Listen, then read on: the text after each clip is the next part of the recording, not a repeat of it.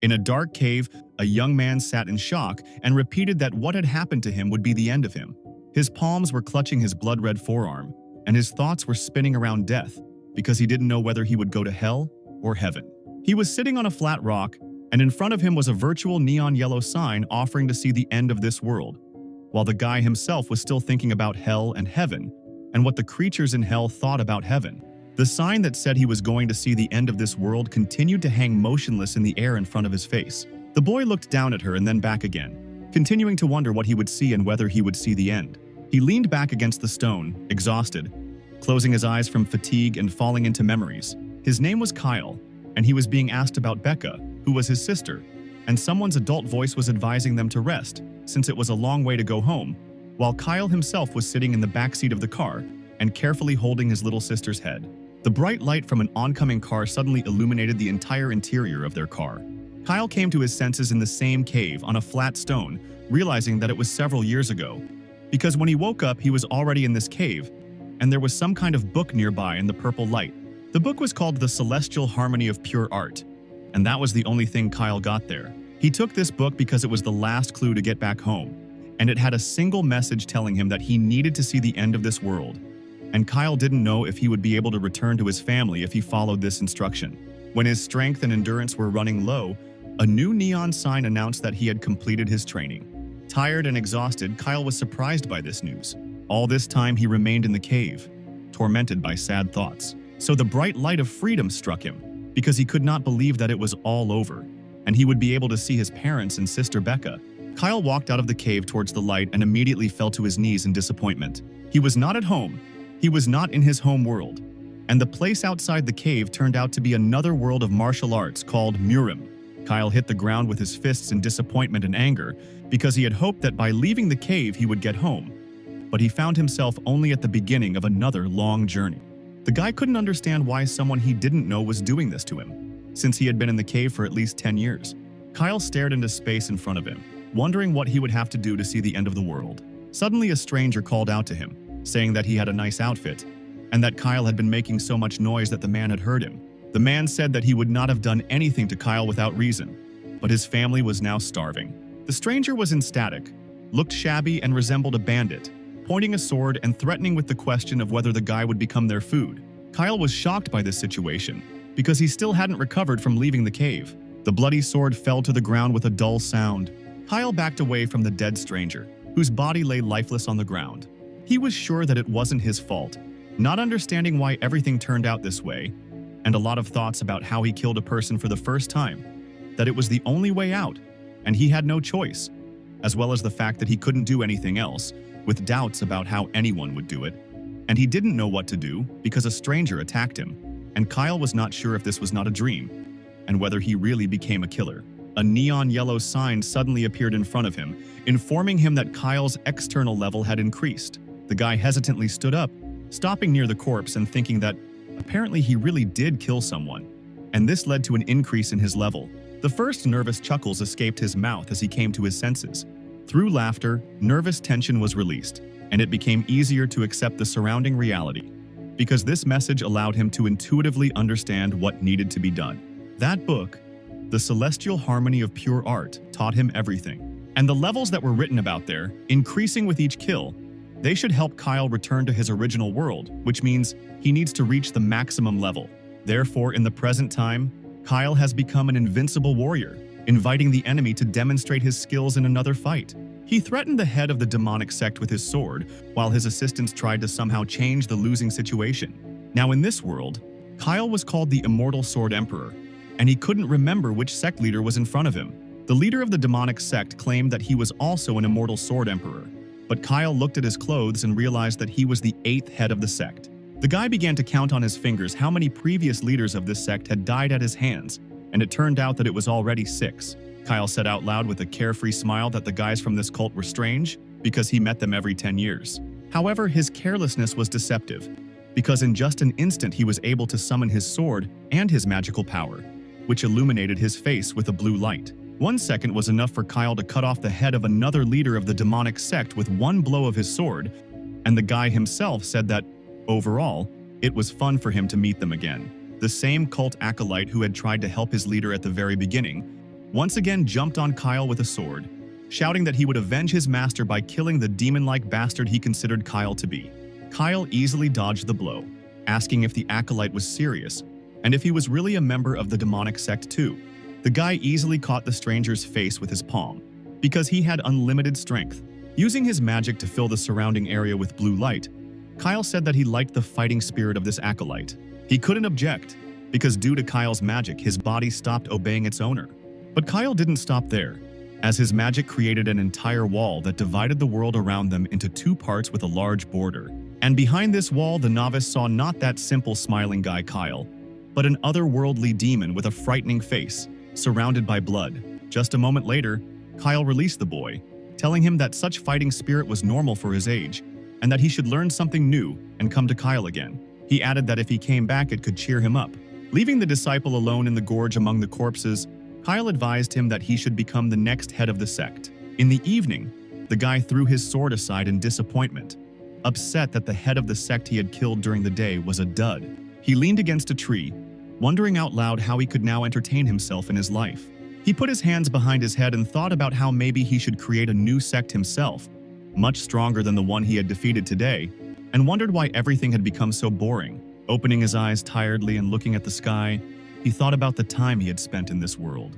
In the light of the full moon, he said out loud that a whole 140 years had passed since he had arrived here. 140 years since it all began. Since that car ride, the accident, and the fact that he was ready to see the end of this world for his family, but now he couldn't even remember their faces. If heaven did not exist for him, then this world became hell, and life day after day became hellish. But Kyle wasn't going to indulge in long reflections and sad thoughts about the past, because he remained alive in this strange world. Suddenly, his peace was disturbed by a new yellow board with new information. The first tablet said that his outer and inner levels were equal to 50, and this was the maximum to achieve, and therefore he was congratulated on this achievement. The second sign stated that Kyle had completed the unlock conditions, and in particular the final level, Heavenly Emergence, had been unlocked. But the most unexpected thing was the last sign, which said that Kyle would be returned to Earth. The boy had no words to express his emotions, except for the question of whether the return would happen now. More hysterical laughter was his first reaction, after which he admitted that he had already given up, and therefore, having received such permission to return, he must look pathetic. But the next thought made him come to his senses and fill with anger and madness, because such a proposal could also be an attempt to insult him. Kyle reached the maximum level, and after releasing his power, he asked the void if he could be considered a god, although it was a strange question on his part. He also believed that in order to become a god, he must cast aside all worldly desires. But when he thought about his family, his emotions were always running high, and he tried to figure out if he had ever felt like that in his life. Seeing the sign asking if he wanted to return to the original world, Kyle knew that his family had probably already died, because many years had passed, and he only wanted to return home because of them. But now he wanted only one thing: find the creature that drove him to this and take revenge on it. A huge desire for revenge and death for the one who was to blame for Kyle being here filled the guy.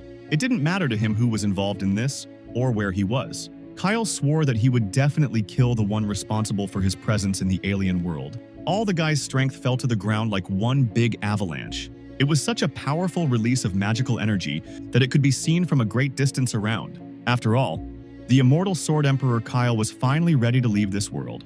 He remained in the world for 140 years, raising his level and developing his abilities, so that in one instant, he could turn into a simple stream of information and be transported back to Earth, to his home world. On the day of Kyle's car accident with his parents in 2011, another event happened. The blonde girl, dressed in the robes of the goddess, and also accompanied by the obstacles of movement, knew more about this day than Kyle. After all, on that day a portal opened, and that day was supposed to bring horror that would threaten everyone very soon.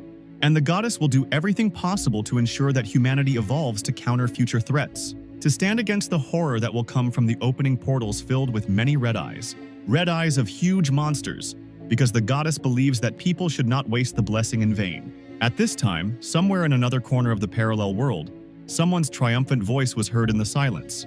The chained man was glad that the alien path had finally begun, because he had waited so long for what happened, and he knew Kyle. In the real world, it was already the year 2025, and in Korea, in the dungeon of the Red Wolf, a girl, using magic, shot a bow. She shot at the huge red mutant wolves that were chasing the guy in the wasteland. The wolves were huge, had 4 eyes and huge fangs, and were intent on killing anyone in their path. But then the girl fired another arrow filled with blue glowing power using her archer skill, Power Arrow. And instead of hitting one wolf, the spell-filled arrow hit many of the creatures chasing the boy, allowing him to survive. The girl masterfully used her skills to deal with the monsters. And it was Kyle's sister, Becca, the leader of one of the groups of people fighting the monsters. She jumped down from the heights towards her rescued comrade, saying that it was not too late and they would be able to get out, while the rescued guy praised her skills. The guy was so distracted, forgetting about safety, and a huge wolf attacked him from behind, biting him fatally. Becca turned at the sound of the scream, surprised to see more wolves. The rescued man fell to the ground, quickly losing strength and life. The girl was left to watch as a huge pack of red wolves killed every person from her group before her eyes. She assessed the situation realistically, realizing that there were too many monsters and they weren't going to go anywhere, while her mana was slowly running out. She could also die if things continued at the same pace. But then she saw someone who, having barely run out into the clearing, immediately turned around and rushed into the forest. This was a young guy who clearly had no intention of helping his teammates and was going to save himself. Becca screamed his name, calling him Gray, hoping he would come to his senses. But her attempts were in vain. But she attracted the attention of the wolves, who immediately began to approach her. The girl tried to cast magic on the arrow, but her mana was spreading too slowly to use it quickly, and the situation was approaching the catastrophic point of failure.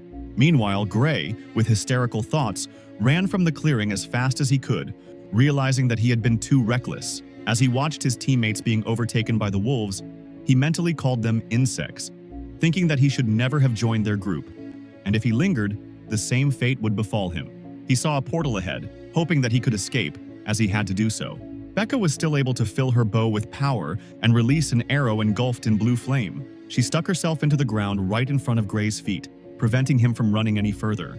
The girl immediately appeared behind him, addressing the disoriented guy. She was all engulfed in a blue flame of anger, calling Gray a damn dog and asking where he was going. The guy tried to act surprised, saying that he was glad that she, their leader, survived, and addressed her as mistress, while he began to justify himself that she had misunderstood the situation and they should all calm down. Becca, not listening to his chatter, simply grabbed the guy by the collar of his clothes. She was angry and repeated what she had already told Gray about the dangers of the battlefield.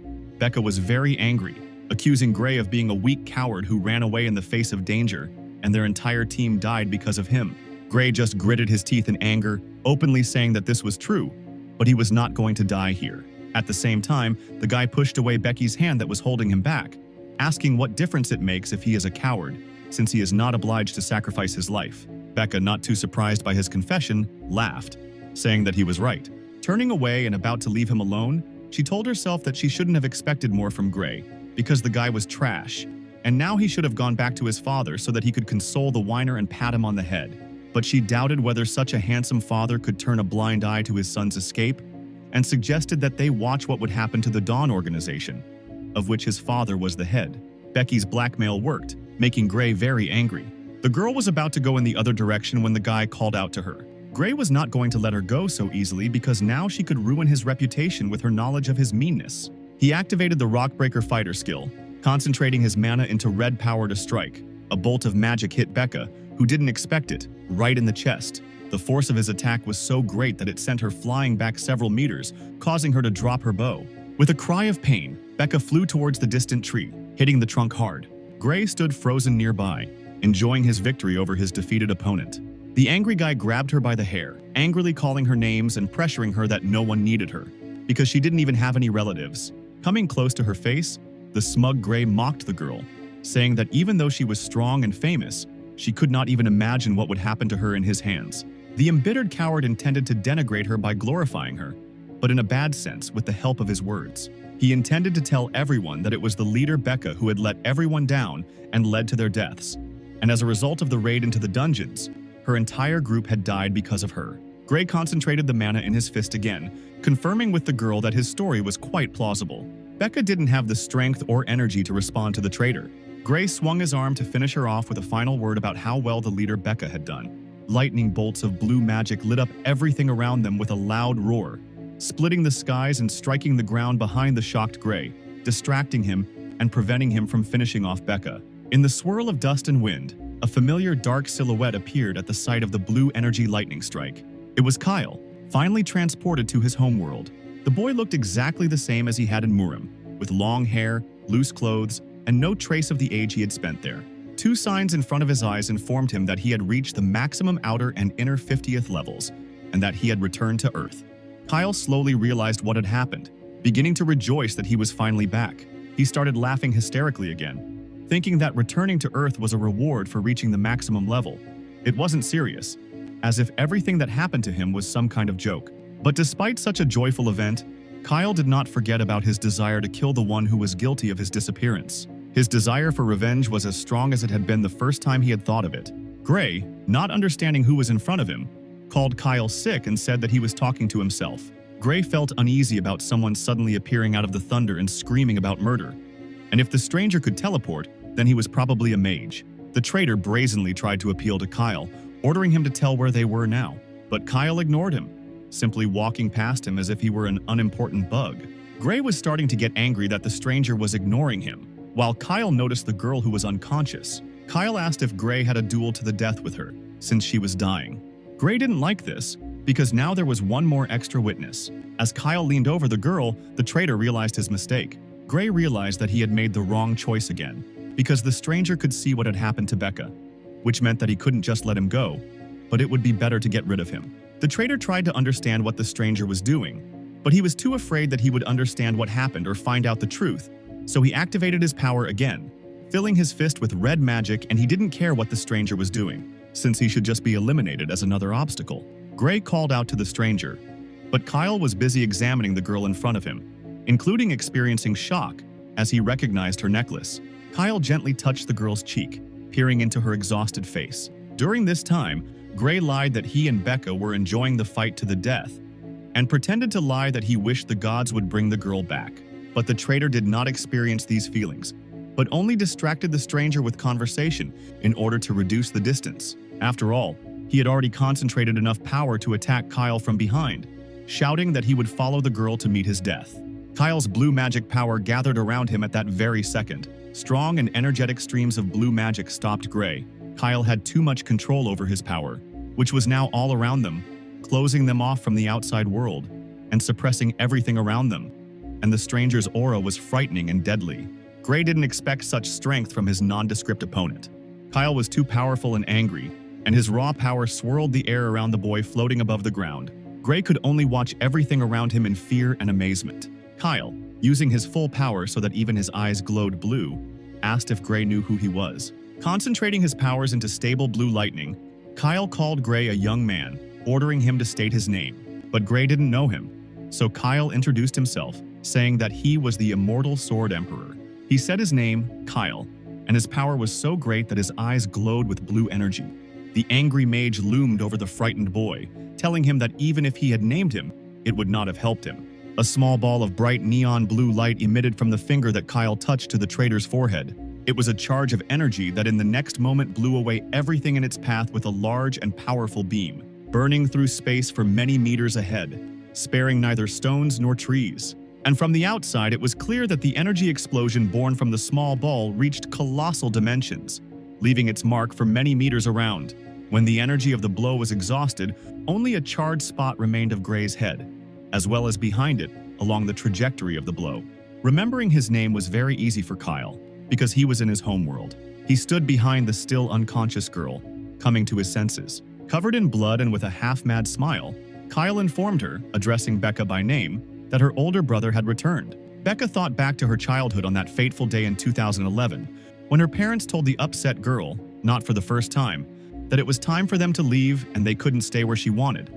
And if Becca really wanted, she could be left alone. Her parents walked to the car, saying that it was getting dark and she should still go with them. Only her brother Kyle stayed by her side, asking if she really enjoyed the amusement park that much. He smiled, because he was worried about her, instructing her that if Becca still decided to stay in the park, then their parents could have big problems. Becca didn't want to agree with him, only hugging the bear tighter. She wanted to stay at the amusement park not because it was nice, but because if she went home, she didn't know when she would see her brother next, since her mom said that Kyle wouldn't be visiting them that often, since he was starting school.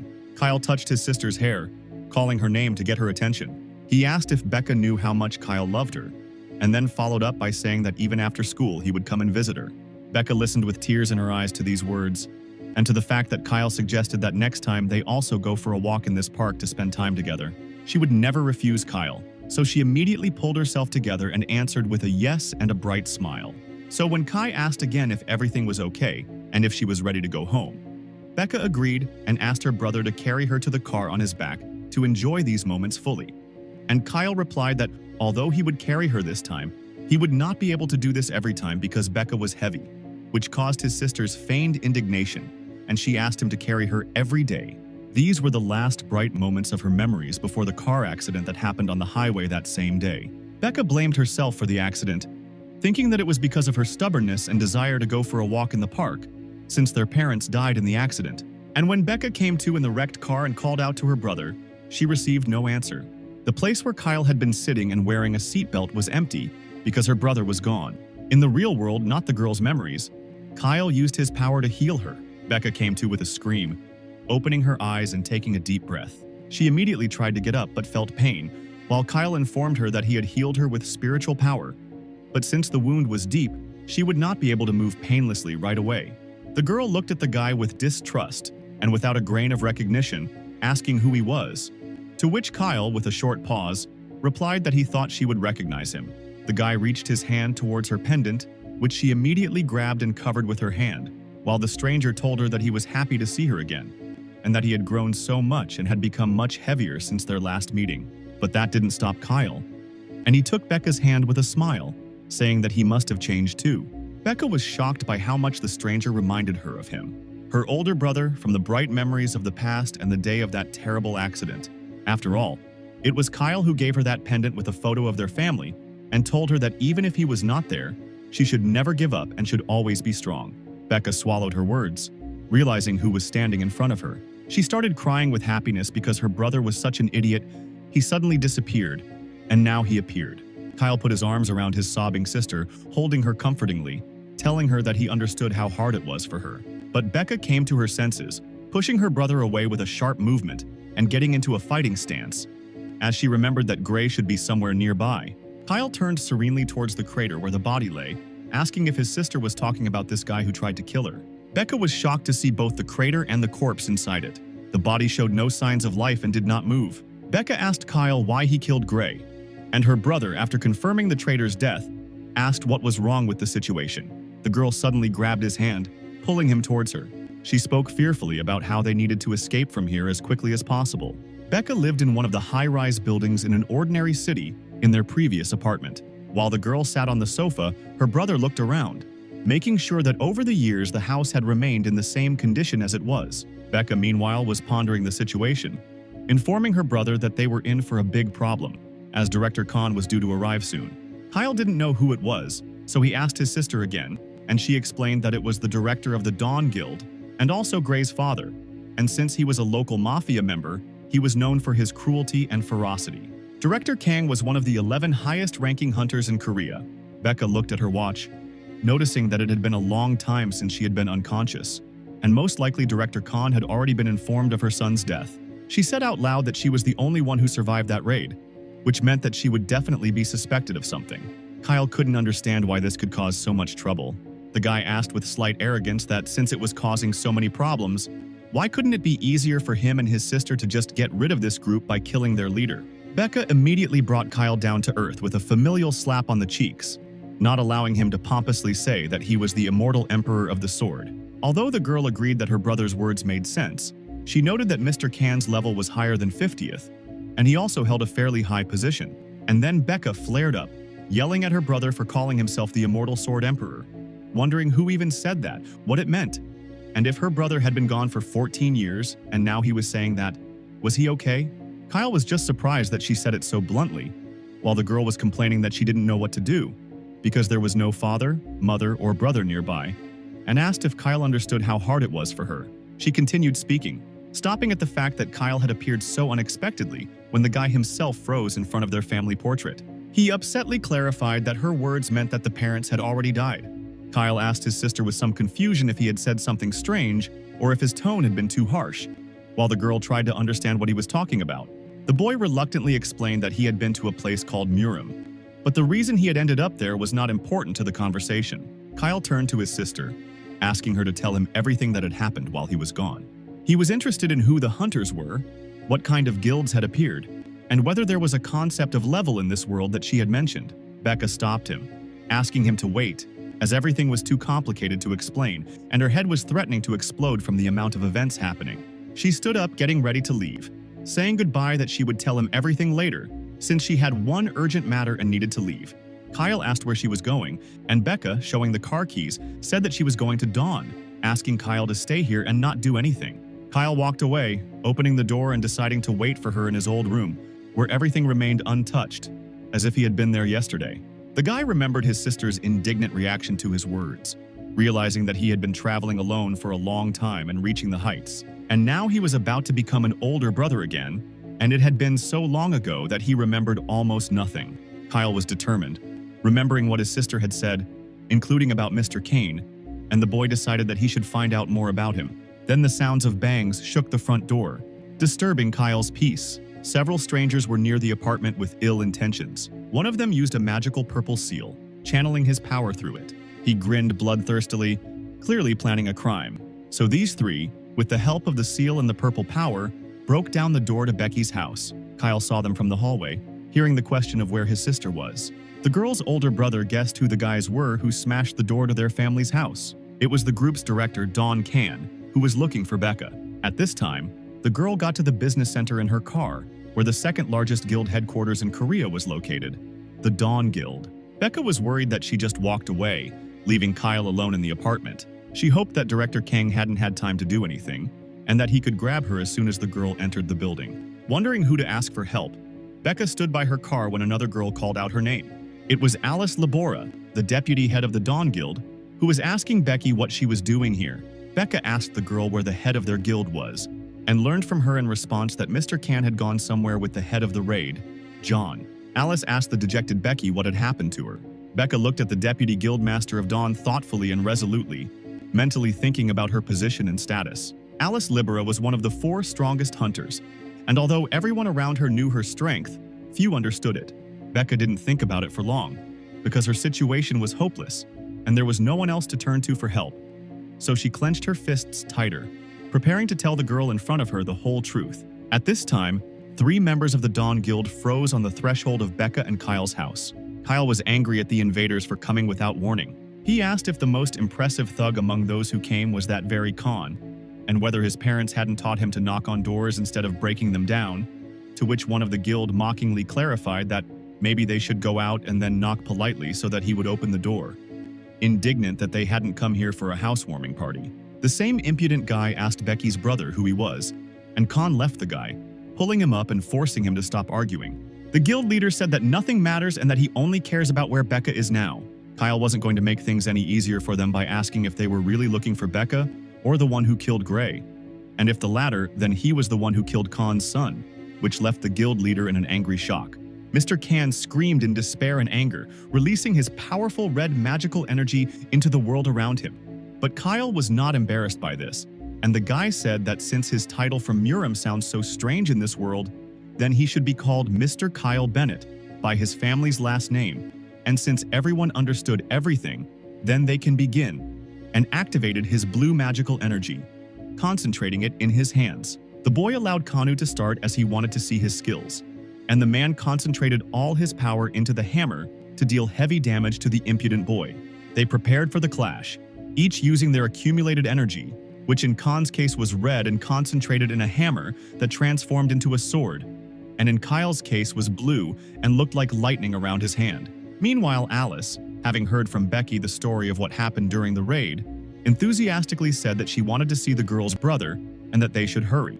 A fight was breaking out in the Benet house, and a sharp blast of red energy left a large, noticeable mark in the space. Khan unleashed his full force on Kyle with his blow, who was able to easily dodge the blow. The guy watched with interest that the Tao also had mysterious powers, and in this case they were similar to the spirit of the sword or its energy. Only Kyle saw that the source of these powers was different, wondering if this was the hunter power that his sister Becca had spoken of. The boy remembered how, at the moment he returned to this world, Gray, who attacked him, use the same strange power. Kyle found it funny and unusual, and he told himself that it was worth studying.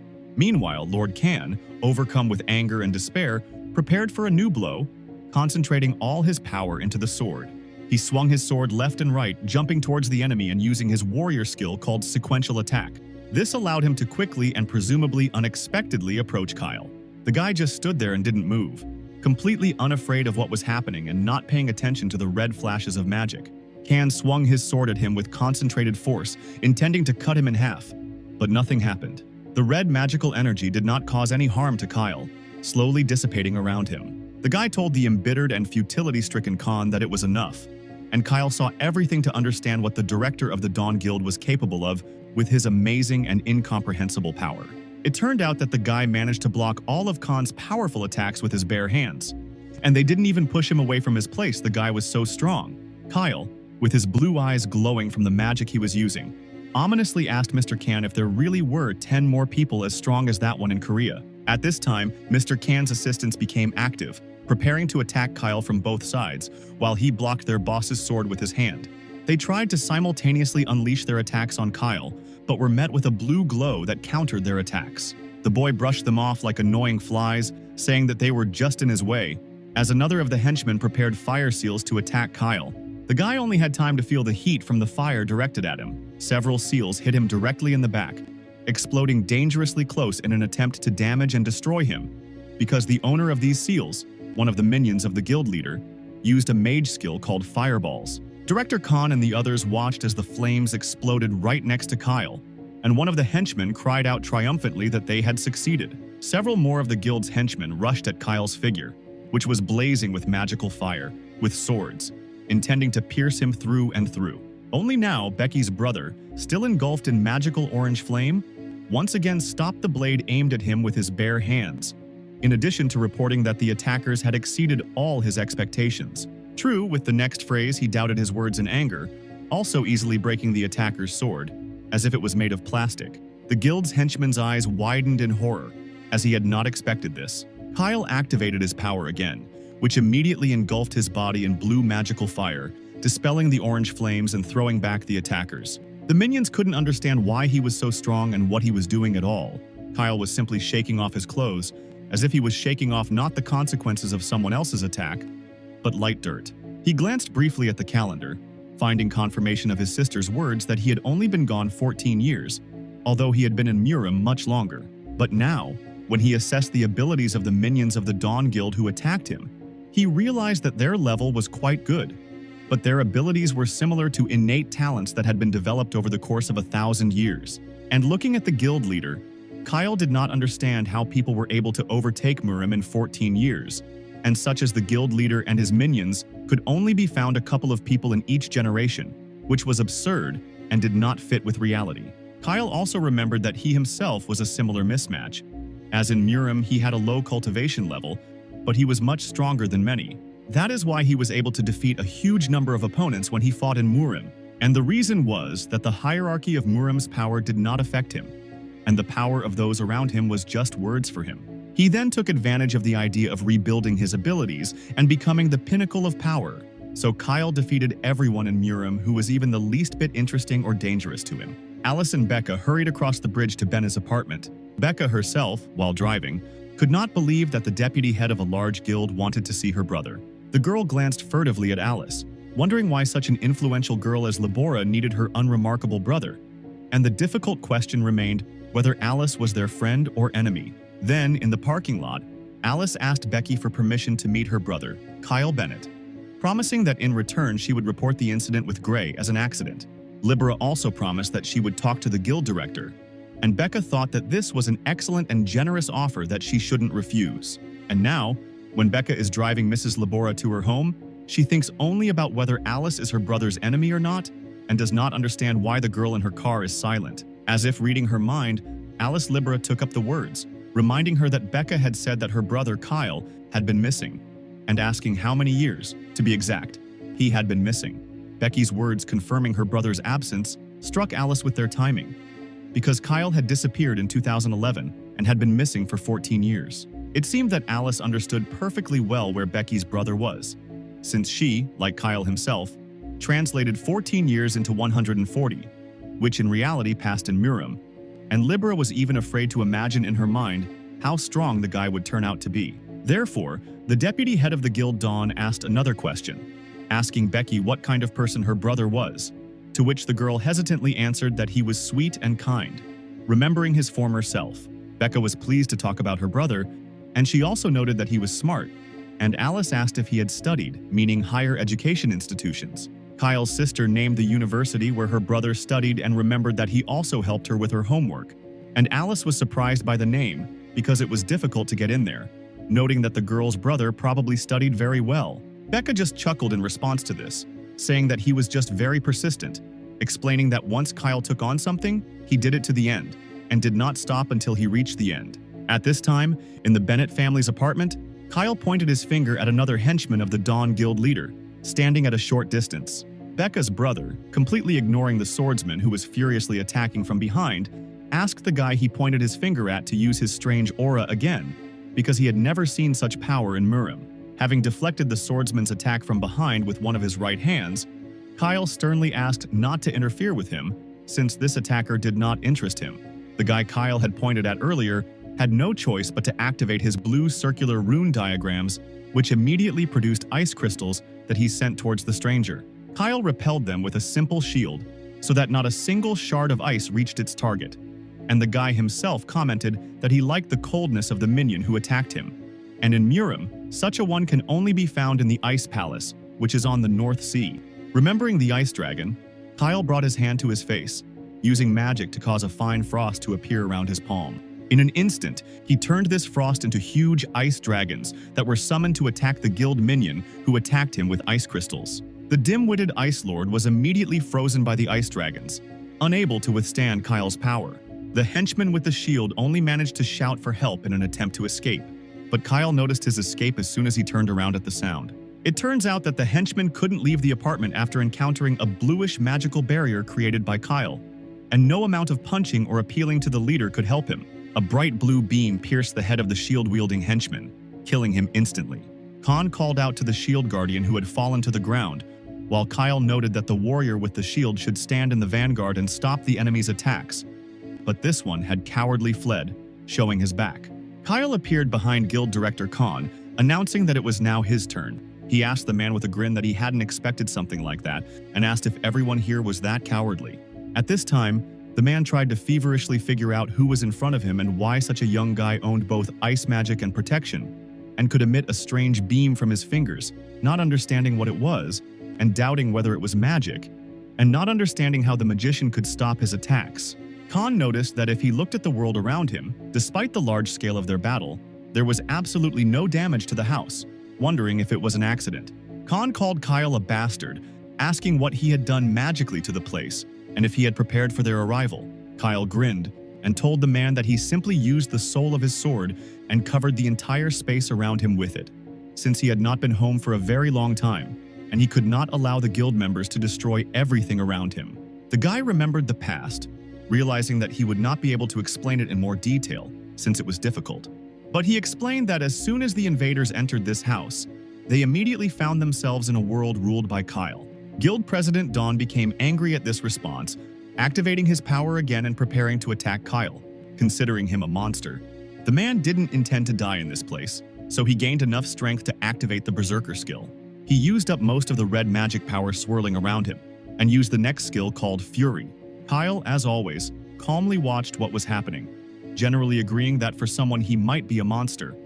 But the red flashes of someone else's magic did not frighten him at all, and he only thought out loud that the aura around Khan had increased.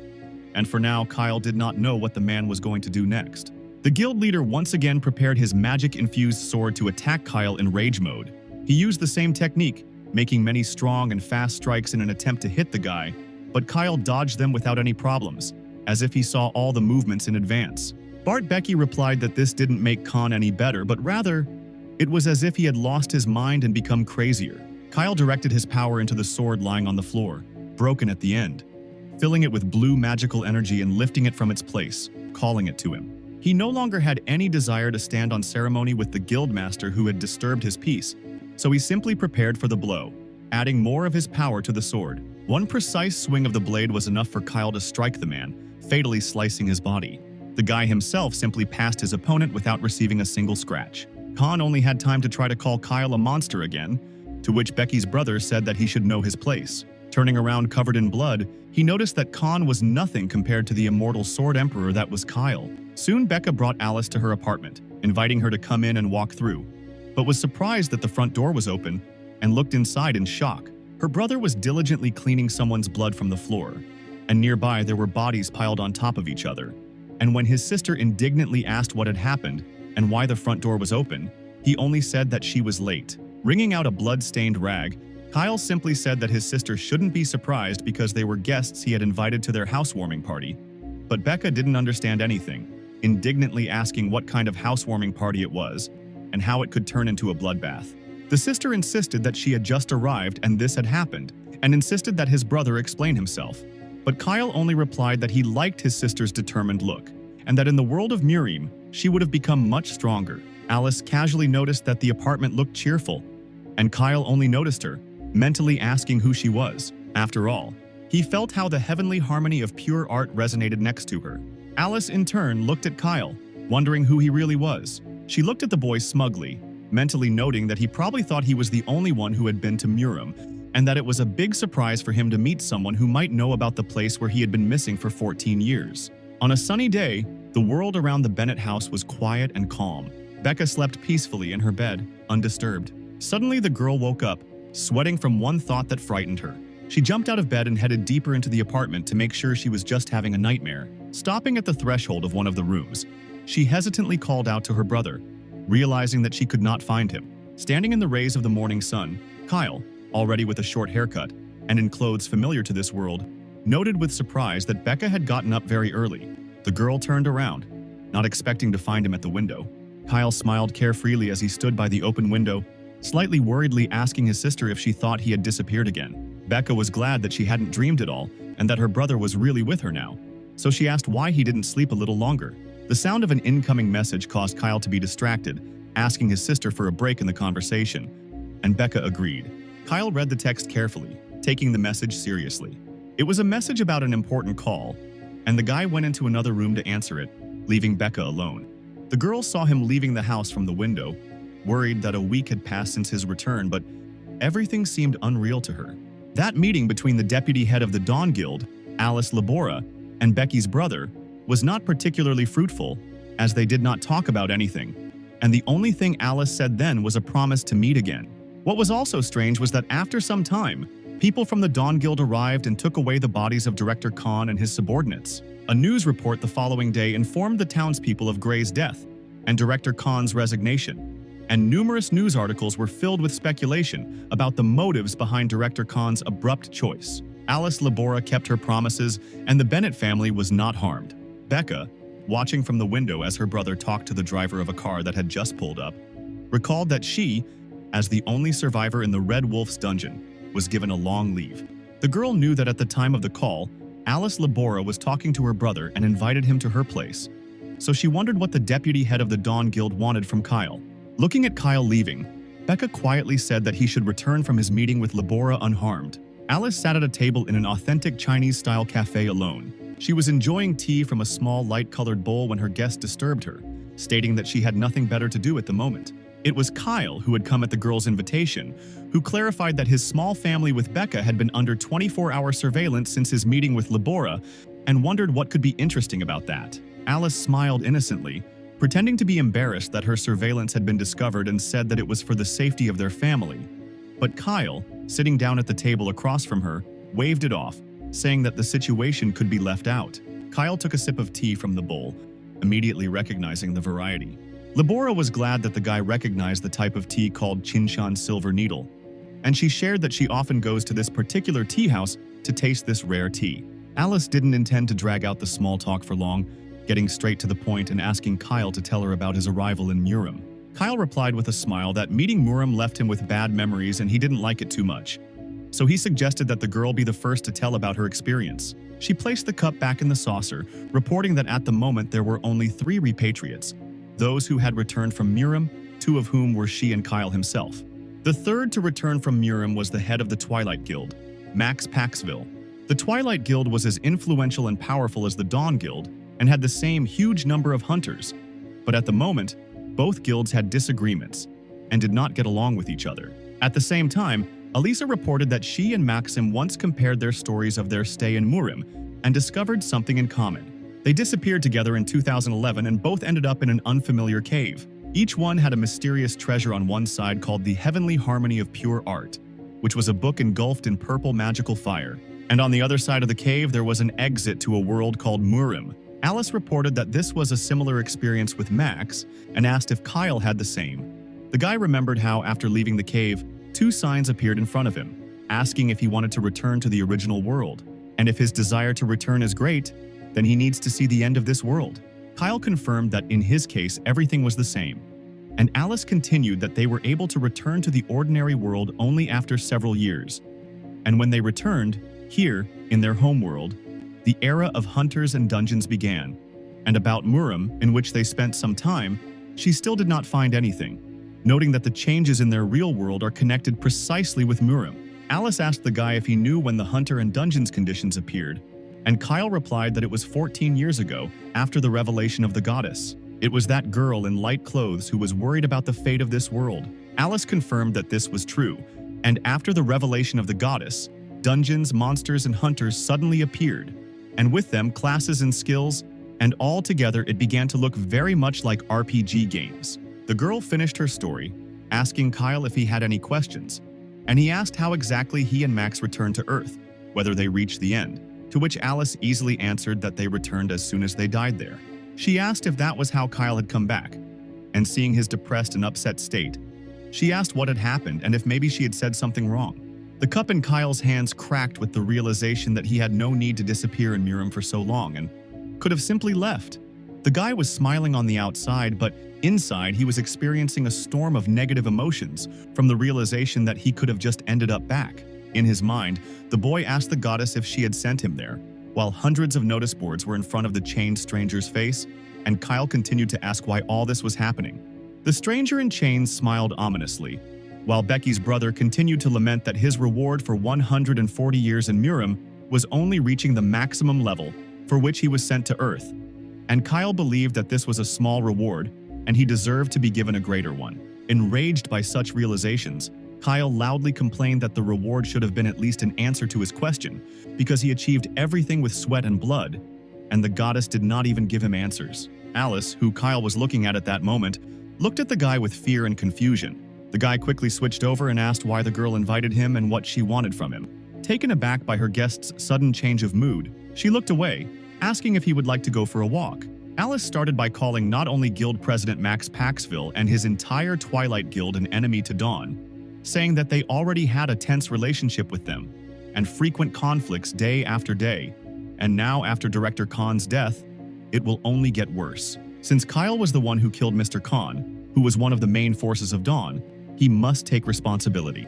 Alice invited Kyle to join the Dawn and promised to give him a high position, provide him with fame and fortune, and she was sure that he should not refuse such a good offer. Kyle looked away, noting that it was difficult for him to ignore the remark from his sister's boss. However, when the guy looked straight at Alice, she said that despite the circumstances, he still refused her. He turned around and was about to leave when the girl stopped him by asking why he was refusing, and Kyle had to explain that he was going to be on his own.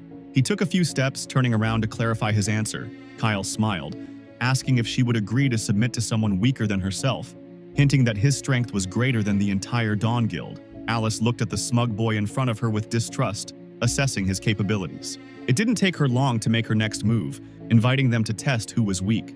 Kyle thoughtfully asked Alice if she knew that 1 year in their world was equal to 10 years in Murim, and once again reported that he had been there for 140 years, pressing that this alone should be enough in their argument. Alice rightly noted that age is not proportional to skill and strength, and the guy agreed with her, adding that any person who lived in Murim for 300 years would not become stronger than Kyle.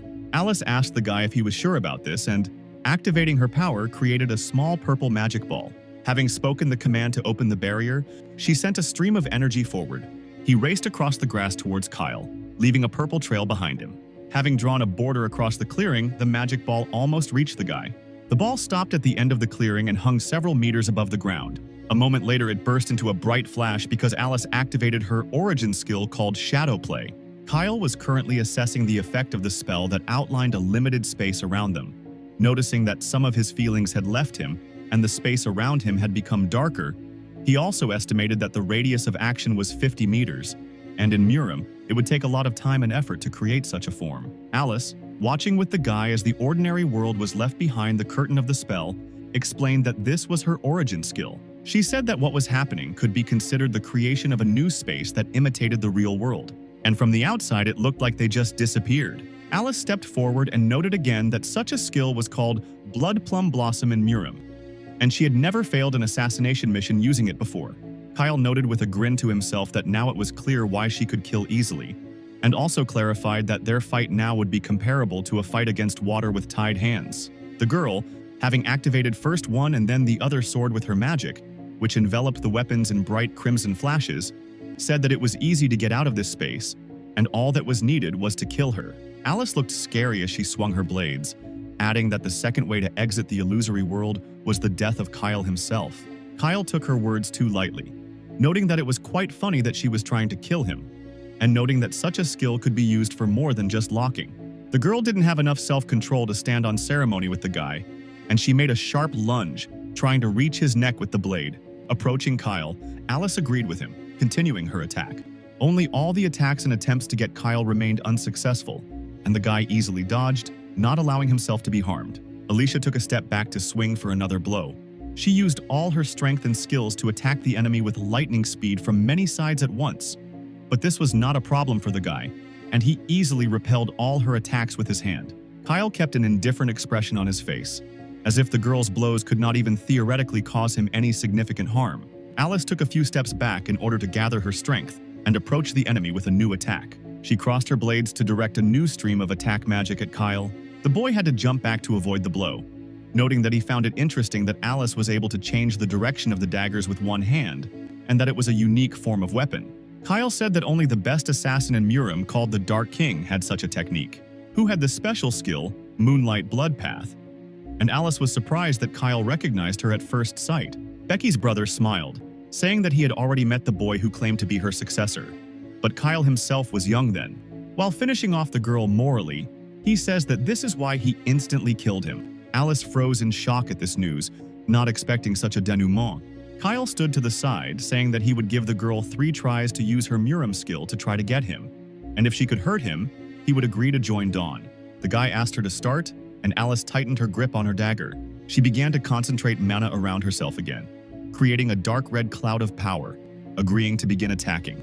Kyle, observing not only Alice but also his own feelings, noted that in the world Labora created, it was as if the feelings disappeared, as if there was nothing there, and he even slightly felt like a lost kitten in a huge hostile environment, wondering if this was the effect of her skill and power. Meanwhile, smoke swirled in the dark red fog, creating whirlpools within which purple magical flashes were born, clearly posing a threat to Kyle in the future. The guy watched this with a relaxed smile, as if he saw nothing new in this kind of technique.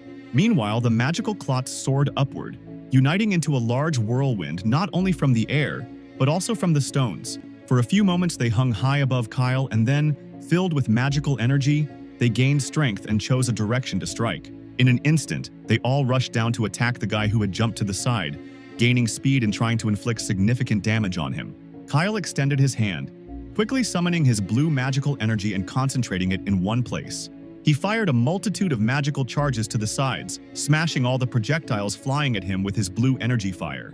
The guy jumped to the side, watching as his mana easily destroyed the hostile red flashes. He raised his hand in a defensive gesture, commenting on his opponent's attack as not bad. His outstretched hand was a shield for Alice's next attack, which Kyle easily calculated, parrying without the slightest loss to himself. He chuckled and informed the girl that she was quite far away, noting that it was her second attempt, causing the girl to be displeased with his reaction. She jumped to the side to maneuver, noting that she knew about it. Having retreated a short distance for the next attack, Alice reported that in the world of Murim there was the strongest man named Shaolin, and he lived there for 150 years. And since Kyle lived there for about the same amount of time, he was most likely comparable to him in strength. Kyle, who did not attach such pathos and significance to this, And even after Alice's words that most likely in the world of Murim he was the strongest person, only nodded, disinterestedly agreeing, striking the girl with his indifference. Alice activated her energy streams, which immediately raised pillars of stones from the ground nearby, showing their power. The girl, surrounded by dark, bright streams of her energy, spoke out loud about her desire to kill Kyle, wondering what would happen next. Will she become the strongest of Murim? While surrounding her with streams of powerful dark energy mixed with Kyle's stones. The guy, who was calmly watching what was happening around him, chuckled, saying that she was most likely right. He continued to watch as Alice lifted many large rocks from the ground with the energy streams of her mana, concentrating the small streams into one large one, and wondered if she had enough strength and power to actually kill him. The girl did not listen to him, completely concentrating on using her power, which filled everything around with magical strands, lifting everything up. Alice used all her power, using an assassin skill called Shadow Daggers. The large pillar of energy and stones that formed behind her easily obeyed her when she used the skill. And the girl, with a cross-shaped swing of her arms, directed all the magical daggers towards her opponent in a deadly attack. Kyle stood in one place on purpose, watching as the magical energy wrapped around the stones turned into deadly tendrils heading straight towards him. The boy used just one skill called Sword Soul to create a small beam of energy and protect himself. But its power was so great that the force of the explosion from even a small energy ball was colossal. This energy and power was enough to dispel all the dark red magical strands that were meant to kill him in an instant. Alice could only marvel at the strength and power of this guy. True, following the flash that almost blinded her, a huge stone flew at the girl, which she did not expect at all. She tried to move to avoid it, but realized it was impossible. Something was holding her back, not allowing her to move even a centimeter from the place where the huge stone had attacked. Someone's hand swung forward with force to strike. Kyle stood between Alice and the huge stone, shattering it into 100 small pieces with one blow of his fist, which flew in the opposite direction from the force of the blow, thereby saving her life. Alice looked at his hand, which was completely unharmed by the blow, as if enchanted, and Kyle himself said with a smile that this was her third attempt, but if she wanted, they could continue. The girl, trembling from the horror of imminent death, answered with a short pause that no, she would not continue, admitting that she had lost. The pink curtain that separated their illusory world from the real one slowly dissipated. Alice promised Kyle that this would not happen again and asked permission to ask one thing. The girl was slightly wounded, while Kyle didn't have a scratch, and she wanted to know what the guy had done, because for a moment it seemed to her that she was fighting an invincible creature whose capabilities were beyond this world. The boy slowly lowered himself to the ground, crossing his legs, to tell her in detail why this happened, starting with the fact that he assumed that this would happen if they fought in that illusory space, and that if there was an ordinary person there, he would be killed immediately, even if his strength was beyond the pale. Alice listened to the guy's words in shock, surprised by what he was saying, because she was able to survive. She tightened her grip on her dagger, asking one simple question to find out just how strong Kyle was. He noted that the girl was very effective in combining her martial arts with her skills, and that was the answer. And the guy also noted that he would like to return to their previous conversation. While Alice was hiding her twin blades in her magic pocket, he said that he would still like to accept her previous offer of cooperation, but on his own terms, which consisted of material support for Kyle and his family, as well as providing them with information, for which the guy himself would help the Dawn Guild. The only condition was that he still had no intention of becoming a member of the guild, intending to maintain his status as an outsider. Kyle suggested that Alice evaluate this as an alliance, since the guy did not want anyone to command him or help him. The girl, having listened to him thoughtfully, after a short pause replied that she agreed to his conditions, but asked him to promise one thing. Alice asked Kyle Beckett that he would not support any other guild except Dawn, including Twilight. The guy stood up from his seat with a smile, saying that she shouldn't even swear off something like that. Extending his hand to Alice, Kyle introduced himself once again, stating his title as the Immortal Sword Emperor, and stating that he would not betray his word. In his mind, he added that this was generally part of his plans, since he was going to fight the strongest of this world. And out loud, he asked the girl to remove all the security and surveillance that she had put on their family, saying that he tolerated them only because of his sister's work. But now, he did not know what could happen to them, hinting to the girl that she should understand what he was warning her about. Alice did not answer directly, once again reminding that she was not going to harm their family, and Kyle thanked her for understanding this situation, hoping that she would remove the surveillance voluntarily, meanwhile drawing attention to the girl's injury. And the next moment, the guy tore off part of the sleeve of his top shirt. Kyle handed the piece of cloth to Alice, asking her to forgive him. And she could only look at him in confusion, asking what he meant. Becky's brother explained that he had provoked the girl into attacking her with his talk of 3 attempts, stating that his true goal was to see her prowess as one of the strongest people in the world. So he felt embarrassed that she was injured as a result of the battle. Alice replied with a grin that, of course, she thanked him for his kind words. But there was nothing terrible about her wound, since thanks to his power, she was able to gather the determination to kill Kyle, to which the guy sheepishly noted that the girl herself had been aiming for vital organs from the very beginning. Meanwhile, Kyle wanted to ask one more thing, clarifying why in the world of Murim, Alice chose the path of a killer. The girl just chuckled, noting that she didn't think that Kyle was thinking about something like that. Because in that first cave, where all the people who ended up in the training world ended up, she almost went crazy, and she had a crazy desire to kill someone, so she stopped on this path. Kyle took note of the girl's choice without responding. He again remembered the system messages popping up, asking if he wanted to return to the original world. And if he really wanted this, then he needed to see the end of this world. Kyle answered himself that he had hoped that Alice would be able to understand him, because the guy had been thinking about such a message the whole time he was there. A business-class car stood at the edge of the forest waiting for its passenger. The driver looked impatiently at his watch, as his boss was late. He heard the sound of the back door opening, and through the rearview mirror, he finally saw the one he had been waiting for so long. The driver immediately turned to the passenger, seeing her injury and asking if everything was okay with the deputy guild leader, clarifying that she even used shadow play and wondering how strong her opponent was. Alice only noted that even such a powerful technique did not allow her to touch her opponent with a dagger, and he exceeded all her expectations. She had used up too much energy, which eventually ran out, which the driver couldn't believe. Thinking back on the fight, Alice realized that Kyle had never even attacked her. Moreover, the girl had no idea how he blocked her daggers. Her mood was too depressed after the fight, especially when she admitted complete defeat. The driver said he thought it would be best if Kyle Benet did not join the Twilights, and asked if the clan's deputy leader had thought about sending the boy to the Feast of the Sun. Alice, her shoulder bandaged with her former rival's shirt, said that to stop Max Paxville they definitely needed Kyle Benet, and she was willing to do anything to get it.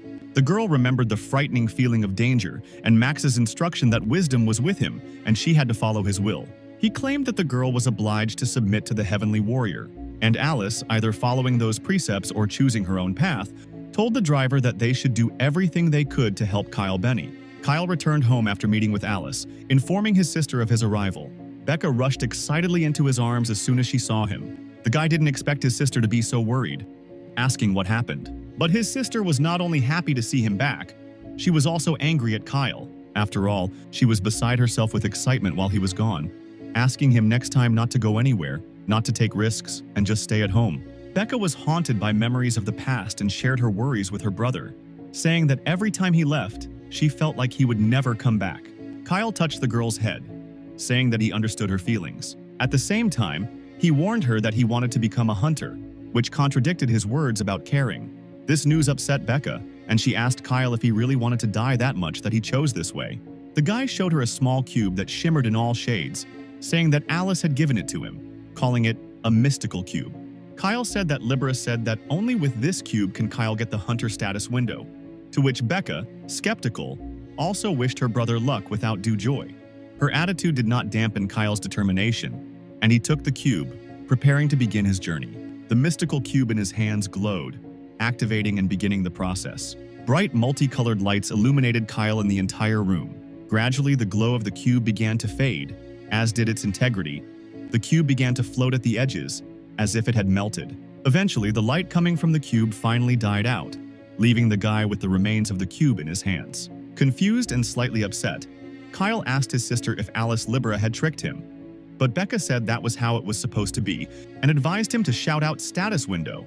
The brother listened to his sister's advice and said the cherished phrase, immediately after which 2 different information boards opened in front of him, one of which was blue and the other yellow. The yellow one was a status window from the Murim world, and Kyle had never seen it before, and it showed his strength from that world, telling him that his level was 100, which was the maximum, and all his other skills were also developed to the maximum level. When Kyle looked at the blue sign trying to figure out what it meant, he was met with empty meanings. The blue plate symbolized the hunter's status window, characterizing Kyle, stating that he was level 1, his health bar was full, and he had one attribute point available that he could use on strength, endurance, agility, intuition, or spirit. The thing that interested Becca most about her brother's sign was what grade he was in. But when she saw the necessary line, she froze in shock, because the sign said that Kyle had no class. Delighted with the negative result, she told Kyle with a joyful smile that the hunter was definitely not his, and he should just forget about it. And Kyle looked at her in confusion, asking why she decided so. Becca asked if she had told him about the hierarchy of hunters, and realizing that she had not, she said that hunters were divided into 6 classes, the first of which were warrior, priest, and mage. Then came the priest and the assassin and the archer. But there were many more classes, if you include the higher ones, and these 6 were considered the main ones. For example, Becca was from the archer class, and her highest class was a sniper. And the girl also added that the main classes are innate and cannot be changed in any way. And Kyle has no class at all, which means he never had a chance to begin with and never will. Kyle, defeated by this knowledge, sat there dejected, while Becca continued, informing him that it was possible to become a hunter in general without a class, and the whole problem was only in skills, hoping that in this way she would be able to completely demotivate her brother, and hope that he would give up. To increase his level, according to Becky, a hunter needed experience, and points could only be obtained by defeating a monster, but this required skills. And unlike hunters with 6 main classes, hunters without a class did not have these skills, and they could only be obtained through the skill cube. But the cheapest cube with hand-to-hand combat skill cost 20 million, and fencing cost 25 million, which were huge sums. Becca frowned, turning her gaze to Kyle.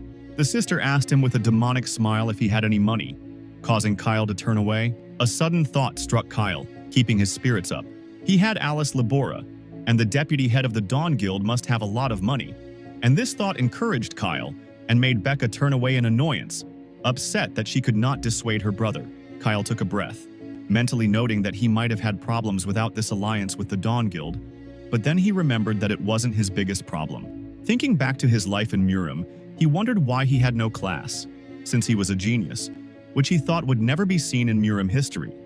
And here, he had no talent as a hunter, since such a discrepancy was impossible. Mount Chia, located in the training dungeon of the Dawn Guild, was calm, and strange rabbits were jumping around. Up close, they looked like cute little animals with red fur collars. But this was a deception, because the rabbits were actually skill training monsters. And because of them, this dungeon was called the Rabbit Dungeon. Becca just destroyed one of them with a well-aimed shot of a fire arrow from her bow.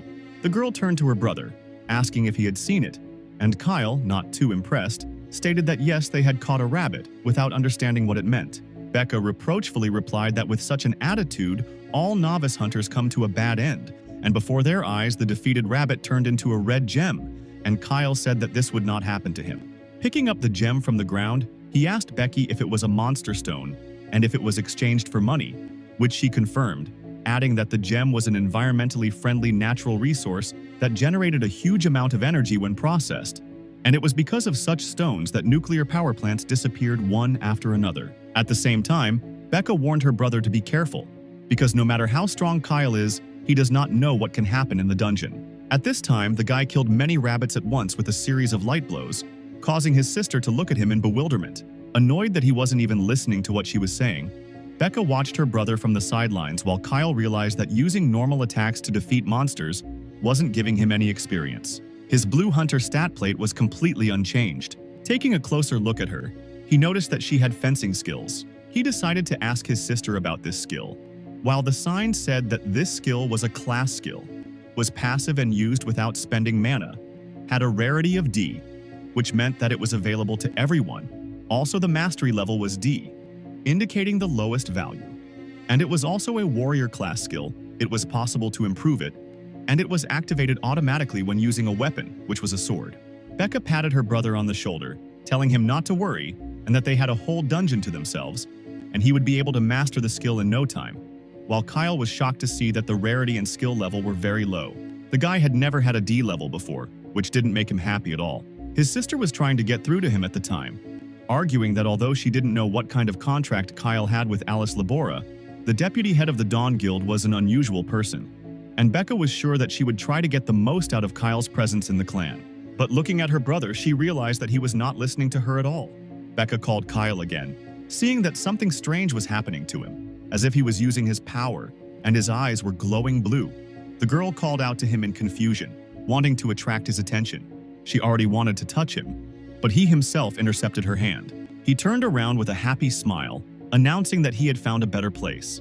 They moved there quite quickly. Becca froze in shock, looking around, unable to utter the question the first time, stopping only at the word, "How much?" This part of the dungeon was outwardly no different from the previous one, but there were so many rabbits here that Becca couldn't ask exactly how many there were the first time, finally asking the cherished question, to which Kyle calmly replied that there were exactly 337 of them, specifying that he counted them along the way. The siblings were standing on a raised platform, and even from here Becca could tell there were too many rabbits, so she reached for her bow, telling Kyle her thoughts and that he was still at a beginner level. But he assured his sister there was nothing to worry about. The amazed Becca only had time to call out to her brother, who was frivolous in her opinion.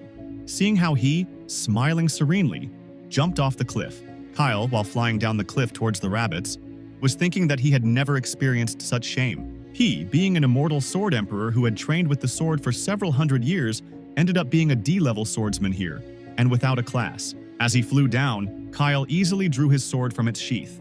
He swung, making a circular pass and twisting in the air.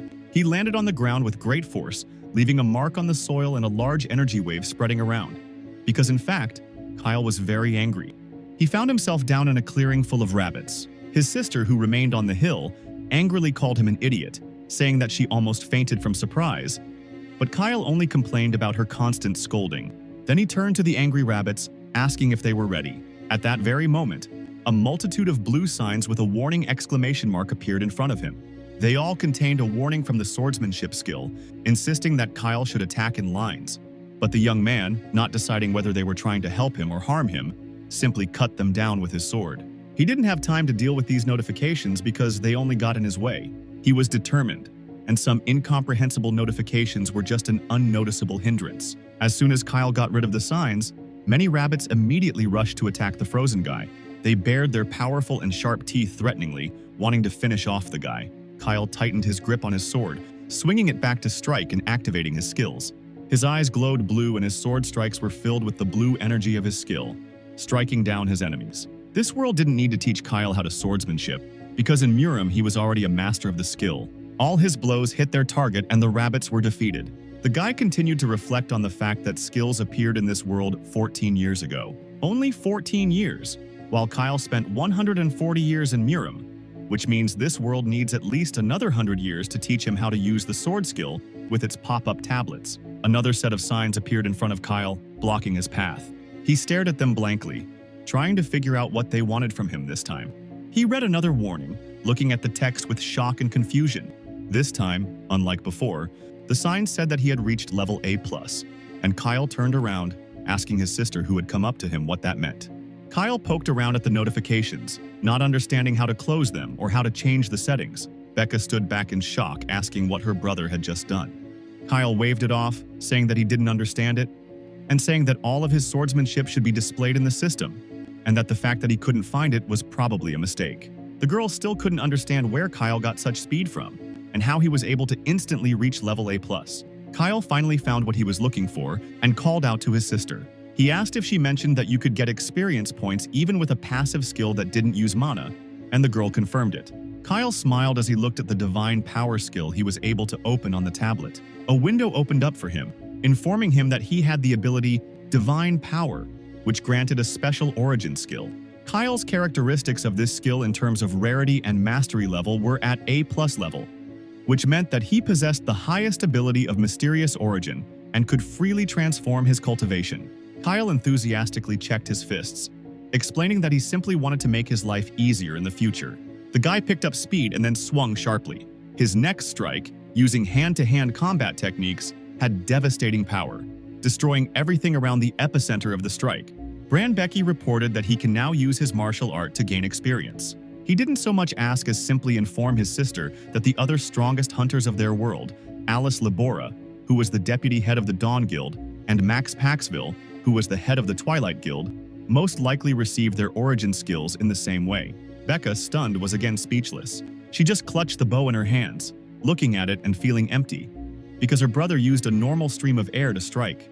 The girl called out to her brother hesitantly, attracting his attention. Becca stood at a distance behind him, but she had a serious expression, saying that she wanted to know something. She gripped her bow tighter, giving herself confidence, and spoke, saying that she had guessed about it since his victory over the head of the Dawn Guild, Mr. Khan.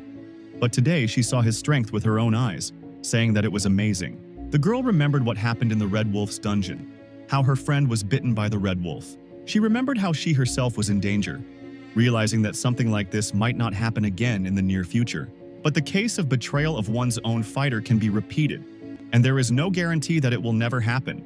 And after all, it was Becca who led the team at that time, and she blamed her own weakness for their deaths. With tears in her eyes, the girl raised her bow, unable to look anywhere else and saying that she did not want to regret this anymore. She looked up at her brother, continuing that she knew she couldn't become as strong as her brother, but she still asked if he could teach her at least something in martial arts. Kyle placed a reassuring hand on his sister's shoulder, reassuring her that she shouldn't get upset and that he would tell her everything. The guy was happy to help her, although he warned her that he had never had any students and that he would be a strict teacher. Touched by her brother's consent, Becca looked at him with delight. While Kyle thought that there was nothing wrong with his sister's request, because Becca would not always be with him, and she should learn to stand up for herself, because no one knows what might happen in the future. The guy himself said that there was a point in her training which meant they should move on to another point, and the girl could only ask in surprise when he had managed to put the dots around. They used their powers to make quick jumps to move around the dungeon. During their journey, Becca asked Kyle what he would do next, since he had already mastered the skill of fencing. Oblivious to the danger above, she asked if Kyle was going to use his warrior skills. The guy was more attentive and he noticed the hostile rabbits. Swinging and activating his skills, he informed the girl that he could level up using his powers.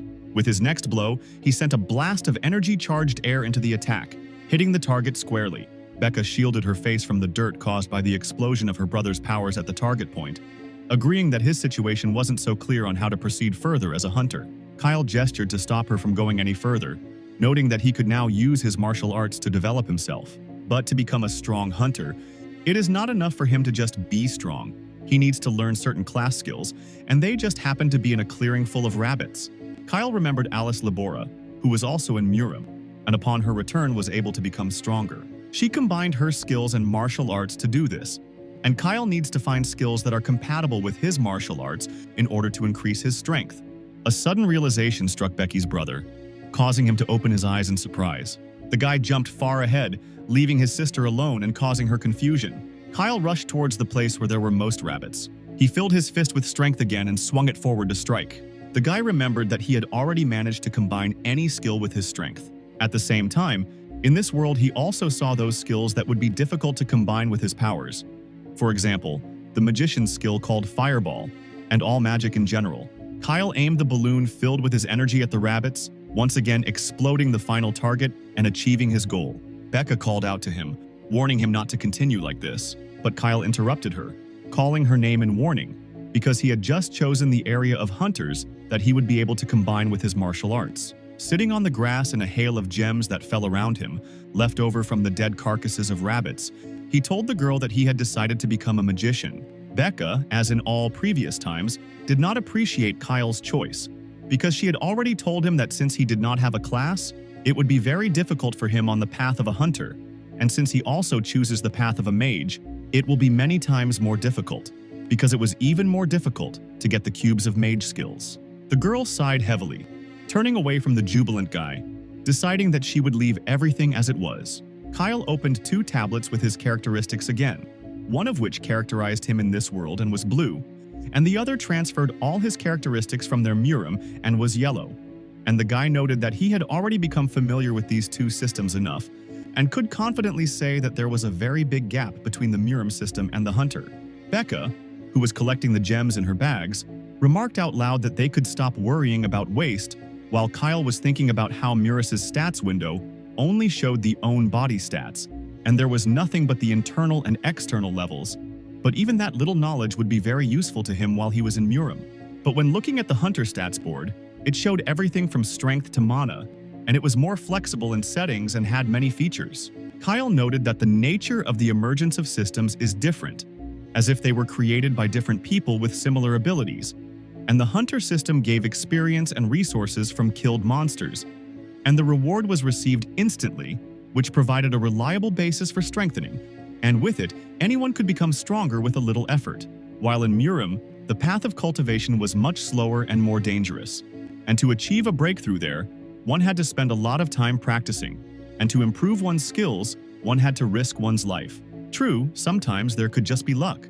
And according to legends, the hero of the past, who was called the Heavenly Warrior, became a god and wrote that magic book, The Heavenly Harmony of Pure Reason. Kyle remembered that this book was an ancient treasure that many had fought over in Murim, and it was in the cave with this book that he woke up when he got to Murim, not understanding where exactly he was. As he and his sister walked on, the boy continued to reason that at the moment when he found himself in Murim and considered everything that was happening to be self-evident, he had overlooked one circumstance. If for his homeworld, the being that gave people the hunter system was the one who calls herself the goddess, does this mean that the being that sent Kyle to Murim was her enemy? That guy in chains who calls himself Heavenly Warrior? These thoughts made Kyle angry, because he hated the one who sent him to Murim. Time passed, which gave Kyle the opportunity to get used to everything. Thanks to the support of the Deputy Guild Don Alice Labora, Kyle became stronger. For a whole month now, he had been quietly wandering through the dungeons, raising his level, and at some moments, meeting with particularly strong and atypical for the earthly world opponents, it seemed to him that he was no longer in his native world. During this time, the guy reached level 22, and when fighting monsters that resembled livestock, he always joked that he would like some freshly cooked chicken. He did not forget about his promise to his sister, teaching her the 365 vessels in the human body. He also learned to speak in a normal way, so as not to stand out. Looking at Becca, Kyle knew that for her age it was too late to study martial arts, although there was one way out. And here was Becca, sitting in front of him, asking him what happened. He carefully held her back, wanting to prepare her a little for the implementation of his idea, asking his sister not to cry or scream, even if she started bleeding. This kind of address slightly frightened Becca, because Kyle said it unexpectedly, right after their joint meditation. The next moment, she screamed so loudly that it could be heard not only in their house, because her brother pierced his sister's vessels and directly injected his power into her. This allowed Becky to advance and her skills to improve. She could now pierce stones with her arrows, although she almost burned Kyle's hair during the procedure. The next time Alice and Kyle met, the Deputy Guild Dawn asked if everything was okay in their family. She didn't intend to be polite for long, however, and asked if she could get straight to the point.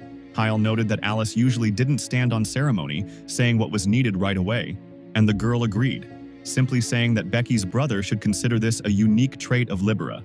The guy asked her what the girl was up to, since she hadn't called them for a long time, and offered to meet. Alice agreed, smiling as she closed the distance between herself and Kyle and addressed him by name. She extended her hand to him with a serene smile and asked if he would like to go on a date with her. Kyle, not expecting such a question, stared at her in surprise. It took him a moment to cross his arms and reply that although this kind of invitation was new to him, he would refrain this time, to which the girl asked him not to refuse so quickly. She said that a new dungeon had opened in a town not far from them, with a 10th level of danger, and a recommended level of 45 to 50, and such a dungeon was usually only allowed to high-ranking hunters, and of course, it was not the best place to go with someone of level 20. At the same time, Alice looked at Kyle with a smile and clarified that if it was him, then his low level would not be an obstacle to such a trip. The guy asked again, confused, if the girl wanted to go there together, and if so, why? Alice reported that high-level dungeons have a hunter number control that prevents large groups from entering them, and she wants Kyle to quickly gain strength as a hunter. The guy chuckled, picking up the bowl and clarifying that the deputy head of the Dawn Guild wanted his improvement to speed up. The girl indignantly pointed out that he was using terrible and outdated wording, even though he had lived for over a century, to which Becky's brother irritably replied that he understood, but he didn't look old. Pushing his cup away, he noted that whatever their union, he only supported her, and he doesn't understand why Labora needs to make him stronger and worry about it. Alice asked if Kyle had heard about the Festival of the Sun. She explained that it was an annual event held between the Dawn and Dusk guilds that helped show off the strength of the strongest guilds in Korea, but it was only a facade, and everyone around would think that they were strengthening their relationship. But in reality, these competitions were determining positions of power. The Festival of the Sun can be compared to a small war. Right now, there is a fight between the Dawn and Dusk guilds for the rights to the dungeons, and most of the fights will take place inside the dungeons, so the general public will not know much about their differences. But all this will resemble the beginning of a major war, comparable to the situation when small matches are thrown into a powder magazine. Kyle asked the girl, confused, what the guilds were fighting for at all, because if it was a fight over interests, then it was completely stupid. Pouring tea into her cup, Alice explained that the head of the Twilight Guild, Max Paxville, was to blame for everything, since everything had been stable before. But at some point, the guy had chased after power like a madman. Libra replied that Max had become subservient to the one called the Heavenly Warrior, which amazed Kyle. He stood up from the table with determination, immediately attacking Alice with questions about Max Paxville's relationship with the Heavenly Warrior. But the girl said that she knew nothing about the Heavenly Warrior and only heard that Max Paxville received a message from the Heavenly Warrior in the Murim characteristics window. Kyle returned to his seat, wondering what kind of message that could be as the girl continued to speak, saying that she couldn't confirm whether it was true or not, since the stats windows weren't visible to anyone. She also said that even if Max had received an order from a Heavenly Warrior, she still couldn't understand why he was doing this, since they had been friends before. After all, they were the only ones who experienced the horror of Murim. Kyle thought about her words, looking at the girl seriously. Alice looked up at him and asked Kyle to participate in the Sun Festival as an ally of Dawn. It was a beautiful day outside when they finished their conversation. The driver was waiting for Alice again in the car not far from that cafe. Returning to the car, the girl continued to explain to Kyle that the balance of power between the guilds had recently been on the side of the Twilight, and all because they captured all the dungeons and carried out frequent raids. If this information becomes known at the Festival of the Sun, it will be the end of the Dawn Guild. The girl gently reminded them that at such an important moment they had lost their leader, Mr. Can, who was their main strength. And after these words, Kyle began to feel tormented by her conscience. The guy brushed off his worries, saying that he understood the situation in general, but he still hadn't heard from Alice the reason why his growth was useful for their guild. The girl closed her eyes, turning away to the window and reporting that the Sun Festival would be broadcast to the entire world, and there would be a lot of foreign press there. Pointing her finger at Kyle, she asked if the guy still planned to show martial arts around the world, and that it would be difficult to do so without public confirmation, because few would believe just by words that he came from Murim, and on the part of other hunters, it would simply cause envy. Once again, Alice asked him if he was ready to confront the World Hunters Association, to which he refused, although he added that he still planned to fight them all, once again turning away from him. The deputy of the Dawn Guild informed him that he needed to use only the skills of hunters at the Festival of the Sun, to which he agreed, since Katzel owed Alice in general and therefore could not object. Pleased with his answer, the girl was glad that he agreed and asked the driver to give her the suitcase, which surprised Kyle, who did not expect that he would need anything else. Alice opened the suitcase, revealing 6 magic cubes with the Maya skill and 1 magic skill each for the wizard and sorcerer that the guy had asked her for earlier. Bribed by this, Kyle began to take his decision to participate in the Sun Festival as an ally of the Dawn Guild more lightly, since he was planning to meet Max Paxville anyway. But besides the cube, Alice also gave him paper, and not just one paper, but several that began to fall on him from the sky. Finding himself surrounded by huge stacks of documents, the guy didn't understand what it meant. Alice explained that, unlike Murim, there were legal processes on Earth, and all these official documents were needed in order to confirm their alliance, to agree not only on the guild's assistance to Kyle, but also on Kyle's assistance to the guild. And the other document that the guy was holding in his hands was an official document of registration of a hunter and a guild. But Kyle did not understand why he needed to register a guild, and the girl explained that for mercenary hunters, the registration process for the holiday is very difficult, and because of this, there will be problems in processing the documents confirming their alliance. Waving a suitcase in front of Kyle, Alice asked if he knew how much all these cubes cost, and said that any of them were more expensive than the house, and therefore, even because of them, it was necessary to sign a contract, to which the down-to-earth Kyle said that this should have been discussed from the very beginning. While signing another paper, he whined that there were too many papers. There they were asked to come up with a name for the guild, and Alice suggested that this was just a formality, and that they could write anything. Kyle, after thinking for a moment, wrote, "Guild, Martial Arts," agreeing to everything the girl offered him. So after the paperwork, he went with her to a completely different place, the Wyvern dungeon of a town not far from them. The blue light of the energy that had transported them to a dungeon full of flying dragons, wyverns, quickly dissipated, and the boy noticed that he felt like he was running between home and the dungeon every day, as if he was going to school. Alice, looking at the sky, warned the boy to be careful, as the creatures were one at a time and were not too strong. but they reported that there were an awful lot of them around. Kyle confirmed her words, reporting that he sensed more than 3,000 monsters. He activated his power while looking forward, as he acted according to a certain pattern in any dungeon. He directed the stream of electrified destructive energy at the flying wyverns with joy, because the more targets there were, the better for him. Taking a couple of steps back to gain some leverage, Kyle prepared for the next attack. He swung his air whip, filled with deadly energy, preparing to crush the targets. In one blow, he managed to hit many targets at once. As always, Alice watched in amazement as the dead wyverns fell to the ground, turning into gems, and was surprised how Kyle was able to master the skill so quickly, since she had given him the magic cubes just a couple of hours ago. The guy explained that magical energy and energy management were very similar, so he had no problems, and Alice only noted with disappointment that she would not have been able to do that. Looking at how many opponents he defeated, the girl noted that he should not overdo it, otherwise his mana points will run out. But Kyle told her not to worry, because he is a martial artist. Alice still couldn't believe the number of monsters the guy killed at once, clarifying that he wasn't acting honestly. Kyle ignored her question as he collected his gems, then asked if the monsters in the dungeons were always the same type. Alice said that he was right, but Kyle then noted that this fact was quite strange. The girl began to explain that the dungeons appeared 13 years ago and then filled the entire world. But while she was saying this, she didn't notice that a monster had appeared high in the sky. This monster was descending rapidly, but even the wyverns couldn't notice it while Alice was talking about how there wasn't a single dungeon where there was more than one type of monster. Meanwhile, the claw of an unknown creature, a huge creature, dealt with one of the wyverns, and another low-level wyvern was thrown straight into the rock by a powerful force. It was a huge dragon, a different type of monster in this dungeon, which contradicted Alice's words that this could not happen.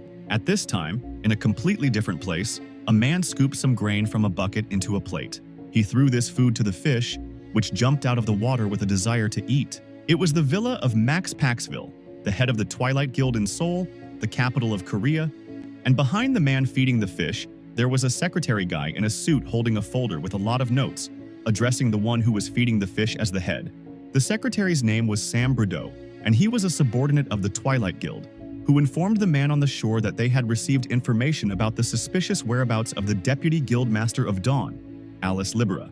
Sam also reported that the Dawn Guild had a newcomer who was supported with all their might, and people said that it was with him that Alice went to clear the dungeon. The man asked again whether Alice had gone to personally clean the dungeon, throwing food to the fish once again. Sam confirmed that as a result of an internal investigation, they were able to find out that this hunter, with whom Alice went into the dungeons, was the brother of one of the leaders of the Dawn groups, Becky Bennett. The guy's name was Kyle, and there was one oddity in his biography. He disappeared for 14 years but recently reappeared. The secretary continued to report, saying that his appearance coincided with the resignation of Mr. Khan, who was the director of the Dawn Guild. But the man stopped Sam, asking where Kyle had been for 14 years. No matter how much Sam dug through his papers, he still couldn't find any information about this, since their intelligence still couldn't figure it out. But Sam said that they were able to find out something else. Mr. Khan did not resign, but simply disappeared. And the last thing he managed to do was go to Becca to teach her a lesson for killing his son Gray. The man who was feeding the fish took off his straw hat, putting it aside, and saying that it meant he was dead. He explained this again to Sam, informing him that Mr. Khan was definitely dead, and the secretary noted that this was not bad news. The man turned out to be the leader of the Dawn Guild, Max Paxwell, and he informed the secretary that Kyle Beckett was most likely in Murim.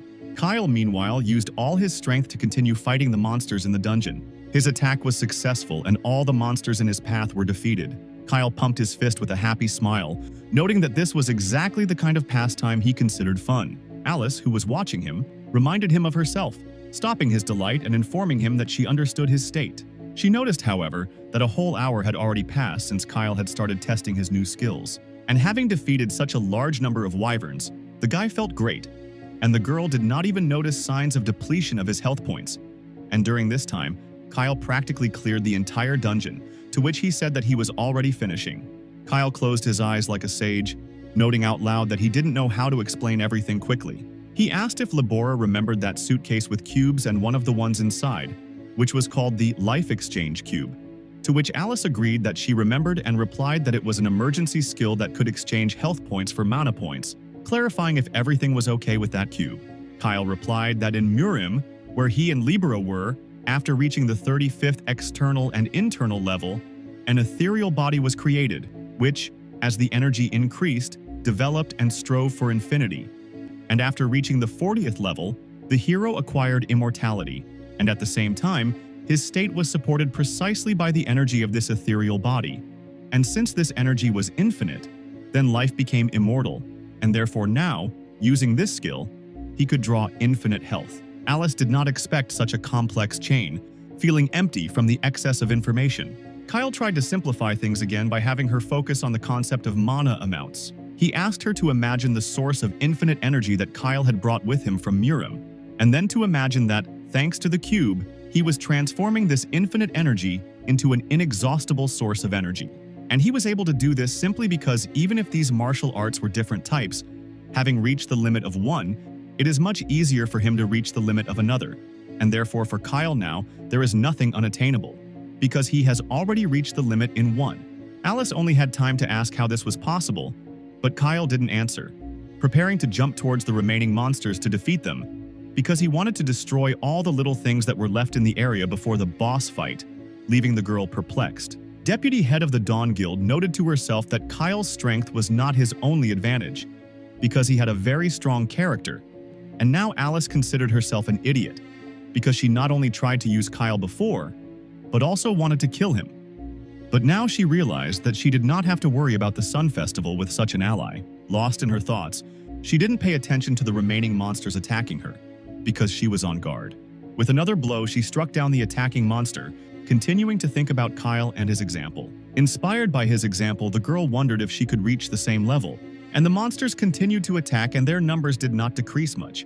But the girl was on guard, and her strength and the power of her energy-filled blades were still enough to hit the flying wyverns. True, such a battle had its downsides, because Alice could not fly, and therefore during the fall, only with the help of her blade, which she caught on the rock, she was able to keep herself from falling. Only when she was hanging over the abyss with one hand could she appreciate how high she and Kyle had climbed in this new dungeon. Gathering her strength, she pushed off with her feet, making a big jump back up. The girl professionally planned her trajectory so as to defeat many monsters at once. Alice confidently landed on the ledge after another attack, looking back down into the gorge again. There were a lot of gems that the fallen monsters had turned into lying there, and she wondered when Kyle was going to take it all away. Labora hid her blades in the magic storage while thinking about what she had learned about the dungeon, and thinking that when she came back here next time, she should raise the level of the dungeon, since the characteristics inside were much higher than they should have been. And since there were flying monsters here, dealing with them in general was much more difficult. Looking around, she considered what kind of raid would be best for this dungeon, and that next time, she should have a team of 5 hunters, a tank, a mage, an archer, a priest, and a melee fighter. But thinking about the future, she missed the changes happening in the present. Someone very large flew right over her head. Alice looked up with a question, not understanding where someone so big could come from in this dungeon. It was a monster of another level and larger size, and it was the first time she had encountered one like this. She barely managed to jump to the side, saving herself from the attack of this creature.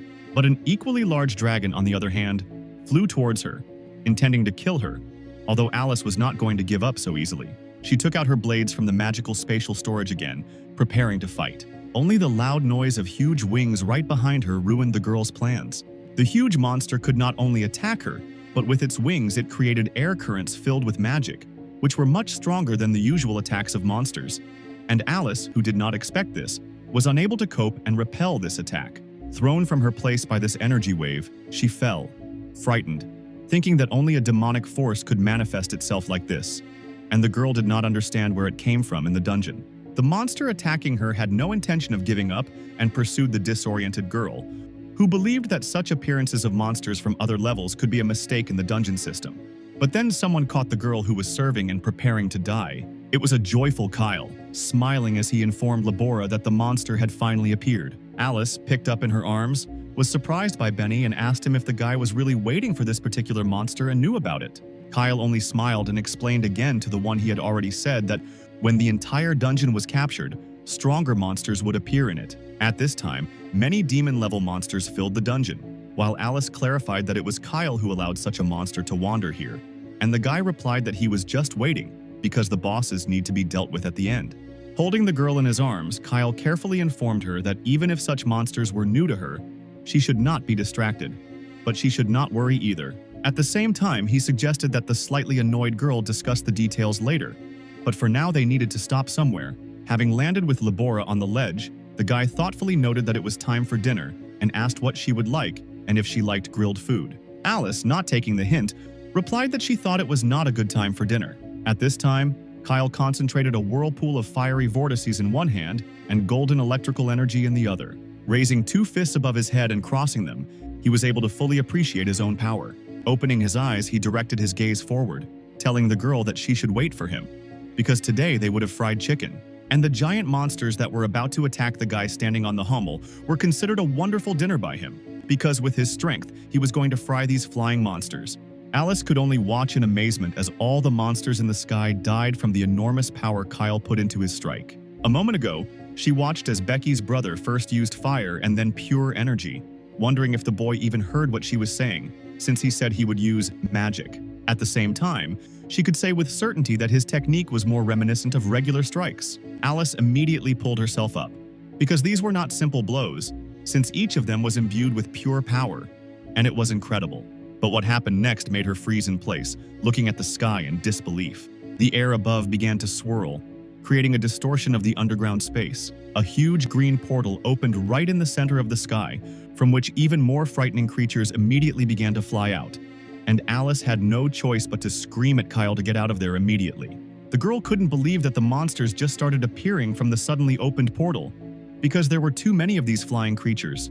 And she also wasn't sure that Kyle was going to continue further, so she was going to save him by rushing off the ledge. But already in the air, she realized that it was even more dangerous next to Kyle, so she shouted at the guy again that he should run. The girl, confident that Kyle could not hear her due to the distortions in space, gathered all her strength for the blow.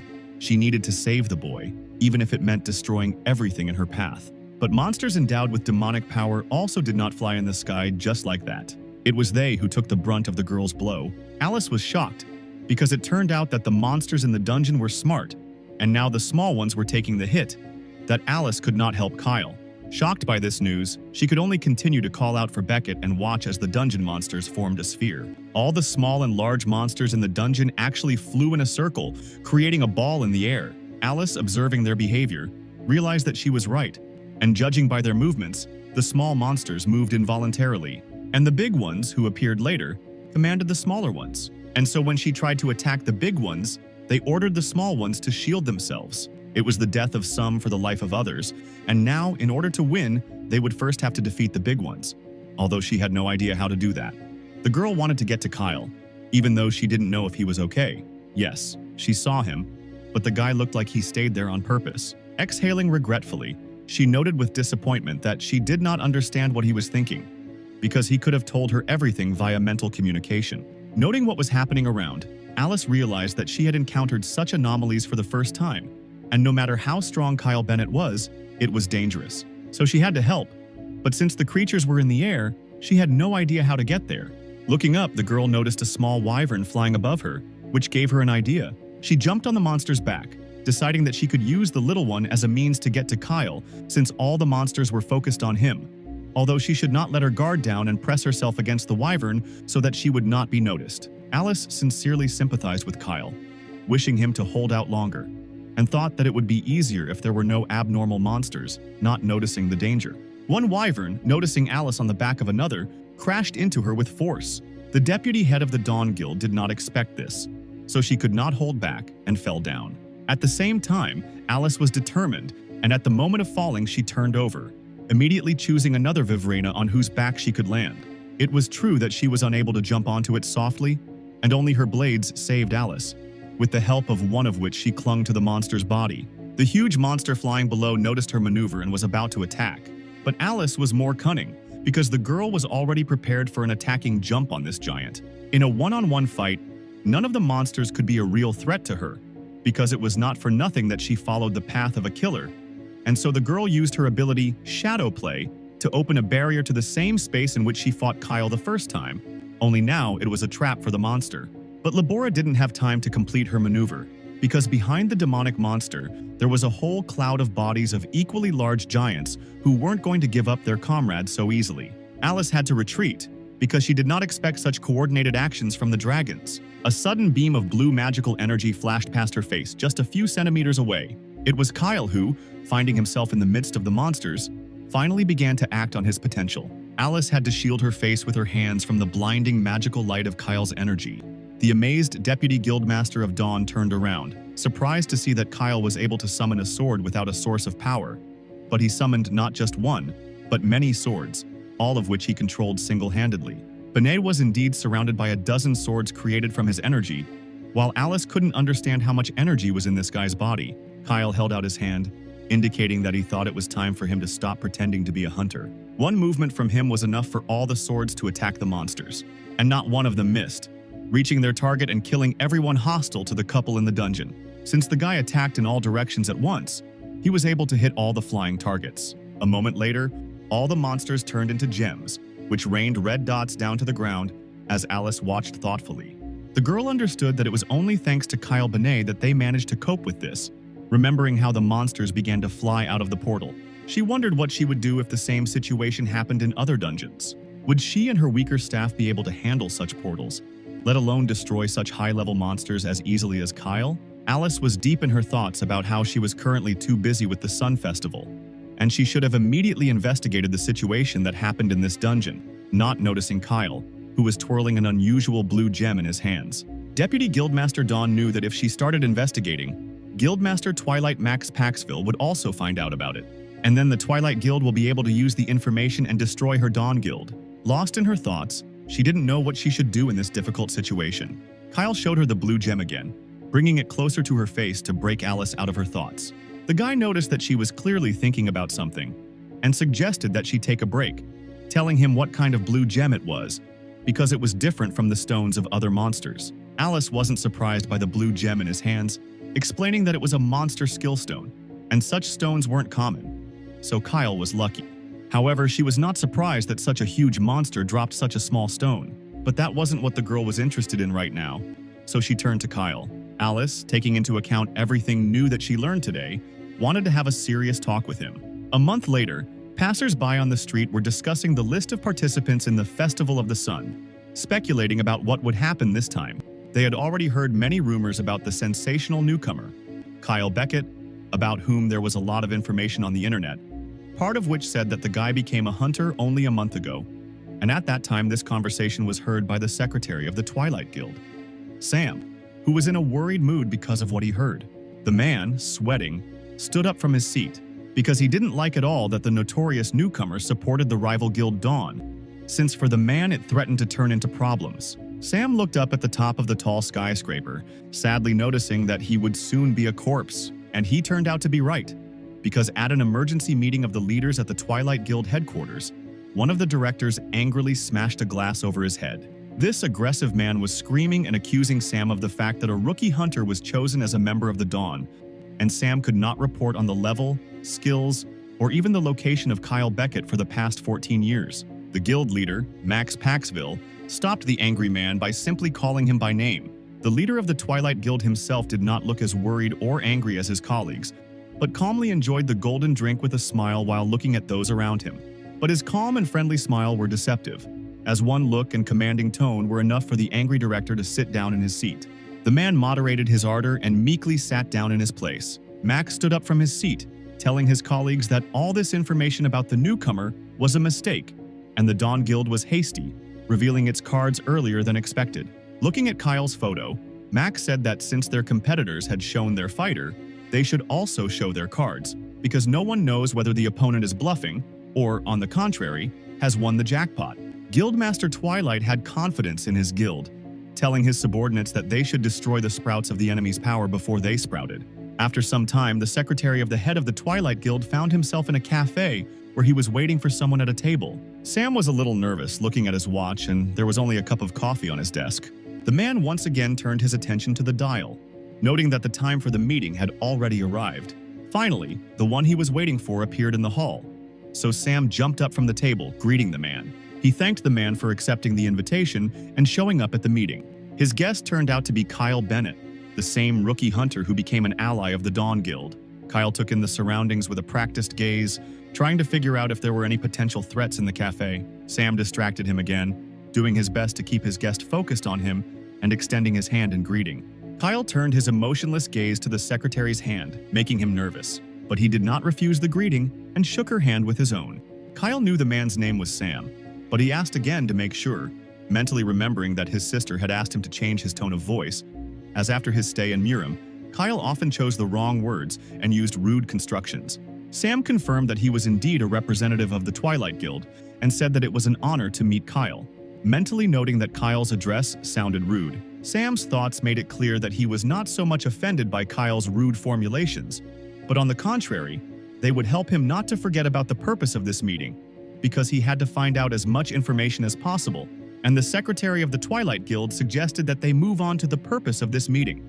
But first, Sam said he wanted to use a device, frantically rummaging through his bag, which Kyle watched with an emotionless face, mentally noting that if everyone in the Twilight Guild was as slobs as Sam looked, then should Dawn even bother with them? The secretary meanwhile placed a small device on the table, and when Kyle asked what it was, he said that it was a magical instrument called a soundproofing barrier.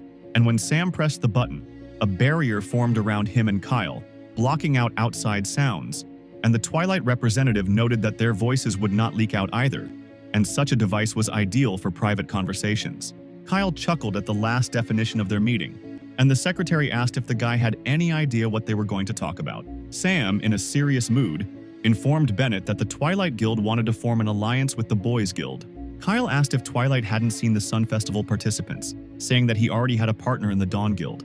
The secretary confirmed that he knew this and said that he was aware of the fact that the guild was putting all its efforts into developing Kyle Bennett. Sam's next argument was that the Twilights also knew about the incident with Director Khan's disappearance, and they also knew about the joint raid of the Deputy Guildmaster Dawn into the dungeons. At the same time, the man noted that Kyle never joined Dawn, and according to the Twilight Guild, Kyle created the Martial Arts Guild only in order to enter into an alliance with the Dawn Guild. Sam, who had rhetorically asked whether Kyle was interested in how Twilight had figured this out, adjusted his glasses pathetically and answered himself, saying that it was all about the guy's close relationship with Dawn. Sam directly offered Kyle to join the Twilight, saying that he would promise him much better conditions than in Dawn, causing only a smile from Bennett, who thought that the representatives of the Twilight Guild were much braver than he thought, and it would be hard to ignore something like that. And Benny also liked the secretary's insight, and the offer was generally not bad, except for one but. Sam pulled out some papers, intending to discuss the specific terms of Bennett's support from the Twilight Guild, but Kyle rose from the table, saying that he had had enough of this conversation, and the secretary could continue no further. Kyle turned around and left, throwing a last word to the man that he only came to find out why the Twilight Guild invited him. But it turned out to be a waste of time, to which Sam objected that the guy was refusing without even hearing the offer. The secretary stood up from his seat, shouting that the Twilight Guild was willing to offer Kyle an amount that was twice what Dawn had promised, mentally nervous. Benet replied that he had promised Alice Libera that he would not accept the offer of the Twilight, and noted that he was not the kind of person who was so interested in money. Sam tried to stop Kyle, but he wasn't going to listen to him anymore, leaving the restaurant. The secretary was in despair, not knowing how to keep Bennett. Suddenly, a visitor in a cap, taking off his mask, called out to Sam, asking how long he was going to stand frozen in the middle of the restaurant. This guy turned out to be the disguised head of the Twilight Guild, Max Paxville. He addressed Sam by his last name, overwhelming him with his intimidating aura, and informing him that he seemed to have given his instructions clearly. All that was required of the secretary was to continue the conversation as long as possible. After all, if the conversation ended quickly, there was no point in eavesdropping on it, since Sam had a microphone on, and the head of Paxville had an earpiece. The Twilight secretary was very sorry that he was such a loser and couldn't carry out this task, but Paxville quickly let the situation slide. At the same time, Max noticed that Kyle seemed very strange to him. Paxville didn't understand what Bennett wanted, since he came to this meeting and didn't agree to the money. At this time, in a completely different place, a conversation was taking place between those Max was thinking about. Alice Libera listened with interest to Kyle's summary of the meeting with the Twilight Guild, noting that Paxville might be upset. Kyle on the other end of the line noted that most likely the head of the Twilight Guild already knows that he is from Murim, but when they met in the cafe, the guy's skill, heavenly harmony of pure art, did not resonate. Benet recalled that when he entered the cafe, he felt someone's energy, and Alice's assumptions came true. Max himself was there. The girl noted that the head of the Twilight Guild was quite cautious, and he was not one of those who sat and waited until the last perfect moment. So for now, he would most likely not touch Dawn and Bennett. And Kyle asked how the investigation of the dungeons was going, but the girl replied that so far there was no other information about the same anomalies as they had seen. With a smile, Alice especially noted that there had been no anomalies since their last visit together. She remembered that when she asked Kyle for a serious conversation in the dungeons, she had asked him for help with the investigation, and thanked her once. Benet asked if there were any other questions, and Alice replied that that was all she wanted to discuss. Labora only noted that Bennett's tone was too gloomy when asking if the guy was okay. At this point, Kayla's sister called out to him, asking if he was finished. After all, Becca was waiting for him to be free, and it was time for them to go. Kyle ended the conversation with Alice, agreeing with Becca and turning his attention to her. And the reason for his gloomy mood was that they were standing in front of the cemetery they had come to. Becca led him to the place where their family's remains were buried. Touching the camera with the memorial photograph, the girl, with tears in her eyes, informed the deceased souls of their parents that her brother had returned. Kyle stood gloomy against the opposite wall, considering his presence here a bad idea. His whole appearance was detached and closed, in contrast to what was happening. He looked at the camera with his parents' things, realizing that from the moment he disappeared and returned back, he had changed a lot. And even seeing the ashes of his parents, he felt nothing. Turning around, he headed for the exit under the gaze of his crying and grieving sister, realizing that he shouldn't show this callous side of himself to Becca. After all, she had not forgotten how to experience emotions and sincerely grieved over the loss of her loved ones. Turning away from the ashes of her loved ones, Becca called out to Kyle, hesitantly asking if he was okay. After all, the girl noticed that he didn't look sad or upset, but Kyle had nothing to answer her because he didn't want to upset her. Becca turned to Kyle, who had moved a short distance away, with a fake smile, asking why he was silent. She was insightful in asking if he really didn't feel anything in that place, and Kyle had to apologize. He asked the girl to forgive him, because for her he remained the same brother he had been, although in reality he could not show her what he had lost during the time he had been absent. These emotionless and detached words angered the girl. In anger, she shouted that the strangest thing now was Kyle's apology, since that was not what she wanted to hear. Having caught her breath, Becca turned to him more calmly. Remembering their past, she asked him for not so much, as it might have seemed to the guy. Crying again, she asked why Kyle had changed so much, noting that even now he looked too normal. But she just wanted to see the brother she once knew. Kyle slowly reminded her that it had been too long for him, and he would never be the same again. But Becca said she didn't care because she didn't feel like she was living with her brother now. The girl angrily stepped aside, leaving Kyle alone. The guy once again thought that he shouldn't have come to the cemetery. Remembering everything that happened to him in Murim, he thought about the fact that he did not know the answer to the question of why he had changed, why this had happened to him. At that moment, a yellow table with Murim's characteristics opened right behind him. It was a status window with a slowly appearing question, the first word of which was why. The one trying to contact Kyle was the celestial warrior who was now imprisoned in multiple chains. The next line in the status window asked if Kyle still considered himself human, shocking the guy. It was this question of why he still considered himself human that was unexpected at the moment. Kyle stood frozen in front of the status window, unable to understand why this window had appeared. He reread the question, emphasizing that someone doubted that he was human. The guy clenched his fist out of anger at the nonsense written in the status window.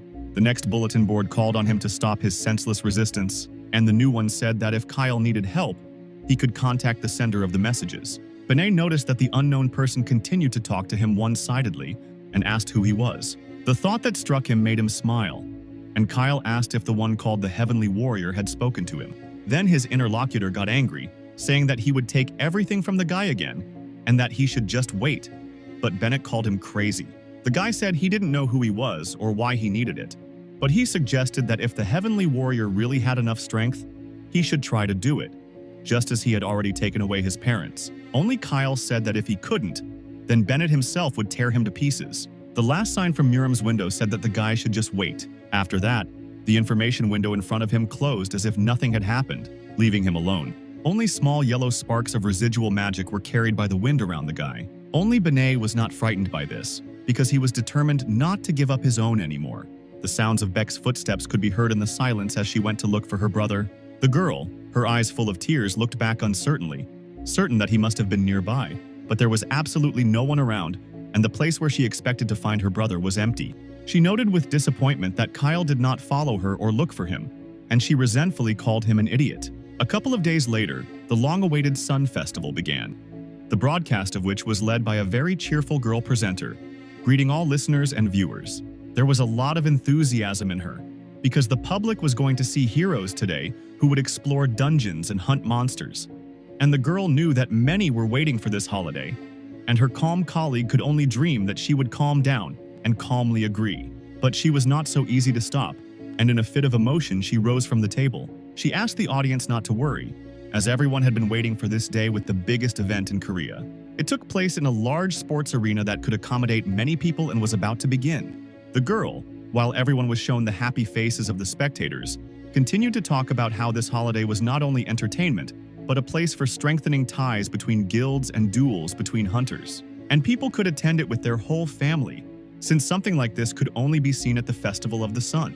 Kyle, who was in a special room at the time and heard everything that was happening outside the arena, noticed that the Sun Festival was more like the Olympic Games. Alice Labora, who was sitting opposite him and sipping tea from a mug and saucer, said that no, and that there was a big difference between the two events, since the public was most interested in the hunters. They found themselves in the office for the participants of the holiday, furnished cozy and comfortable. And the girl continued to tell, saying that the interest in the event is also connected with the fact that the hunters' strength is similar to that shown only in the movies, and their fights look much more interesting than competitions of ordinary people. Elisa also added that such events help improve the image of hunters. Only the girl noticed that her friend's thoughts were occupied with something completely different, and he was not listening to her too attentively, so she called out to Kyle.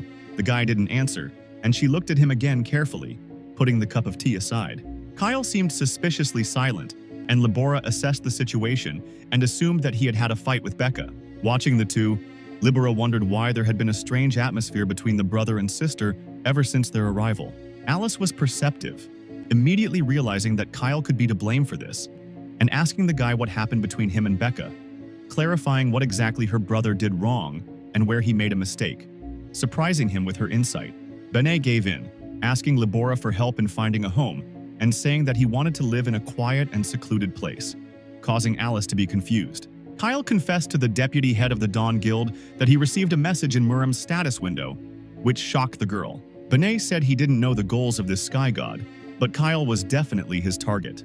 That's why he took care of his sister, because he didn't know who exactly his enemy was. And Becca was his only weakness, and would definitely come under attack. It took Labora a moment to process this information, as she couldn't believe that Kyle had received a message from a heavenly warrior, and so suddenly, at the same time, Alice was sure that even if the heavenly warrior chose Kyle's sister as a target, it would be better for the guy to stay with her, because living separately for the good of his sister would be unsafe. Kyle frowned and remained silent at the words of the deputy guild Dawn.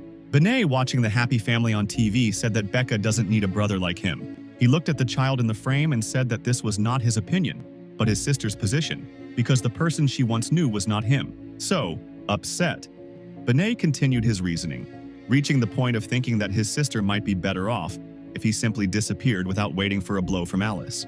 And Labora, without warning, hit him right in the chest with her fist, silencing him. Without looking the guy in the eye, she said that she didn't like to interfere in other people's affairs.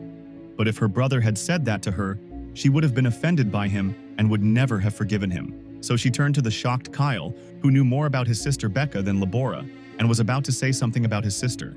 But the door to the room opened and Alice's assistant appeared, asking for the deputy head of Dawn. The man caught Alice and Kyle in a strange, threatening pose, and awkwardly announced that the party was about to begin, cautiously apologizing. Labora pretended nothing had happened, asking if her assistant had been trained to be in the door, and telling Kayla that they would talk about it later, and asking the guy not to go anywhere until she returned for him. So Kyle Benet was left alone in the room, able to process what had happened. The guy certainly didn't expect Alice Labora to be so angry with him, and now he had something to think about. At this time, before the start of the fights, an opening ceremony was to take place at the stadium, which the host announced to everyone. She announced the event's organizers, first introducing the Dawn Guild and its leader Richard Fraz, whose hunter class was Crusader.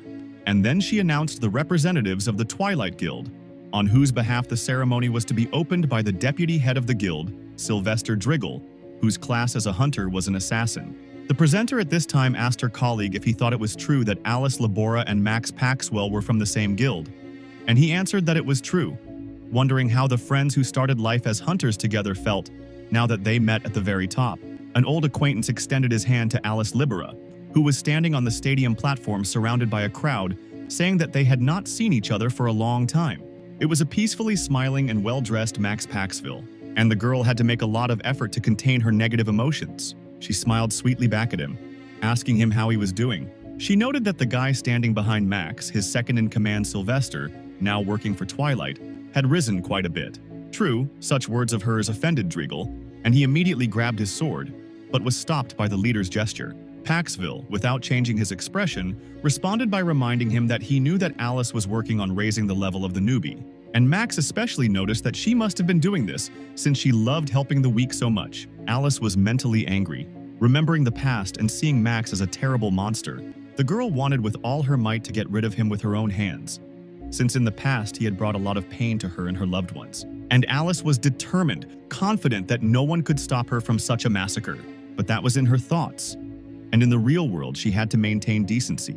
So she answered with a confident smile that she would take Max's words as a compliment. And Paxville was pleased that his challenge had been accepted by a worthy opponent. Former friends and now enemies, they shook hands as the hosts announced that the Festival of the Sun was beginning. A guy in a dark uniform attacked his opponent in the ring with a scream. His magic formed dark red strands, which he used to use a warrior skill called sequential attack to fight the blonde girl who was using a shield. The blonde couldn't handle the force of his blow, and her shield couldn't withstand the power of someone else's magic. The brunette filled the spear with his dark red power, swinging it for the finishing blow. He easily defeated his opponent, crushing her defense. The girl lost this brutal fight, which was part of the competition.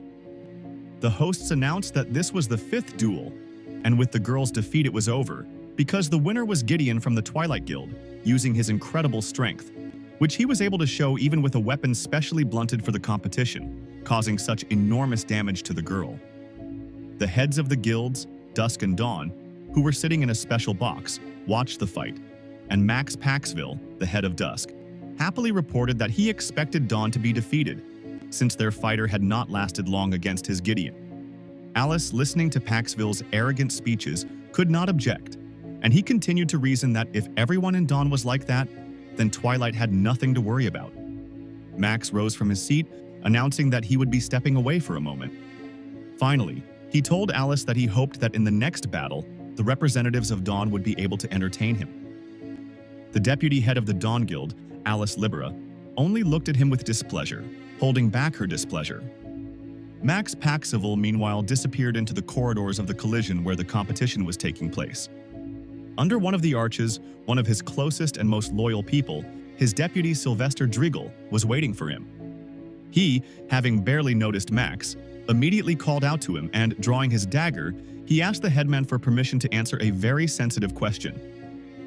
While playing with the dagger, the boy casually asked if he could kill the deputy head of the Dawn Guild, Elisa Liber. Max, turning to his charge with a serene smile, asked his deputy to relax and not rush into this matter. Paxville noted that everything has its time and asked if Sylvester knew Becca Bennett, to which the understanding deputy replied that he understood the gentleman's hint and would send his regards to the girl. Meanwhile, the celebration continued, and the next location looked like the streets of an ordinary city, and the hosts announced that this was the arena of the Battle of Archers, where the first actions would now take place. The location had many houses with open terraces and rooftops, which would be the perfect place for spectators to take advantage of the rare chance to see all the guild's expert archers. The excited presenter announced that the fights would begin any minute, asking her colleague if he had anyone in mind. The man replied that there would be many outstanding participants in the arena this time, but he would be rooting for Becca Bennett because she was achieving great results at such a young age. Becca was currently looking around the arena she would be fighting in while the hosts continued their dialogue, revealing that Becca had recently had an accident, dubbed the Red Wolf Dungeon Incident. The girl herself recalled the conversation that she had heard before in the locker room, when her guild colleagues were discussing her participation, because in the Red Wolf's dungeon the girl had destroyed the entire group, fearing that if they were with her, a catastrophe would also befall them.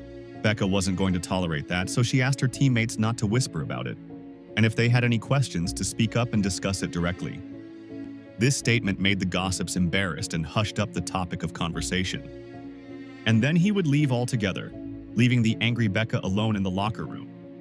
The annoyed girl crossed her arms over her chest in displeasure. She sighed heavily, but it wasn't the gossip she was worried about. Since the day of their quarrel with her brother, she has not spoken to him. And she was still angry about their conflict, because it was Kyle's fault that she was sad. But the girl was interrupted by an assistant who said that she should look into the waiting room because there was someone there who was waiting for her. Becca looked at her assistant in surprise, not immediately understanding what she meant. And then she was glad because she thought that it was her brother who had come to talk to her. But it wasn't him, but Alice Libera, who came to see if Becky was okay. Benet didn't believe that Libera had come just like that, immediately asking what Alice wanted. But the deputy head of the Dawn Guild said that she had come simply to support the guild's promising recruit. Alice also said that she was looking for Kyle, but couldn't find him. This news did not please Becca, because she did not want to talk about her brother. Alice was unaware of what had happened between Kyle and Becca, but she sincerely advised them to resolve it all and clear up the situation between them. Becca got angry, asking, "Since when does the vice leader of the guild interfere in family matters?" Alice immediately raised her hands in a surrendering gesture, asking the girl not to get excited, and said that she should just worry about both of them. Becca laughed insincerely, clearly not believing Libera's intentions. Kyle's sister looked straight at Libera, honestly telling her that she didn't like Alice because Becca felt that she was increasingly influencing her brother. Benet voiced her thoughts that Kyle decided to become a hunter precisely after meeting Alice, and it had been very little time since his return, but he was again moving away from his normal life. Becca was annoyed because she didn't want her brother to become a hunter. She didn't understand what he wanted by becoming even stronger, and she didn't know what he was aiming for because Kyle didn't tell her. Alice didn't expect such frankness from Becky. Shocked, she looked at the girl who was getting more and more upset. Becca burst into tears as she was very worried about her brother, because he was now completely different from the one she knew before, and seemed so unfamiliar and distant from her.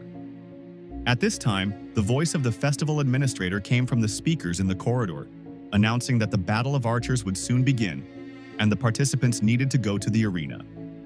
Becca tried to calm down, telling Alice that she had not intended to show herself to her like that and asking for forgiveness. Alice tried to cheer the girl up, noting that she thought her brother didn't want to change so much. However, Libera understood Kyle, which she told his sister, because the deputy head of the Dawn Guild herself experienced the same suffering. After all, Kyle returned from hell where he could die at any second. And after such an experience, no one would remain the same. But for Becky's sake, according to Alice, Kyle tried to be his old self, and he hid from Becky exactly what he didn't want to show. Benet noted with surprise that it was very strange to hear about her brother from her boss. At the same time, Becky's mood noticeably improved, although she noted that Kai could only behave like this because he considered her unreliable. While with the deputy guild leader Dawn, Kyle clearly feels on equal terms. Alice watched the calmed-down Becca leave for the arena with a neutral gaze. Then she looked back as she felt that she was not alone in the corridor. She noted out loud that she kept thinking about the disappearance of the one who had now overheard their conversation. It was Kyle, and he had told Alice before that he was going to distance himself from his sister. But now he was there, and he never left his sister alone, and Libera asked if Bennett was really that worried about his little sister, to which Kyle pretended that he was there by chance and was just passing by. Alice said understandingly, pretending to accept his lie. Libera noted that the guy now looked very much like the head of Twilight, Max Paxville. Alice, without any bows, closed the distance between them, grabbing the guy by the collar. The girl was outraged. Why couldn't Kyle just tell his sister the truth, because not only he had changed, but Becca too, and she was no longer the same as before, and Bennett only managed to ask in shock what happened to the calm Libera. Alice asked if Kyle thought it was better for him to hide his intentions from his sister, and then she answered that no, because if he wanted to say something to Becca, he should say it directly. Libera's fit of anger passed suddenly, and the girl, leaving the guy alone, simply called him to follow her so that he could see the side of his sister that he had never even suspected. The shot marked the beginning of a new competition in the arena. A large, bright flare signaled to the participants that their competition had begun.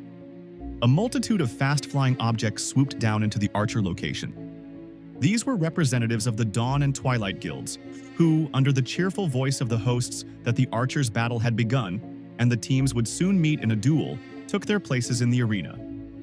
Among them was Becca Bennett, representing her guild, and the girl was determined. Max Paxville took his place in front of the observation deck. The head of the Twilight Guild was looking forward to the competition, hoping that Becca would like the gift he had given her. Becca looked a little sad, not even suspecting what was waiting for her ahead. The members of the Dawn Guild were talking to each other on the headphones, and some of the girls' colleagues had already met their opponents, while others were following them to help.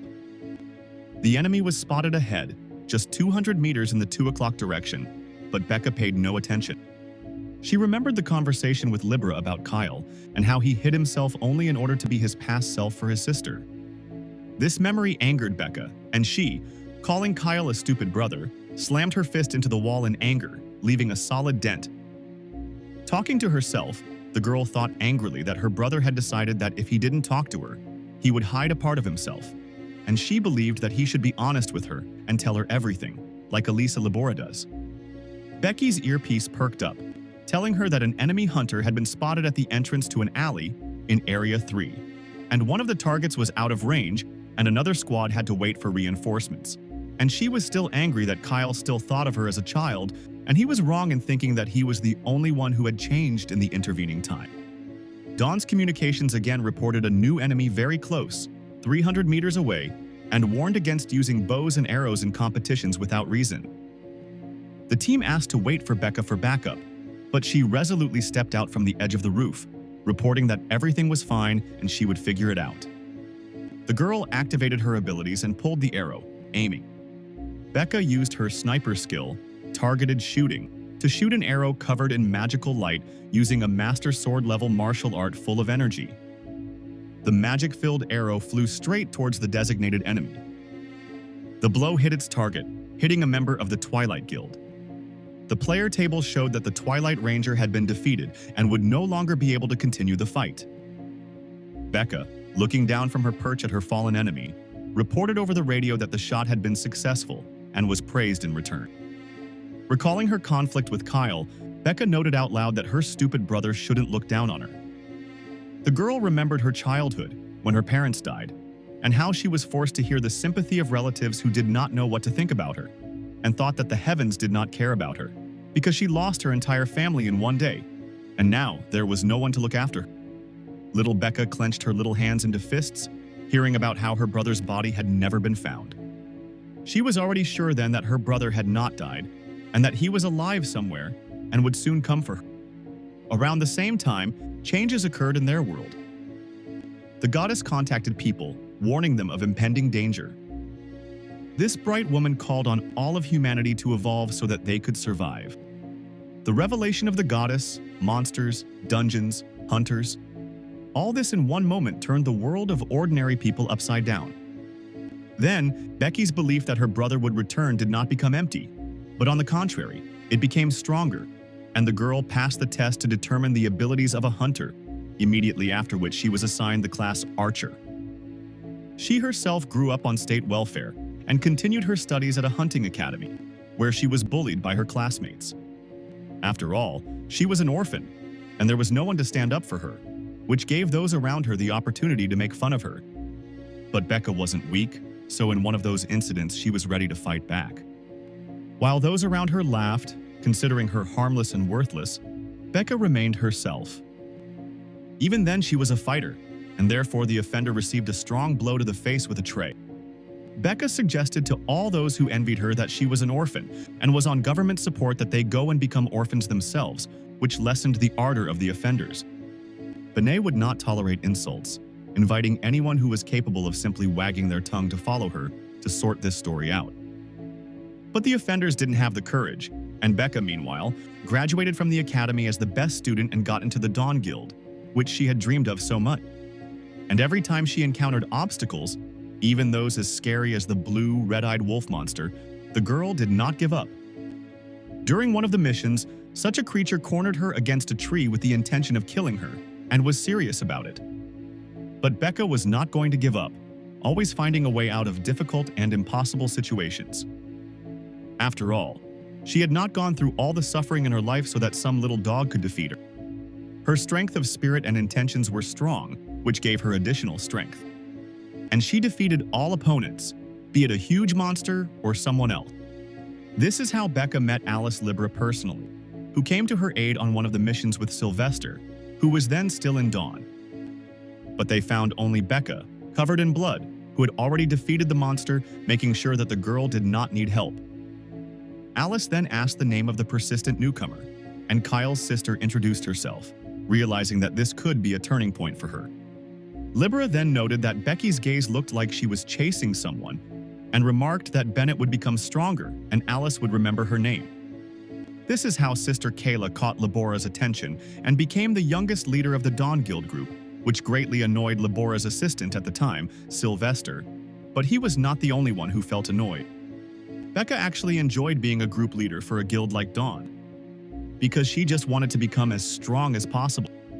She trained hard, improving herself to last until her brother returned, and did not allow even the slightest weak thought. She brought herself to perfection, spending a lot of time in the training halls. And now, standing on the roof of one of the buildings of the archery arena, she felt a little sad. She remembered her family, looking at the medallion, thinking about how her life had turned out. And then she resolutely closed it, realizing that she wouldn't get a compliment from her brother, because people like her always remain behind the scenes. She understood that from the perspective of her older brother, who studied martial arts, it might seem like she was still lacking a lot. But she couldn't forgive Kyle for treating her like a child, which is why the girl screamed angrily into space. True, she later realized what she had done and felt embarrassed. And then she noted that it had become too quiet around her, and the communications could no longer be heard. Becca activated her earpiece, indicating that she wanted to change the location to a new one, and repeated that she was waiting for a response. And then a premonition made her realize that danger was approaching. A hail of arrows hit the roof, and where Becca stood, pursuing her escape step by step, forcing her to move even faster and change her position. But no matter how she ran and tried to hide from the attack, one of the arrows, filled with red magic, wounded her in the left shoulder. The command to cease fire was immediately given, and the strangers who had appeared on the edge of the roof where Becca had just been relayed to someone that the target had been found. Becca looked at their faces, a little relieved that the arrow that hit her arm hadn't hit the muscle, but the fact that it had pierced the skin indicated that the rules had been broken. All arrows for the competition had to have a blunt tip, and this could not happen, which meant that her opponents had combat arrows. The first enemy jumped down onto the platform in front of the girl, thinking that she was scared and discouraged, telling her that she shouldn't expect anyone to come to her aid, saying that they had taken care not only to block the radio waves, but also to ensure that the broadcast cameras wouldn't illuminate the area. Becca just laughed, surprised that her rivals thought she would need help. She easily pulled the arrow out of her hand, stating that she couldn't remember ever hoping for something like this in her life. Becca tossed the bloody arrow aside, noting that she had no idea why the guys who had attacked her were making such a fuss just to catch her. And then she drew her bow again, preparing to attack 3 arrows at once and filling them with her blue magical power. Becca firmly stated that all her rivals would come to an end today, inviting these scum to attack her. The leader of the attackers wasn't going to wait for her to shoot them before giving the order to kill Becca. A hail of arrows instantly headed straight for the girl, as if this was the only order the enemy was waiting for. And they immediately sank into the ground, leaving no room for thought. But none of them hit Becca, as she dodged the attack with a deft spinning jump, quickly changing her position. In flight, the girl pulled the next arrow filled with magic, using the archer's skill. It was called the precise arrow, and one shot was dangerous enough as the magic was a complex spell seal that spread to more than one point. The precise arrow hit several opponents at once, immobilizing them with a precise blow and leaving only the leader.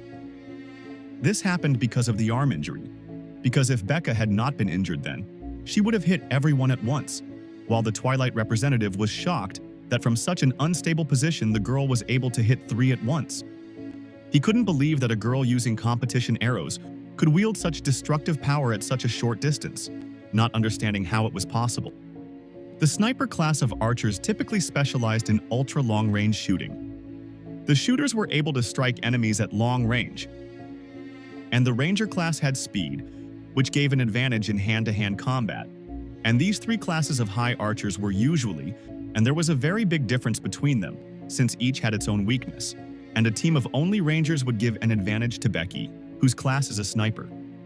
Benet, however, thought that the pain in her arm was not too severe yet, and she was quite capable of coping with the rest.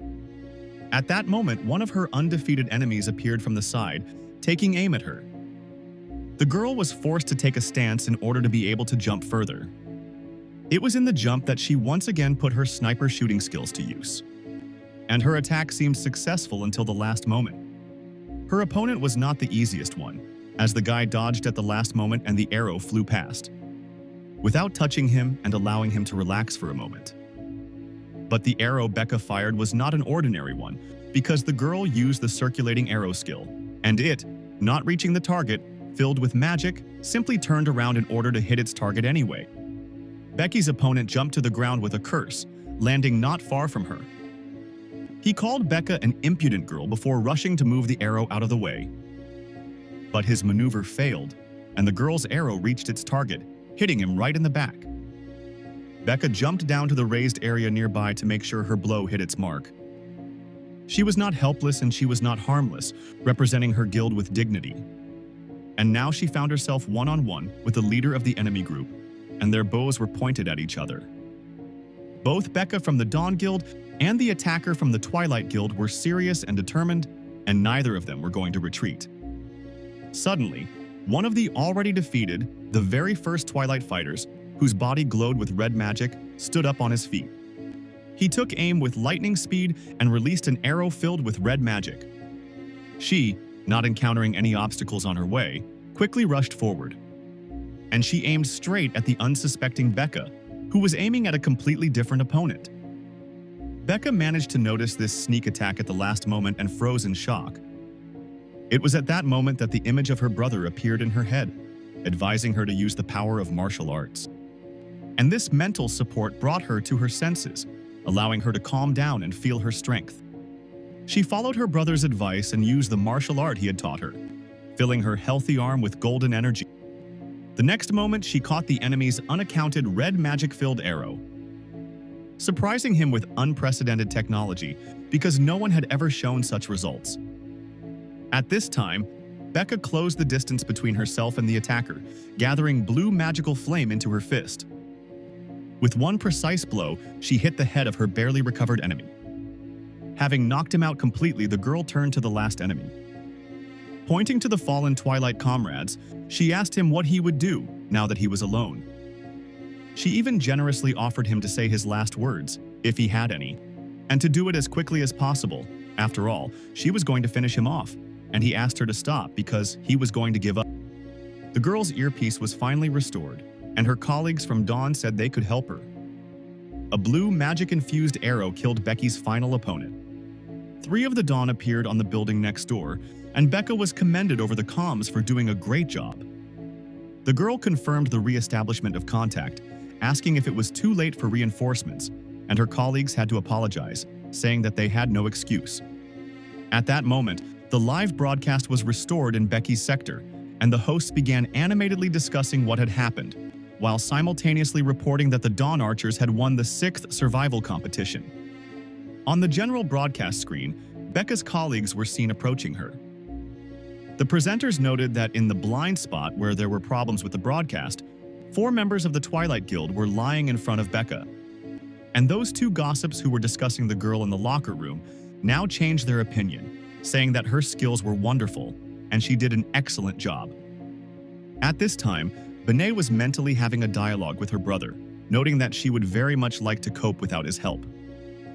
She used her sniper skill, vigilance, and looked up at the sky above her with a smile, noting that it was thanks to her brother that she survived. In the sky where she was looking, an ambulance helicopter was circling, and in it sat a smiling Kyle who had seen everything that happened in the arena live.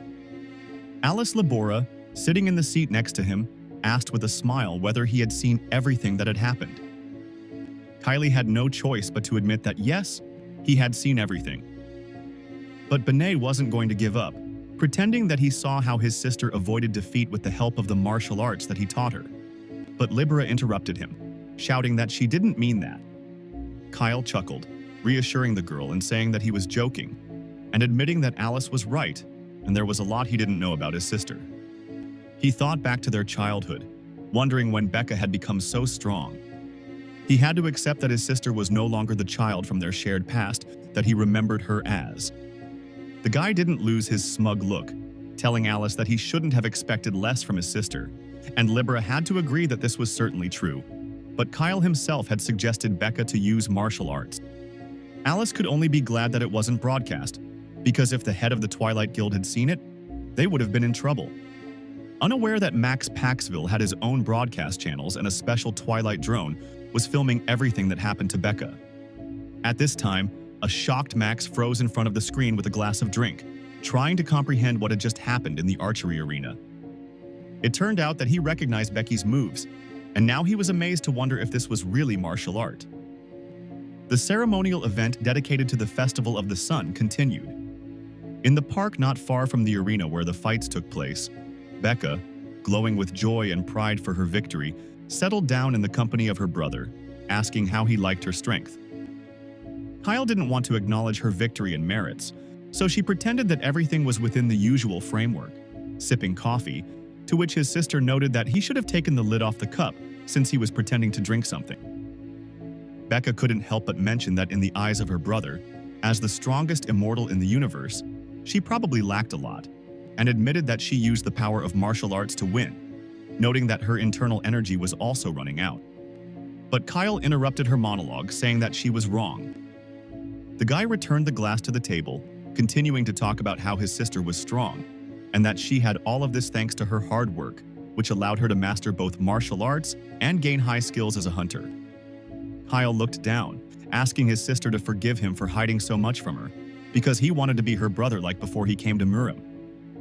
Before this fight, the boy did not realize that he considered her the same little and innocent sister as in their childhood. But now he finally saw how she had grown up and become much more mature. Kyle and Becca were sitting at a table surrounded by other families with children, and the girl shared with her brother that lately she wanted to find the person who caused the disaster that destroyed their family, and admitted that this was the reason she became a hunter. The girl thought that if she reached the highest level, the one where the goddess was located, she would be able to get at least some kind of hint. But during this time, she herself did not notice how she plunged into the games of hunters and dungeons with her head, forgetting about the primary goal. Becca admitted that everything that happened to her did not seem particularly difficult to her, and that is why she got to this point. But she had no desire to remember the past, so she told her brother that everything was in the past, and holding out her little finger to her brother, as in childhood, she asked him to promise only one thing: never to leave her again. Kyle replied that it was obvious that he was not going to leave her again, but Becca disagreed. Continuing to extend her little finger, she shared that in the last month she felt as if he was hiding something from her, and therefore the girl felt very lonely. So now she asked him not to hide anything from her in the future. Kyle looked at his grown-up sister with a smile and warmth. Extending his little finger and sealing their vows, he confirmed that he was never going to leave her alone again. After the vows, Kyle turned to his slightly confused sister, saying that there was something else Becca needed to know. With a slightly condescending smile, Kyle corrected his sister on how she called him, repeating once again that his title sounded like Immortal Sword Emperor, and she should remember that well. Becca looked at her brother at first, confused, thinking he was talking about something serious. But when she realized that that was all, and he didn't want to tell her anything else, she felt annoyed. Meanwhile, an announcement from the festival organizers came over the loudspeaker to the spectators, informing them that the great battle was to begin in an hour, and everyone was called upon to hurry to the start. Kyle stood up from the table, telling Becca that he had to go, and she wished him luck, asking him if he was serious about going in the clothes he was wearing. The guy just shrugged his shoulders in slight surprise, clarifying that she was comfortable and he liked everything, and then asked Becky if the last guys who attacked her seemed strange to her, because from the outside it seemed as if they were there on purpose and were targeting her specifically. Becca wasn't surprised by her brother's question, nor by the idiots who were going to set a trap for her, explaining that if both the Twilight and Dawn guilds were in the dungeons at the same time, then such skirmishes happened often. And although this time everything looked like a normal skirmish, what was strange was that they attacked her openly. But the girl didn't feel particularly worried about this. On the contrary, she proudly replied that it happened because she was considered a pro from the Dawn Guild, and that was why they wanted to get rid of her faster. To which Kyle cautiously and mentally noted that his sister was definitely a pro at kicking her interlocutor's ears. But Becky's answer didn't give him confidence, nor did it reassure him, so he continued to think about it. He remembered the sign warning that a chained heavenly warrior was going to take everything from him, and hoped that these events were not connected. Kyle made it to his third locker room, where they were already waiting for him. Richard Fraza greeted Kyle with Alice Libra standing behind him, saying that he had heard a lot about Kyle from the latter. He shook Kyle's hand vigorously, declaring that he would be taking the lead in the great battle and he looked forward to it, also mentioning that it was a pleasure to meet the hunter. But his attention didn't stay on Kyle for long, and the head of the Dawn Guild turned to the other hunters, asking how they were doing, leaving Kyle and Alice puzzled by his behavior. Benet mentally asked Alice if this was really the chapter she told him about, and Libra asked him not to look down on him, since Richard was level 60. The head of the Dawn Guild himself was talking to other hunters at this time, encouraging everyone, although Kyle mentally noted that even if he was level 60, he was still weaker than Libra, and she had nothing to say. Richard, meanwhile, managed to talk with the other participants and said goodbye, leaving the locker room, and wishing all the hunters good luck in preparing for the competition, while Alice continued to conduct a mental dialogue with Kyle, who said that he would not use martial arts during the battle, and the girl should have understood this herself. The other hunters at this time bowed respectfully to thank the guild leader for his support, and Kyle reminded the deputy leader of Dawn to forget that highly advanced martial arts were indistinguishable from magic. But Kyle had one more message for Alice, thanking her for pushing him to talk to his sister and making peace with Becca. Alice smiled, happily accepting this news and saying that she was glad about this development of events. The girl sincerely wished good luck to a pleased Kyle. The other hunters from the locker room called out to Kyle, asking if he was an ally of the Dawn Guild, saying that they had already heard a lot about him from the deputy guild leader and asked him to take care of them as the vanguard. But these hunters were not interesting to Kyle, nor was their admiration, so the guy quickly lost interest in them, thinking about what happened to his sister. He came to the conclusion that no matter how hard he tried to explain the actions of the Twilight group, he could not give up the idea that the attackers did not act by chance, but followed someone's instructions. And just when Kyle decided that there was only one person who could give such an order, he appeared in their locker room. A guest came to the hunters of the Dawn Guild. It was the head of the Twilight Guild, Max Paxville, along with his secretary Sam, who brazenly asked if he had disturbed the boys. Kyle wasn't surprised by this, although he remained wary, thinking that if that threatening message had been sent to him by a heavenly warrior, then he couldn't rule out the possibility that Max Paxville, who was under the heavenly warrior's command, might have been involved. Meanwhile, Max explained that he came because the fight between Dawn was friendly, which meant he could just drop in to say hello. The other hunters generally agreed that it was possible, although they recalled that the relationship between the two guilds was not friendly. Max Paxville merely chuckled at the remark, not intending to pretend any further. With his arms outstretched, he asked as if he was the master of the situation if he was really pretending so badly, and agreed that the Dawn Hunters were right, and he came here because he heard that a great man would be with them, and Max came to spy, which made the boys feel uncomfortable. Max, meanwhile, approached Kyle, extending his hand and saying that he had heard a lot about Beckett, and it would be nice to meet him. Paxville put on an innocent and happy expression, clarifying that they were seeing each other for the first time. Kyle, who had been keeping a close eye on the man from Twilight, didn't buy into such hospitality, remaining on guard. He agreed that this was their first meeting and shook the hand of the Twilight Guildmaster with a serene smile. Paxville was listening carefully to the space and the guy in front of him at this time, noting that he did not feel the heavenly harmony of pure art. This worried the head of the Twilight Guild very much because he was sure that it was Kyle who taught Becca martial arts. But if it was not Bennett, then how could a girl who was definitely not in Murim learn the technique that helped her win? Kyle noticed at this time that although he didn't know Max, he knew his worker Sam, who was standing at the door, and the guy greeted Kyle with an embarrassed smile.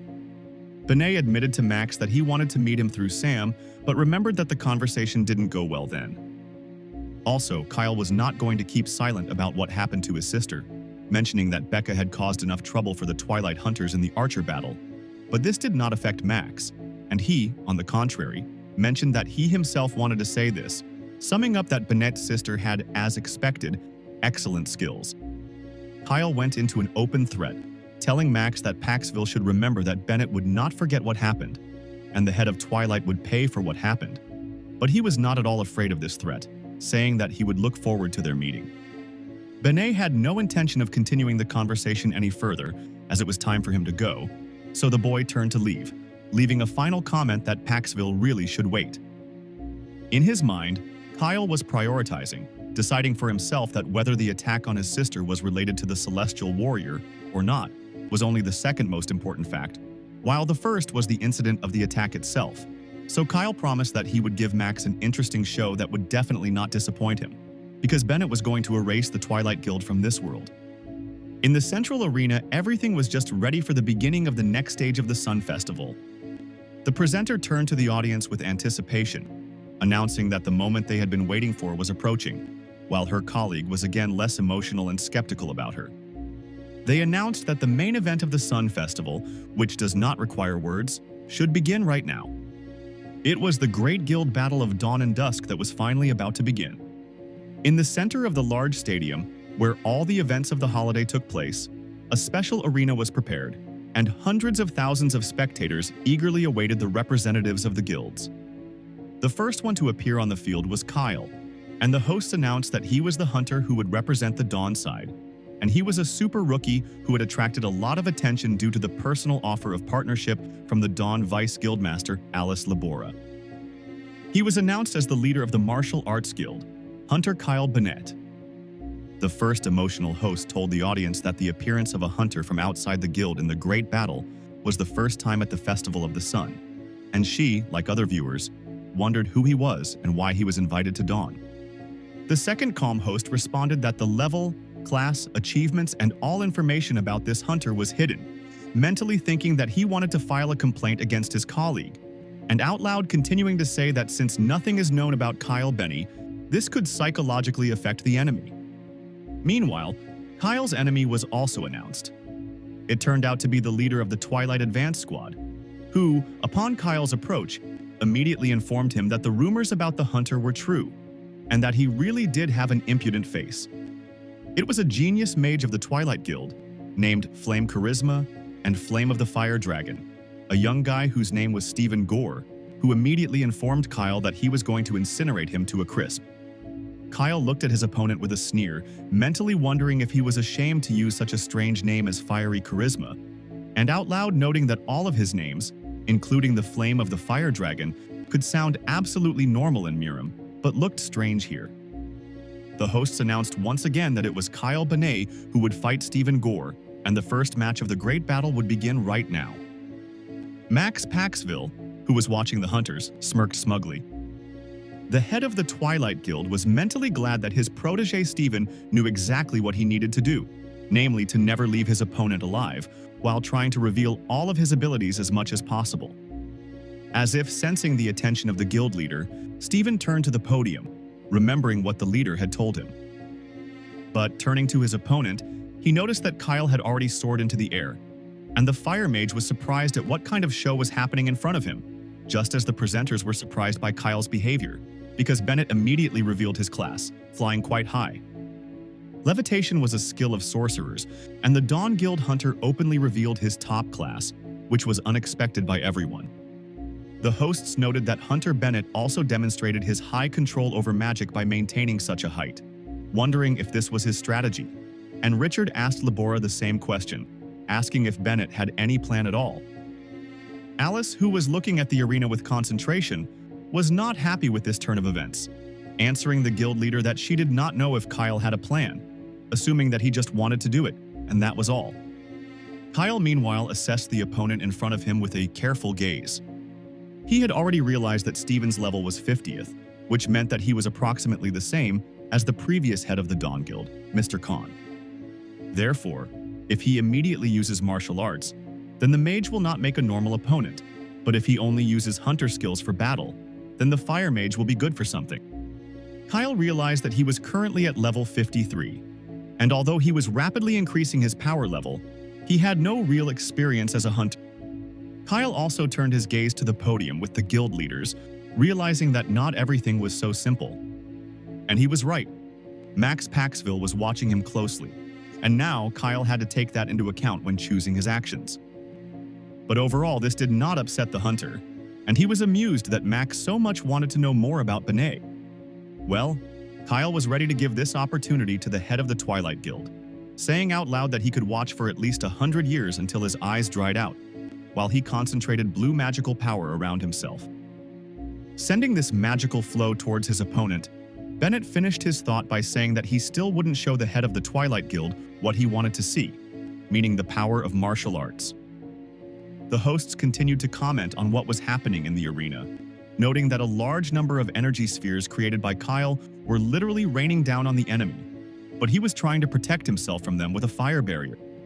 They also note that this kind of technique, using mana spheres without attacking, is a base-class mage skill, and Steven is surprised by this, and he assumes that such an attack from the opponent is an attempt to test the waters. Steven gathers his magic, and under the comments of the hosts, he transforms it into a flaming whip, waving which he tries to reach his opponent. The Twilight Guild hunter was not overconfident, and he understood that since Kyle was a mage, he definitely had to come up with something to win. He remembered that mages were divided into 3 classes, and those who were engaged in non-combat activities, making skill cubes and items, were called craftsmen. Mages who specialized in combat and endowed mana with special attributes were wizards. And the last class was called sorcerers, and they were the embodiment of the phenomenon and concept of magic, as they were closer to people with supernatural abilities than to magicians, and could use teleportation or flight. In combat, these usually took up positions in the rear rather than the front lines, and were responsible for supporting roles and also had some kind of secret weapon. Steven jerked forward, deciding to attack. After all, it was not in his nature to stand and wait for the enemy to attack him. The Twilight Mage used his power to gather a lot of hot flames into a huge sphere in a short time. On his next move, he sent the flaming ball towards his opponent, urging him to bring out his trump card if he had one. Or Kyle would have to experience the hellish flames of his magic, which was approaching with terrible force. Kyle only had time to cross his arms in front of him in a defensive gesture. A huge fireball caught up with him, immediately exploding into a bright flash of fire in the arena, with the hosts commenting that this was exactly what was expected from the flame of a fire dragon.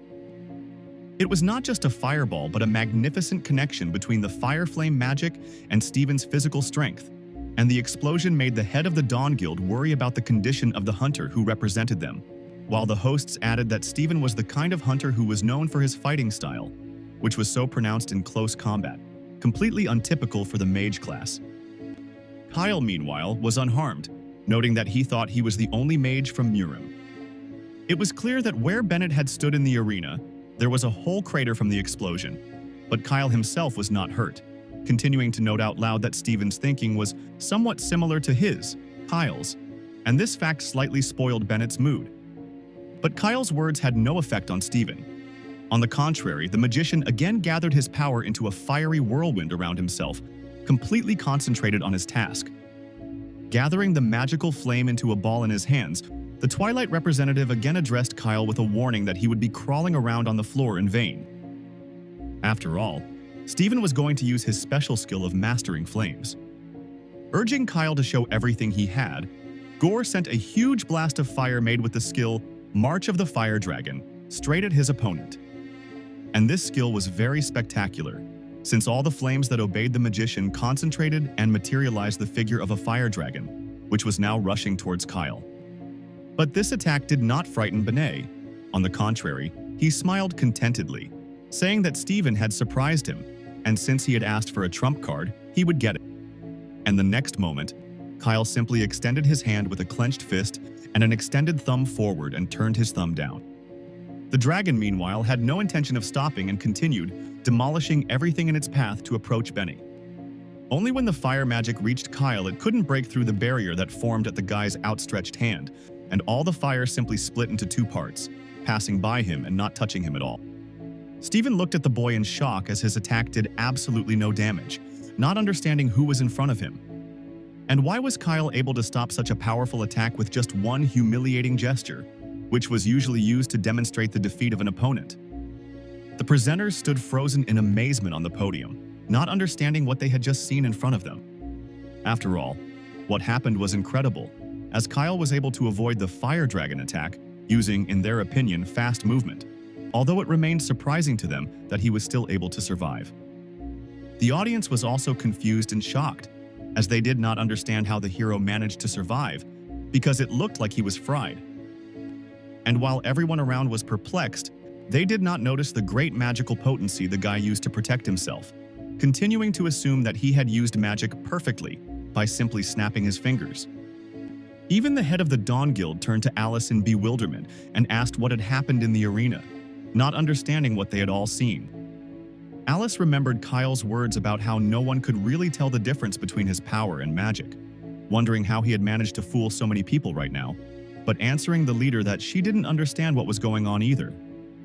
Max Paxville remained outwardly cool after Kyle's show, but it was a deception. In fact, the Twilight Guildmaster was furious that his man couldn't defeat Kyle.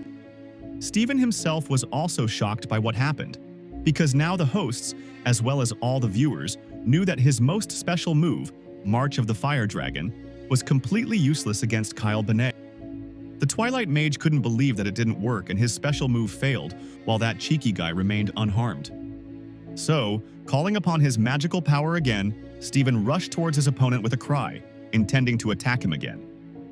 Kyle taunted him, blocking his punch with one hand, not understanding why he was so worked up, and offering to show him something as consolation. But the Twilight Guild hunter refused to listen to him, gaining momentum and pushing off the ground in a jump. Stephen aimed straight at Kyle, wanting to crush him and also shut him up, but he easily dodged such an attack. The Fire Mage became so angry and furious that he went mad with rage, launching a series of vicious attacks, hoping to reach his opponent, but Kyle easily ignored them, dodging and easily not giving in to his opponent. The hosts were happy to comment on such an exciting and completely atypical battle for magicians, because in fact, Stephen switched to hand-to-hand combat, which, however, did not give him an advantage, and this type of battle was atypical between magicians. The Fire Mage abruptly closed the distance between him and Kyle, but missed Bennett's maneuver, not understanding where his opponent had disappeared to, while Kyle informed him that Stephen had held up well, but had made one important mistake, spoiling his mood, and this mistake would cost him dearly. So Kyle wasn't going to stand aside and found the magician's weak point while he was open. Plus, Bennett noticed that Stephen was clearly too young, since he had completely forgotten about his legs, which in hand-to-hand combat should have been the center of gravity, and he so stupidly lifted them off the ground. Therefore, Benet was able to deliver his blow, from which the Fire Mage flew back several meters without much difficulty. And Kyle noted that he should correct his stupid habit of raising his shoulders too high when striking, and concentrate more carefully on his opponent. Stephen, lying in a cloud of dust on the ground and recovering from the last blow, still couldn't understand how he got it, asking how Kyle did it. Kyle closed the distance between them, stopping and hovering over his opponent who was sitting on the ground, blocking the light, smiling as he said that he had studied martial arts for a long time. Benet leaned over to Stephen, who was sitting on the ground, admonishingly noting that the Fire Mage had too little experience. In an instant, Bennett's smiling and good-natured face turned sinister, and he threateningly asked if the Fire Mage had understood everything from his words, also asking if he still thought that abilities alone were enough to win. Stephen felt that the hunter fighting for Twilight was mocking him, because Bennett also noted that his words clearly hurt the pride of the Fire Mage, showing that the techniques of the mage, who considered himself the strongest, were not enough and that he was, in fact, a weakling. These words angered Stephen, causing him to feel furious, and he shouted that he was going to incinerate Bennett, causing Kyle to be surprised at his stupidity. Benet jumped away from the enraged guy, who had surrounded himself with a fireball, to a safe distance with great speed and incredible ease.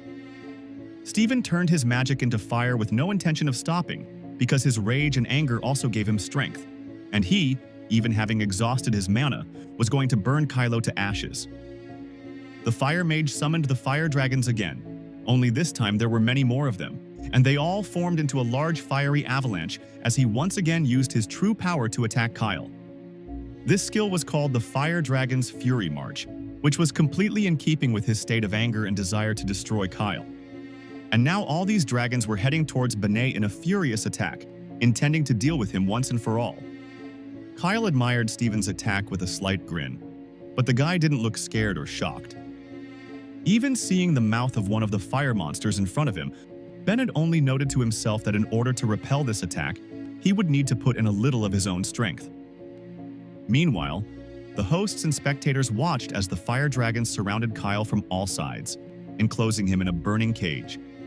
In addition, there were so many dragons, and they were flying all over the stadium, which caused concern that they could burn the entire stadium to the ground. The female host suggested that since the flames, almost like an explosion, covered the entire stadium, Kyle would have to sweat to cope with such a strong blow. Alice Labora, who was watching the fight from the guild representative's box, did not take her eyes off the arena. In the words of the host, that such a strong attack from Steven drove Kyle into a corner because no one knew what could be done to counter such a merciless attack.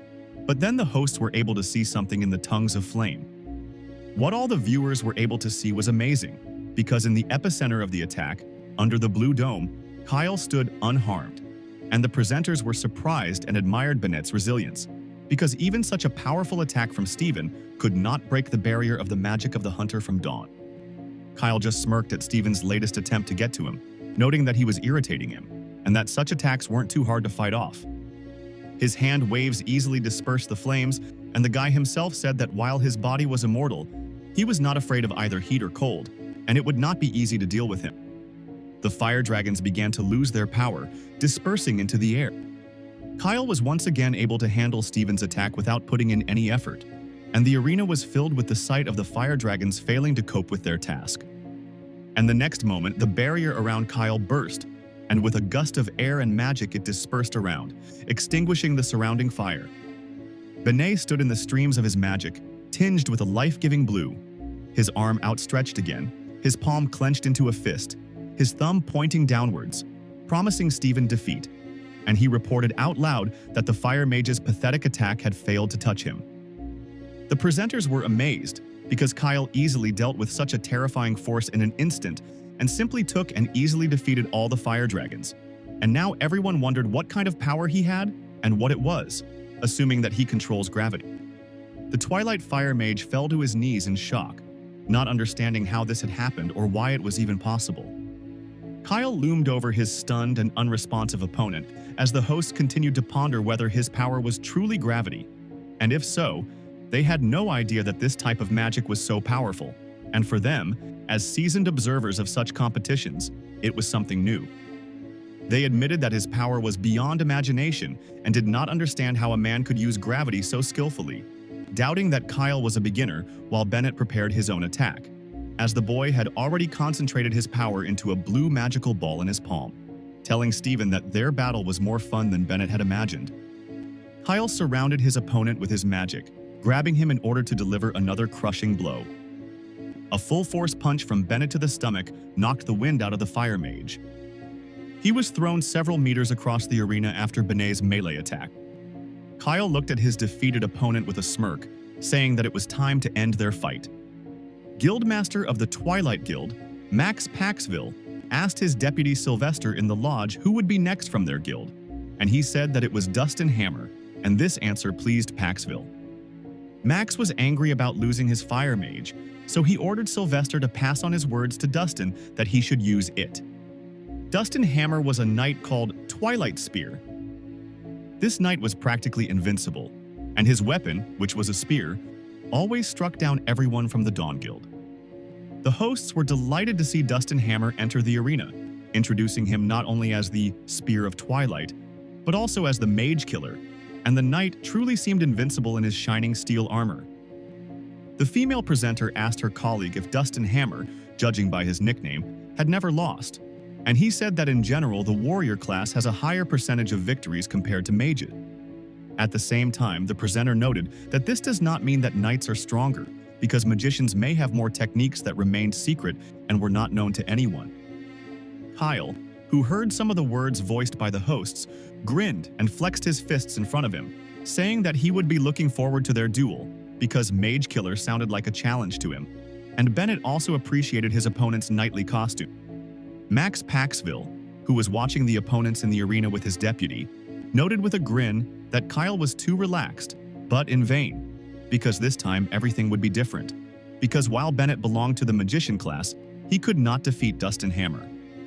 The hosts announced that the second duel of the Great Battle of the Sun Festival was beginning, and Dustin immediately called upon his power, distinguished by the color purple, and directed it into the spear.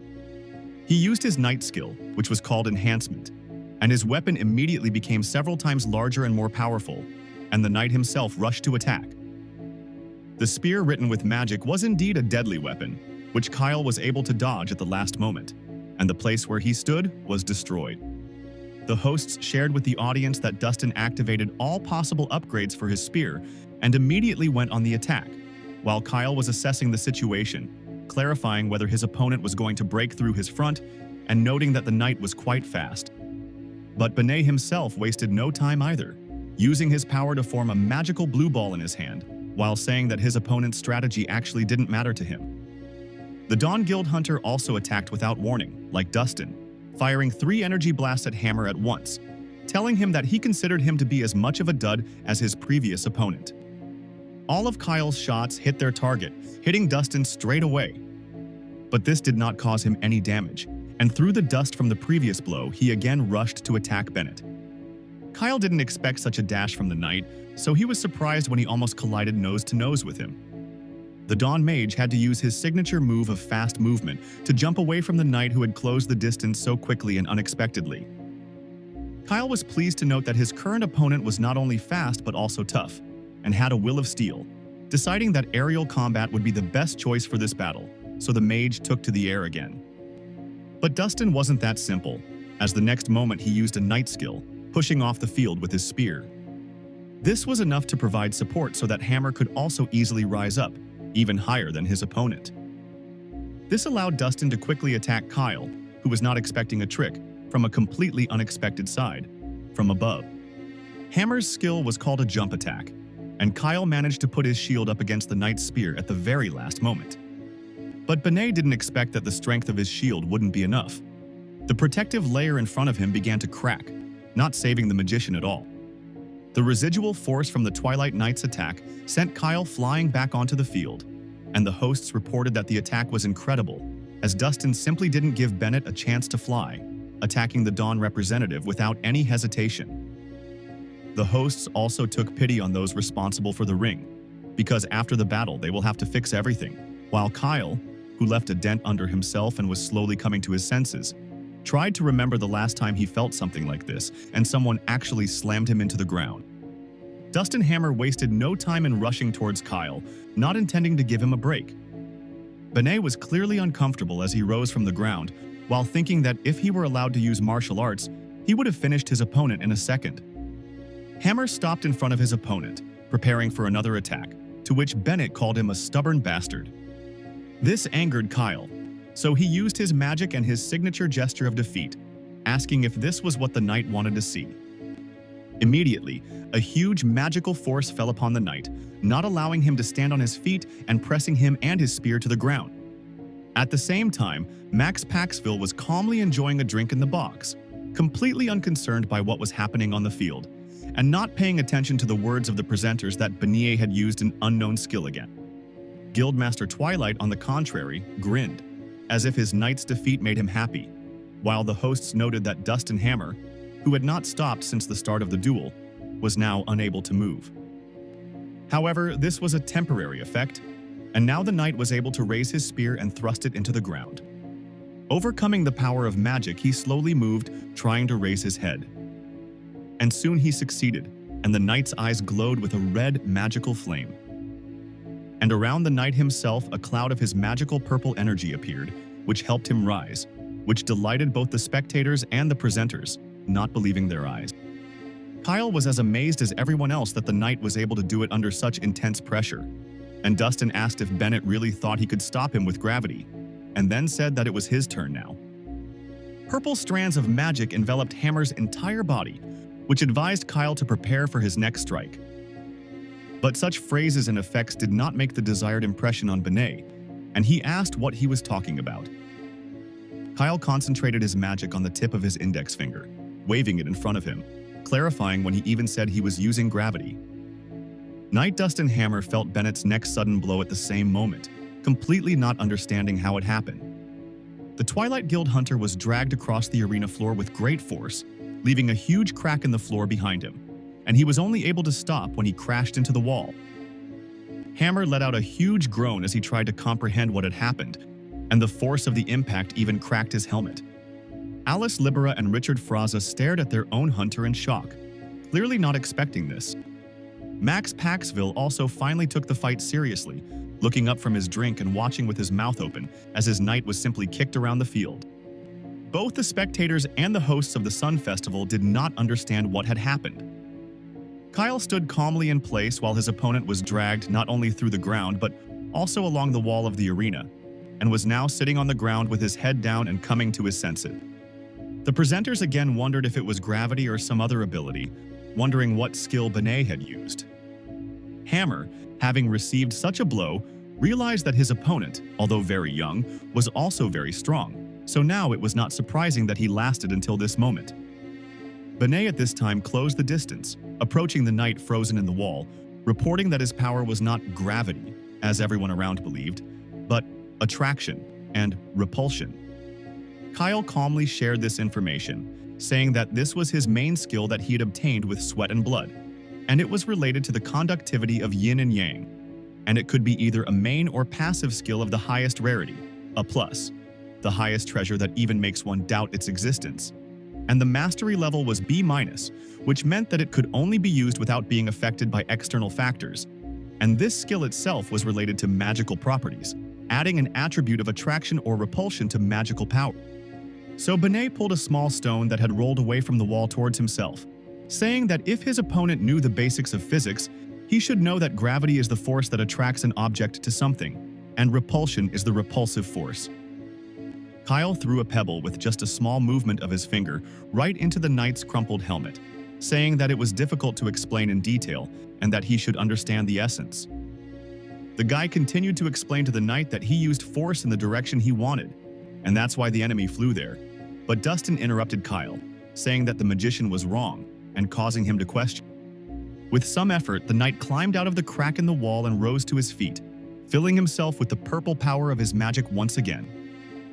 He was once again enveloped in a cloud of power, and his eyes glowed red, and he explained that Kyle shouldn't have told, and explained his weakness to the knight, and Dustin used his true skill, pointing his hand at Kyle. Max Paxville, sitting in the box and knowing about Libera's abilities, mentally addressed Alice, asking if she knew why Dustin Hammer was called the Magician Killer. The girl did not expect such impudence from the head of the Twilight Guild, but she was even more shocked by the answer because Paxville said that Dustin had a special skill, the very one that Max ordered him to use, and told the girl that if Benet had nothing but magic, he was finished. At this time, Kyle, amazed by the knight's speed and strength, stared in shock at Hammer's approaching magic.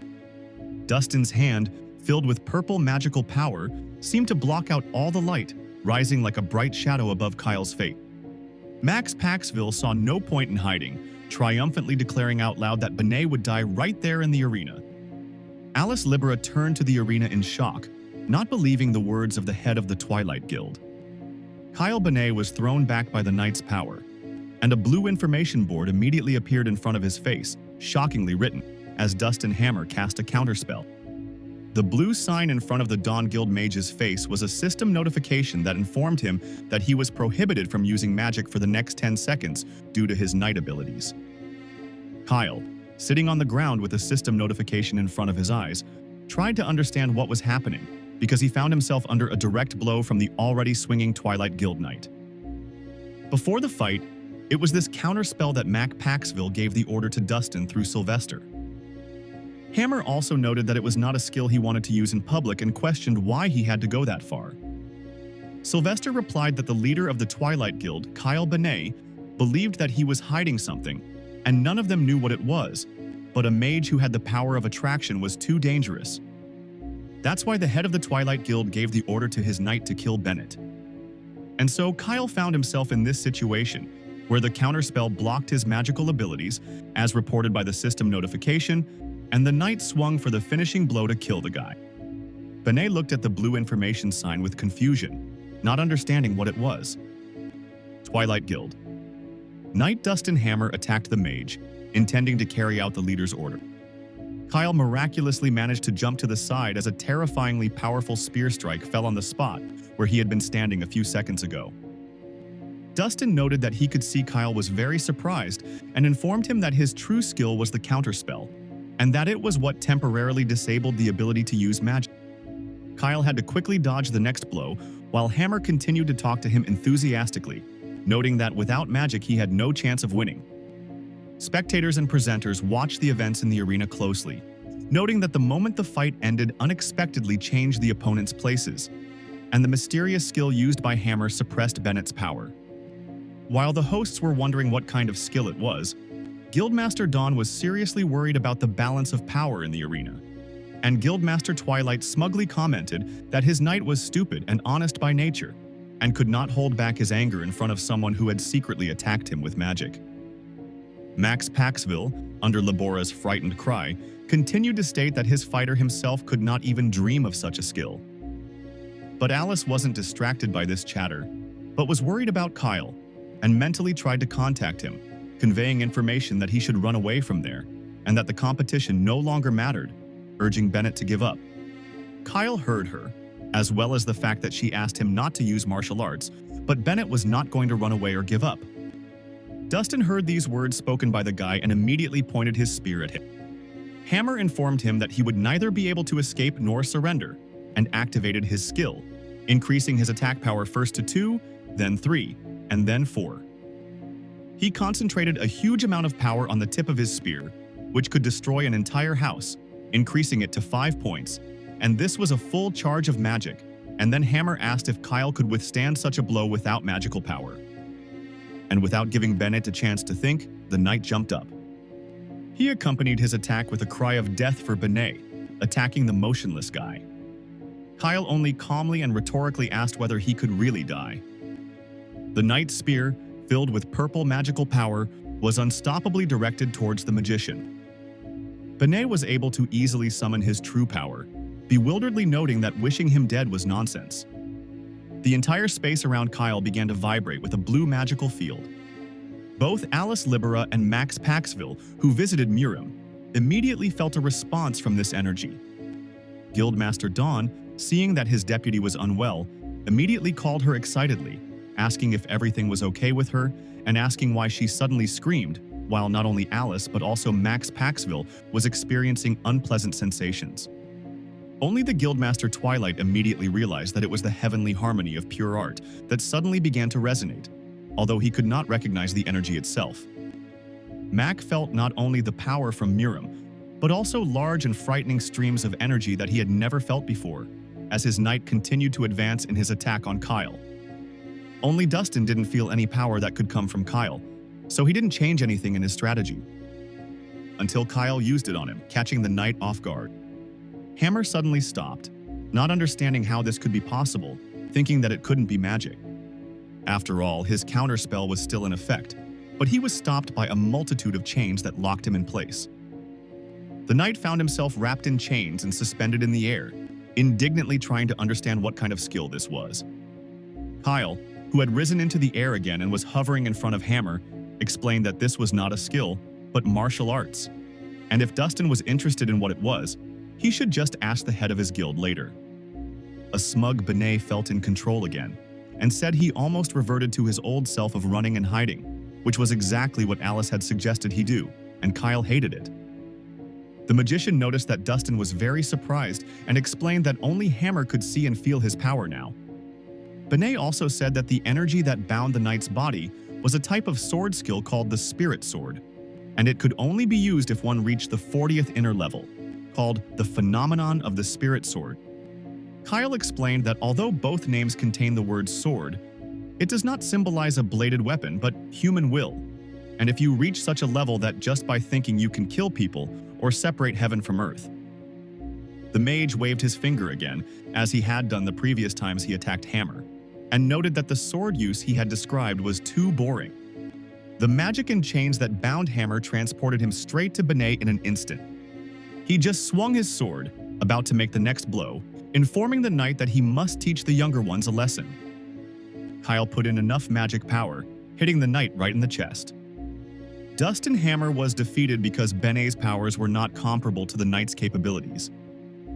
The body of the Twilight Guild's defender flew into the sky from Bennett's blow, and Kyle himself rejoiced, wondering if Paxville was watching this, because the head of the Twilight Guild had been watching him the entire fight. But Kyle didn't care, and Max could watch as much as he wanted, because what the magician had just shown was true martial arts. Benet then activated his power for a new swing, since he had not yet defeated his opponent, and now used a whirlwind strike. The magician soared into the air and dealt another blow to the knight, slamming him into the ground of the arena. It was a complete victory of the magician over the knight. The leader of the Twilight Guild was shocked by what had just happened before his eyes. The hosts, as well as the viewers, were also perplexed because everyone was sure that Kyle's magical skills were stopped. But literally in a second, the situation changed, and Dustin Hammer was now unable to resist, and everyone wondered if this was related to the power that they could feel. The hosts also announced that the duel was over and that the medical team should hurry to the defeated Twilight Knight. And Kyle felt inspired and happy, as he had not used martial arts for a long time and missed the power he felt from them. The hosts announced that Dustin Hammer was out and Kyle Bennett was the winner of the second match of the Great Battle of the Sun Festival.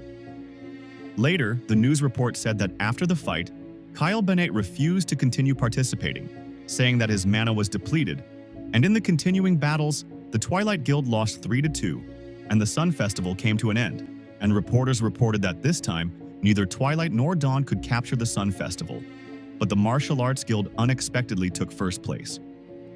Kyle Bennett became a star among the hunters, and the discussion about his level continued on social media, and people assumed that his level was above 60 and wondered where he came from, how strong he was if he was a newbie, and considered him a secret weapon of Dawn, assuming that he was stronger than both the head of Twilight and the head of Dawn, and the prestige of the Twilight Guild dropped significantly. Paxville's secretary stood frozen in front of his office, fearing him and at the same time worrying about him. Sam plucked up the courage to ask if Max was okay, but only strange sounds from behind the closed door of the office were his answer. The head of Twilight himself sat in the middle of the office, destroyed in rage and laughter. He experienced a whole storm of feelings, noting that what happened was funny. He remembered what he had experienced at the Sun Festival, when he had felt Bennett's enormous power. But in addition to the fear he had experienced then, his guild had also been ridiculed. Yes, Paxville had felt Kyle's power for just a moment, but it wasn't at a level Max could handle, assuming Bennett was implying that the head of Twilight was no match for him. Guildmaster Twilight put on his jacket, agreeing and acknowledging the fact that Kyle was stronger and that it was not Paxville who would be able to defeat Bennett now. But this state of affairs, on the contrary, gave the head of the Twilight Guild the opportunity not to hide his means and methods. Paxville left the office and was immediately met in the foyer by Sam. When the secretary asked where he was going, Paxville chuckled, saying that he was going to see the Heavenly Warrior. A week had passed since the Festival of the Sun, and the headquarters of the Dawn Guild was besieged by hundreds of phone calls, which the workers, exhausted by the constant siege, were forced to answer. Representatives of the Dawn Guild answered the callers time and again, informing them that the head of the Martial Arts Guild was not on the territory of Dawn, repeating this to the callers time and again. But not everyone could cope with such a load, because many were already tired of this and were ready to go crazy from the number of calls. Many employees were on edge, and those who had been working for a long time were dying of exhaustion, while some were holding on by the last of their strength and were one step away from falling into hysterics. At this time, in the office of the deputy head of the Dawn Guild, Alice Libera, there was a small meeting with Kyle Bennett and the secretary of Dawn, and the silence against the background of the continuing phone calls in the room was oppressive. The secretary read out general information regarding what had happened since the Sun Festival. Kyle and Alice listened quietly to the fact that the Dawn Guild had received a total of 328 calls and 800 emails addressed to the Martial Arts Guild, or more precisely to Kyle Bennett. And the recipients were mostly reporters and those who wanted to join the Martial Arts Guild, not counting 8 requests for cooperation, 43 requests for advertising, and 29 filming proposals. The chief secretary also reported that, as Ms. Labora had requested, all but one of the proposals had been rejected. At that moment, there was a knock on the other side of the office door and requests from the staff to the chief secretary that he needed to come out and help them, as something had happened again that required his attention, and he quickly finished his report. The man, depressed and frightened, clearly having no idea what else could have happened, slowly left the office. Alice Labora placed her cup of tea on the coffee table in front of her, smiling as she noted that this was exactly how things were, and asking Kyle what it was like to be a superstar. The head of the martial arts guild did not look depressed or smug, as he was not against fame, but he was against the hype that was unpleasant to him, and he only clarified whether the head secretary's name was Chris, and he should be thanked for the work he had done. Alice Labora did not react to this in any way, being lost in her thoughts. The girl raised her head, saying that she was a little late, but was asking Kyle for forgiveness, and when he asked why, she explained. This was the situation when Alice asked Kyle to surrender and revealed his identity, because she didn't take his opinion into account then. Deputy Guildmaster Dawn bowed her head in an apologetic bow, acknowledging that the situation she had put Kyle in could have been dangerous if she had done something wrong. The head of the martial arts guild stood up from his seat, drawing Alice's attention to himself, and confidently telling her that she was just winding herself up, immediately asking if she really thought he would suffer because of such a trifle. Kyle admitted that, of course, such an incident was unfortunate, and he himself did not want to use martial arts, but it was not a problem. And what could Max Paxville do with this information? Benet believed that Paxville's limit was to realize Kyle's superiority over him, and for the foreseeable future, the head of the Twilight Guild would clearly be inactive. However, the mere thought that Max might target his sister Becca made Kyle feel angry and wanted to strangle him. Alice Libera, who had been listening to him attentively, only smiled at his last word. Rising from her seat, she noted that the external activity of Twilight after the holiday had indeed decreased, and she assumed that after the holiday, Paxville would put pressure on Dawn. But apparently he was too shocked, since according to current information, Max locked himself in his house and did not go anywhere, and the veteran hunters who had previously maintained neutrality were now knocking on the doors of the Dawn Guild. Alice pointed her hand at Kyle. They say that it was his victory that gave their guild an advantage, and everything that happened thanks to him. So now she would like to officially, on behalf of the Deputy Guildmaster of Dawn, say thank you to the Martial Arts Guildmaster Kyle. Kyle listened to her words with a smile, feeling a little smug. He shook the girl's hand, telling her that she had finally become normal and that he would now rely on her in the future. The guy noticed that enough time had passed and it was time for him to go, as Becca was waiting for him. Alice couldn't help but ask why Kyle only accepted one invitation to cooperate with the Hold Island Guild, and why he rejected the rest. Kyle headed out of the office, reporting that he was simply tired of the capital's dungeons, and their level was not rising either. But the main reason that Kyle told her was that Hold Island was a popular vacation spot, meaning it would be an ideal place for family travel. Kyle said with a smile that he would return back to the capital in about a month, and then he and Libera would see each other. Alice Libera saw him off with a gentle smile, but Kyle from the future, assessing the situation after everything that was about to happen to them, understood that he believed in the deputy head of the Dawn Guild, or rather, he believed in himself too much, and if he had known in advance what would happen then, he would not have gone to the Hold Islands. Meanwhile, in the current, Kyle and his sister Becca had already arrived at Hold International Airport, and she was very happy to be there. She walked ahead with her yellow suitcase, turning to look at her brother and not believing that they had actually arrived here. Becca admitted that it was her first time on the island, immediately asking what they would eat, saying that local delicacies included black pig meat and macaw grouper. Kyle followed his inspired and joyful sister, smiling at her behavior, but he didn't forget to remind her that the main purpose of their appearance here was work. They were walking carefree through the airport when someone called out to Kyle very loudly, so the brother and sister turned around in surprise. It was the Tamra Guild Representative Office, the representative office of the very same Hold Island Guild with which Kyle had signed a cooperation agreement, which was waiting for Kyle's arrival with a joyful banner, balloons, and hearts. The young red-haired man smiled sweetly and said that they were very happy to see Bennett, and Becca was shocked and amazed by this.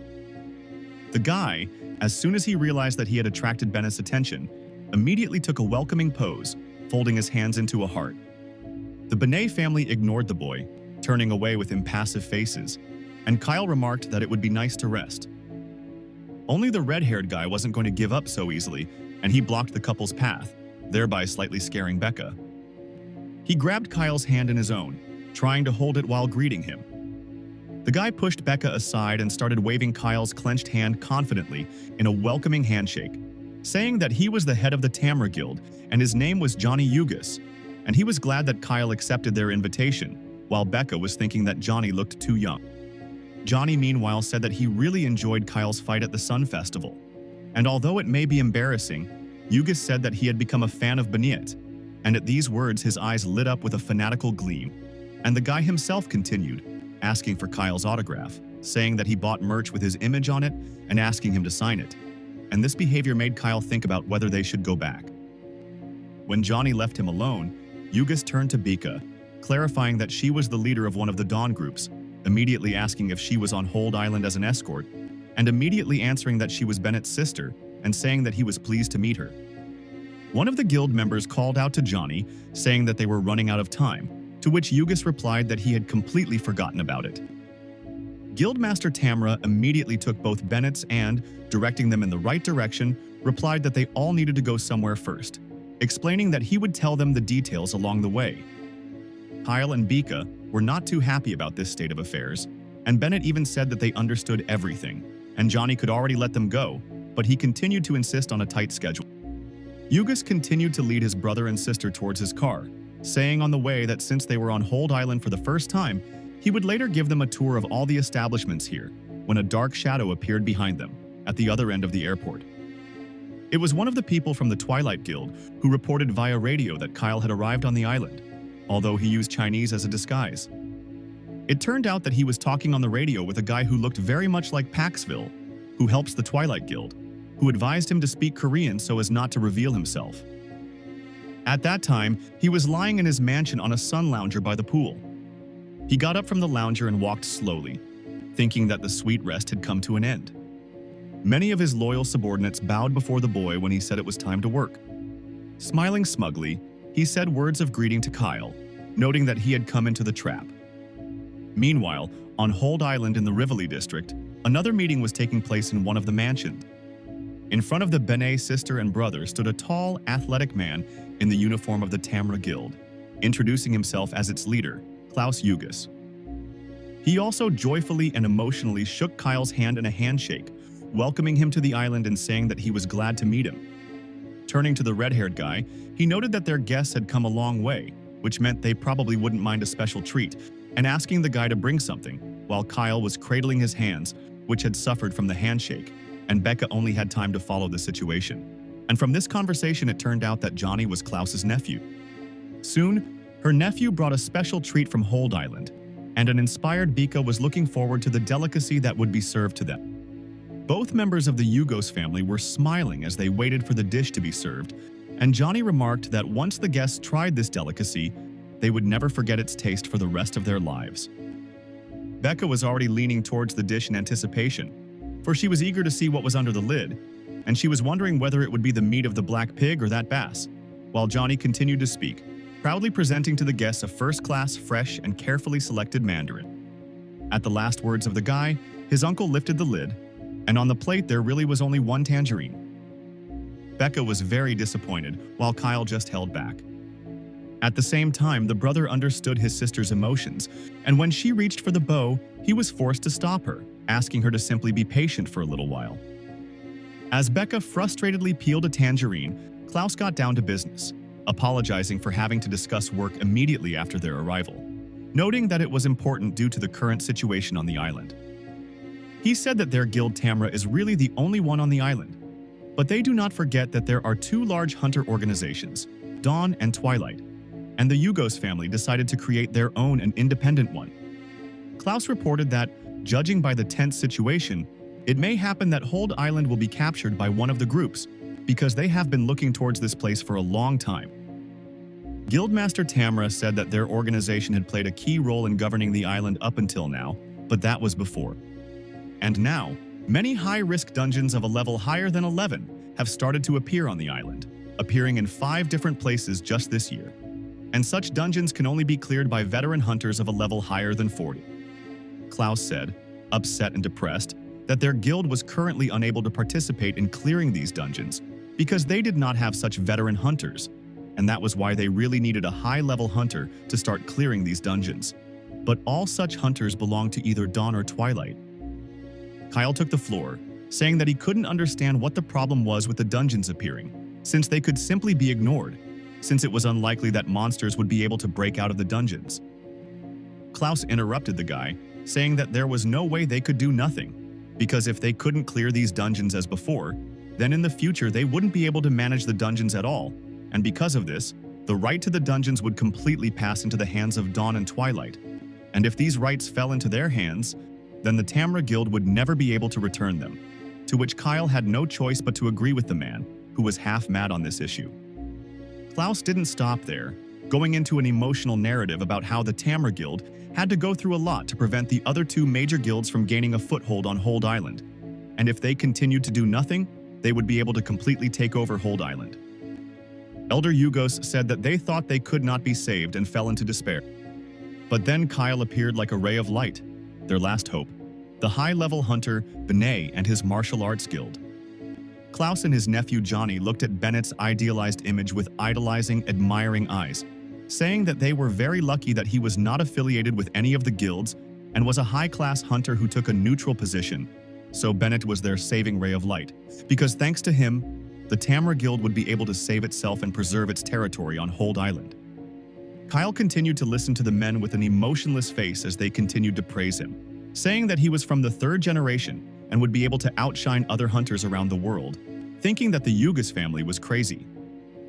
The delighted uncle and nephew continued to thank Kyle for accepting their invitation and coming to Hold Island, and they promised to never forget his kindness for the rest of their lives, while Bennett asked not to thank him, honestly saying that he came to Hold Island to raise his level and earn money.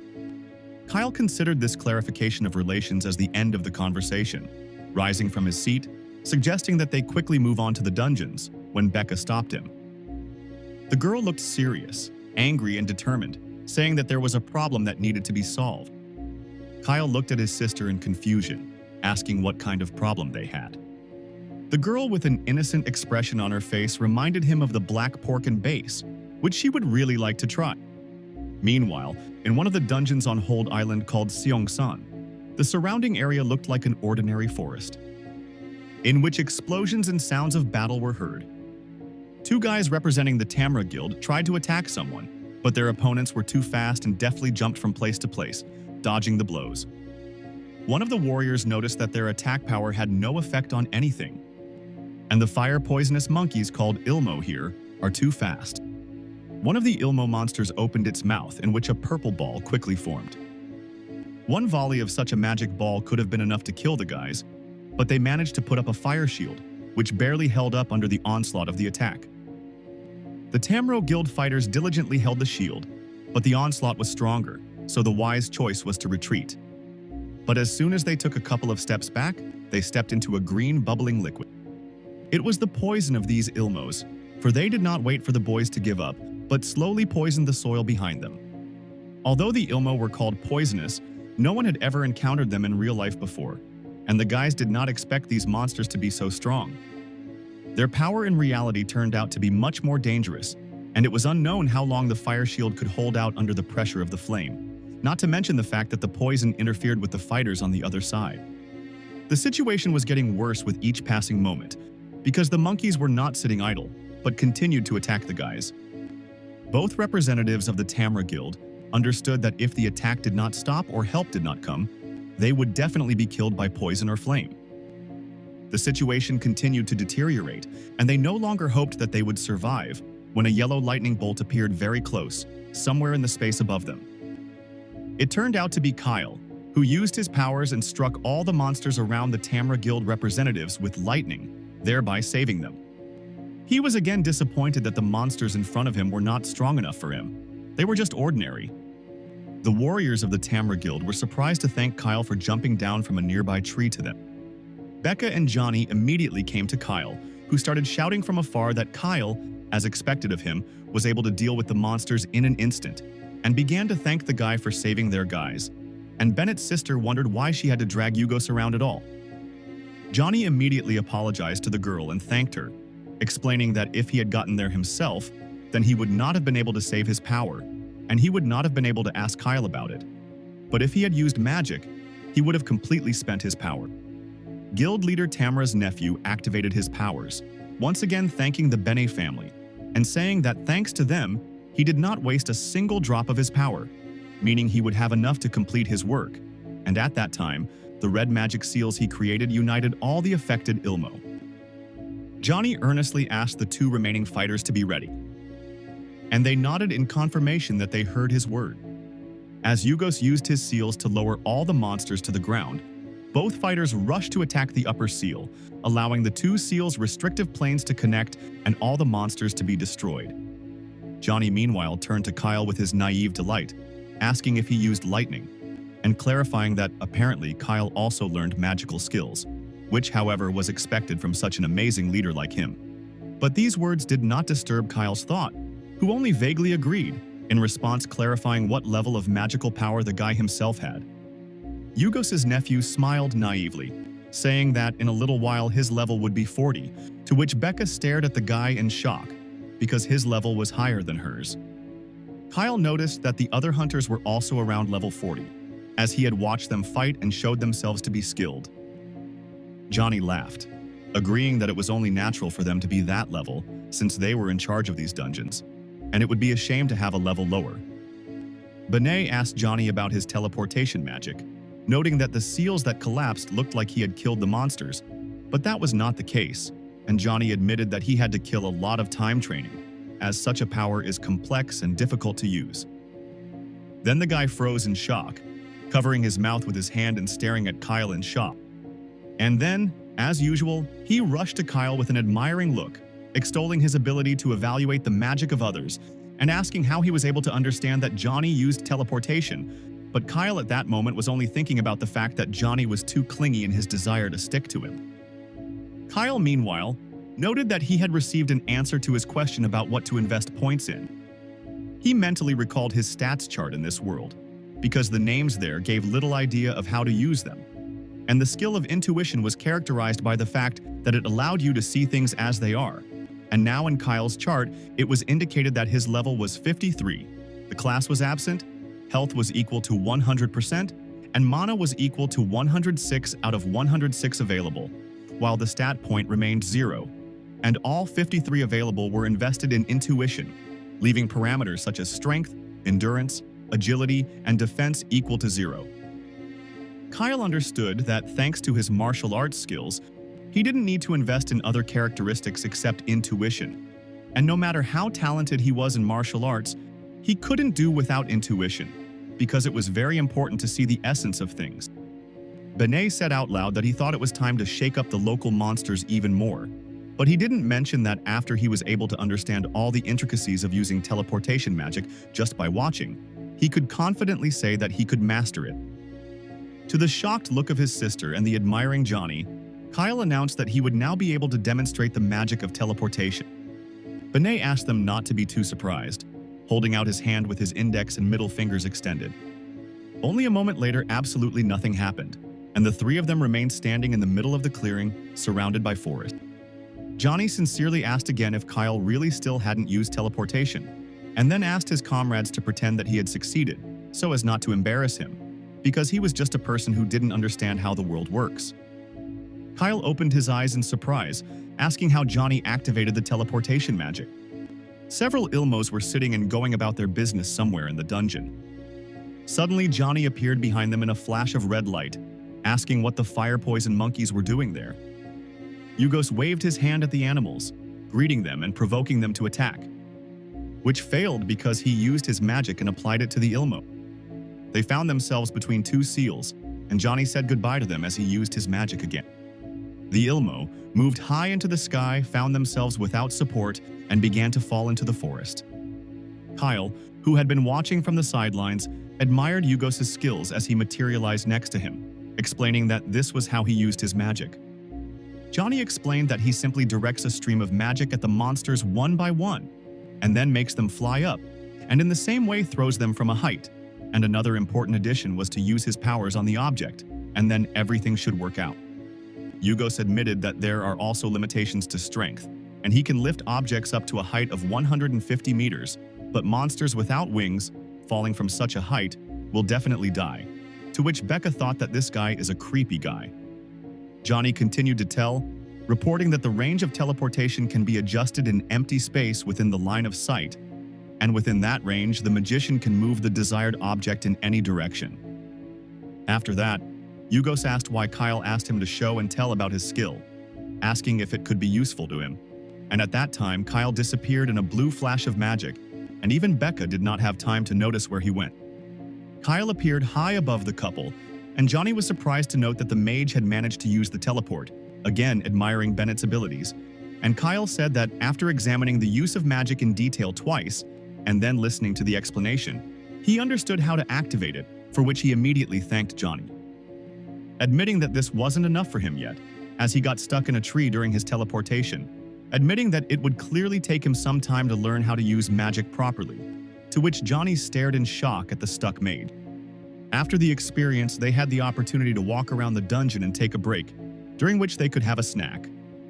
Kyle and Bika just landed in the clearing next to the Tamra Guild boys, and Johnny thanked them, because they wouldn't have been able to find a moment for a break without Bennett's help, and the boys confirmed that it was very difficult for them. Bika condemned their carelessness because there were dangerous monkeys around, and they decided to eat so carelessly, even knowing that the Ilmo could attack. But Johnny admitted that they didn't have much of a choice, since Kyle and Becca had given them some time to eat. Yugos offered the girl a treat, instructing her that it was very important to eat, because without food, they would not be able to replenish their energy. But the girl only became more angry, since the food turned out to be absolutely ordinary without those delicacies that she so badly wanted to try. Johnny turned back to Kyle, noting that his skill in using teleportation was getting better and better with each attempt, and noting that Bennett was at a different level than other people. Benet chuckled smugly, saying that if you mastered at least one skill to the limit, then learning another would be much easier, noting that if Johnny continued to train hard, he would one day be able to reach Kyle's level, keeping silent about the fact that it would take several hundred years.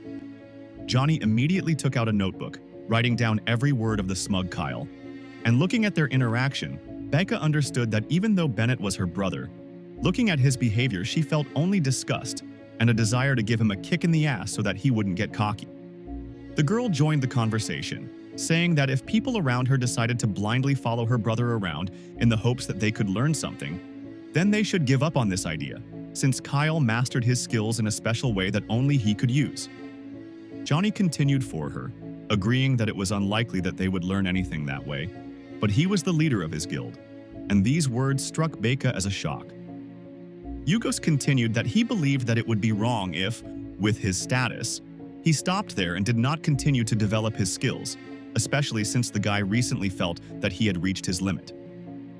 His notebook had the steps for using teleportation written down, and the guy continued to say that he understood everything, but he sincerely wanted to learn something new from Kyle.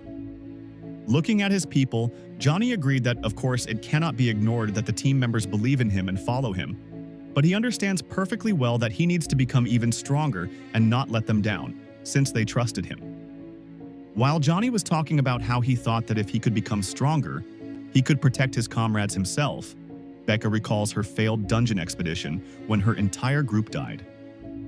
Yugos returned to his carefree demeanor, putting a piece of food into his mouth and apologizing for bringing up such a sad topic. Becca intercepted his food, sending it into her mouth and saying that Johnny won, and she would eat some local food, since it would not hurt her, and noting that the food of Hold Island was also quite tasty. Johnny was touched by the girl's words and stars of adoration appeared in his eyes. Becca had to push him away with her hand to prevent him from hugging her, while the guy was whining about how happy he was to hear that she liked the food, and he could bring a whole truck. And Becca was saying that was unnecessary, while Kyle turned away from them, noticing that they were very noisy and asking how much time they had to catch these animals. Yugos said that the Ilmo are very fast and their number is very large, so it is difficult to calculate the time. Besides, the guy has a limit on how many times he can use the teleport, and if they on the island knew that such a situation with the dungeons would happen, he would try to properly develop the duration of using magic. Becca approached Johnny with her fist, clarifying that what he just said was very dangerous for them. Because if Yugos was crushed by a monster while they were distracted, who would be able to take responsibility for what happened? But Johnny only raised his Urki in a surrendering gesture, asking her to calm down and slow down, while Kyle thought about the situation. Benet decided to look at what skills and abilities he had to see what could help him. While Becca continued to raise Yugos, she did not immediately realize that Kyle was studying something again and called out to him, asking what he was doing. To which the older brother replied that he was trying to find a way out of the current situation, sorting through the tabs of the information plates. Finally, he settled on one of them called Sovereignty, noting that he never thought he would need this skill, while the characteristics said that this skill is a monster type and does not consume mana points. The skill is very rare, and only a few can master it, and the level of mastery was as if Kyle had recently obtained it. The description itself said that whenever he uses this skill, other monsters will naturally sense the aura of a high-level monster in him, and there they will show him respect and trust, which can turn into worship or blind obedience, but the effect will be different depending on the target. It was the skill of that monster skill stone that he had obtained in the dungeon while fighting alongside Libera, and he then decided to use it, thinking that he could learn the monster's skill. When Kyle used the stone, all the monsters, which at that moment were mad squirrels, bowed before him in fear, and it turned out that the stone worked differently, and as the description said, it was a powerful skill. What was interesting was that he was able to control the target's mind using his own will. And the guy got to experience this when another mad squirrel decided to attack him. And instead of aggressive monsters, using this skill and modifying it by merging with the control sword, he was subsequently able to force controlled monsters to perform certain action. Kyle now understood that even though he had only used this skill a few times for fun, he didn't know if this effect would be effective against larger monsters, assuming that it should be more difficult to take over their minds. Kyle closed his eyes and decided that he could test this out right now. Opening his eyes, the guy could only hope that everything would work well since he had used this skill. Now this skill was called telepathic submission, and it looked like in the darkness of the world, one figure of Kyle, surrounded by yellow flashes of magic, in complete darkness sent scanning, subjugating waves around the guy. The magical hands with chains of subjugation made their way through the dungeon world, finding victims to subjugate, and Kyle was just getting used to the new feelings, because it was the first time he used this skill at a long distance. When he was able to select a target, he used his magic and skill to reach out to his monster victim and use mind control to give the order. His order sounded like a wish for all the monsters to immediately appear before him. At that moment, the guy opened his eyes in the real world, trying to understand if something had changed in the dungeon. Bennett grabbed his head, and a worried Johnny and Becca immediately began to bombard him with questions, asking if everything was okay and where it hurt. Kyle just waved it off, asking Yugos if he had any mana left for teleportation, and he replied that it should be enough for about another 5 minutes. Kyle removed his hand from his head, saying that was great. After all, a huge crowd of monsters are rushing towards them from all over the dungeon. The clearing shook as if an earthquake was happening, and no one could understand how this was possible, because no one had ever heard of natural disasters in the dungeons before. A terrible thought occurred to one of the fighters of the Tamra Guild. After all, only monsters could cause something like this in the dungeons back then, and he turned out to be right. The first poison fire monkey fell from the tree next to them, and everyone was surprised not only by its presence but also by the fact that there was only one. But that was just the beginning.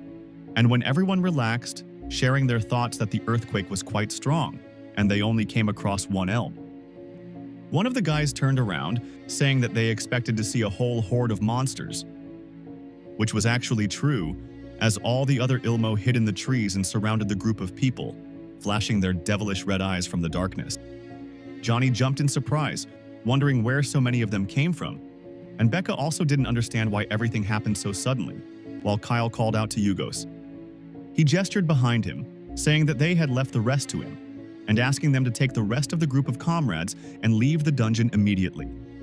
Johnny was able to read his gesture, realizing that the boy was showing that he was going to use his abilities, answering that he understood him.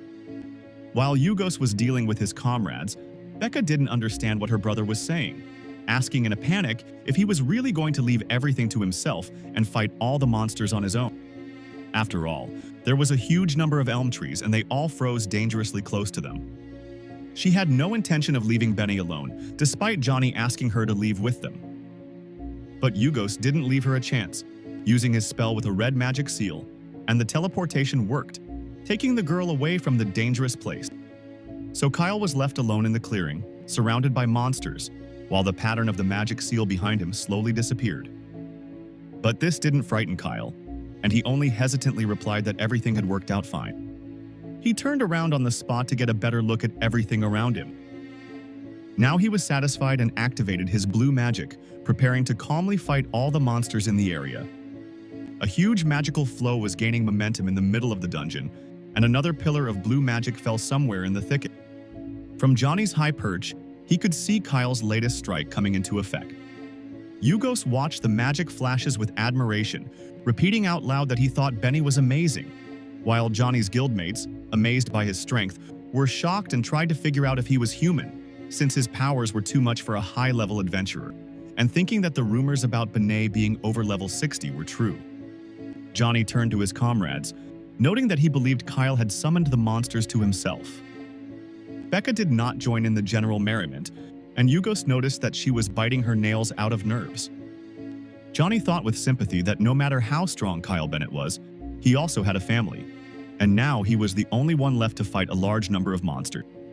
Yugos understood that the girl had good reason to worry, so he put his hand on her shoulder in a reassuring gesture. Having attracted Becky's attention, Johnny told her that he understood why she was worried, but he was sure that Kyle was a strong person, and therefore there was no need to worry. Yugos noted that she knew her brother better than anyone else, and perhaps she should trust him a little more. Johnny's admiration and faith in Kyle surprised Becca, but she was not impressed enough, saying that Johnny had completely misunderstood her feelings and was talking complete nonsense. After all, she wasn't worried about him, but she was worried that he was now collecting a colossal amount of experience alone, and she just wanted to stay there with him, and her words surprised and a little scared the shocked Yugos, because he thought that she was worried. Becca just turned to Johnny in surprise and confusion, not understanding why she should worry about her brother. She was absolutely certain that Kyle might be the one person she didn't have to worry about. Kyle was enjoying the use of power at this time, commenting that the skill was not bad, and now, as soon as he ordered it, the skill worked on everyone in this dungeon. Combined with his strength and this sovereignty skill, he was able to easily gather all the monsters in one place. Benny was pleased, as this discovery would make all his dungeon runs much faster, as the sovereignty skill was finally activated. Kyle stopped in a new clearing, activating his new skill. His command was to wish for all the monsters in the dungeon to come to him. And his contented laughter from the feeling of his power and new ability was very strong. So much so that even Alice Libor, who was drinking tea in the capital at the time, heard it. Her secretary anxiously checked to see if she was okay, asking if she was comfortable in the office, and the girl had to justify herself that everything was fine. She turned around, slightly embarrassed, to the sky outside the window, noting that she had simply imagined someone's abnormal laughter. The secretary pretended not to hear the strange last phrase and returned to her report.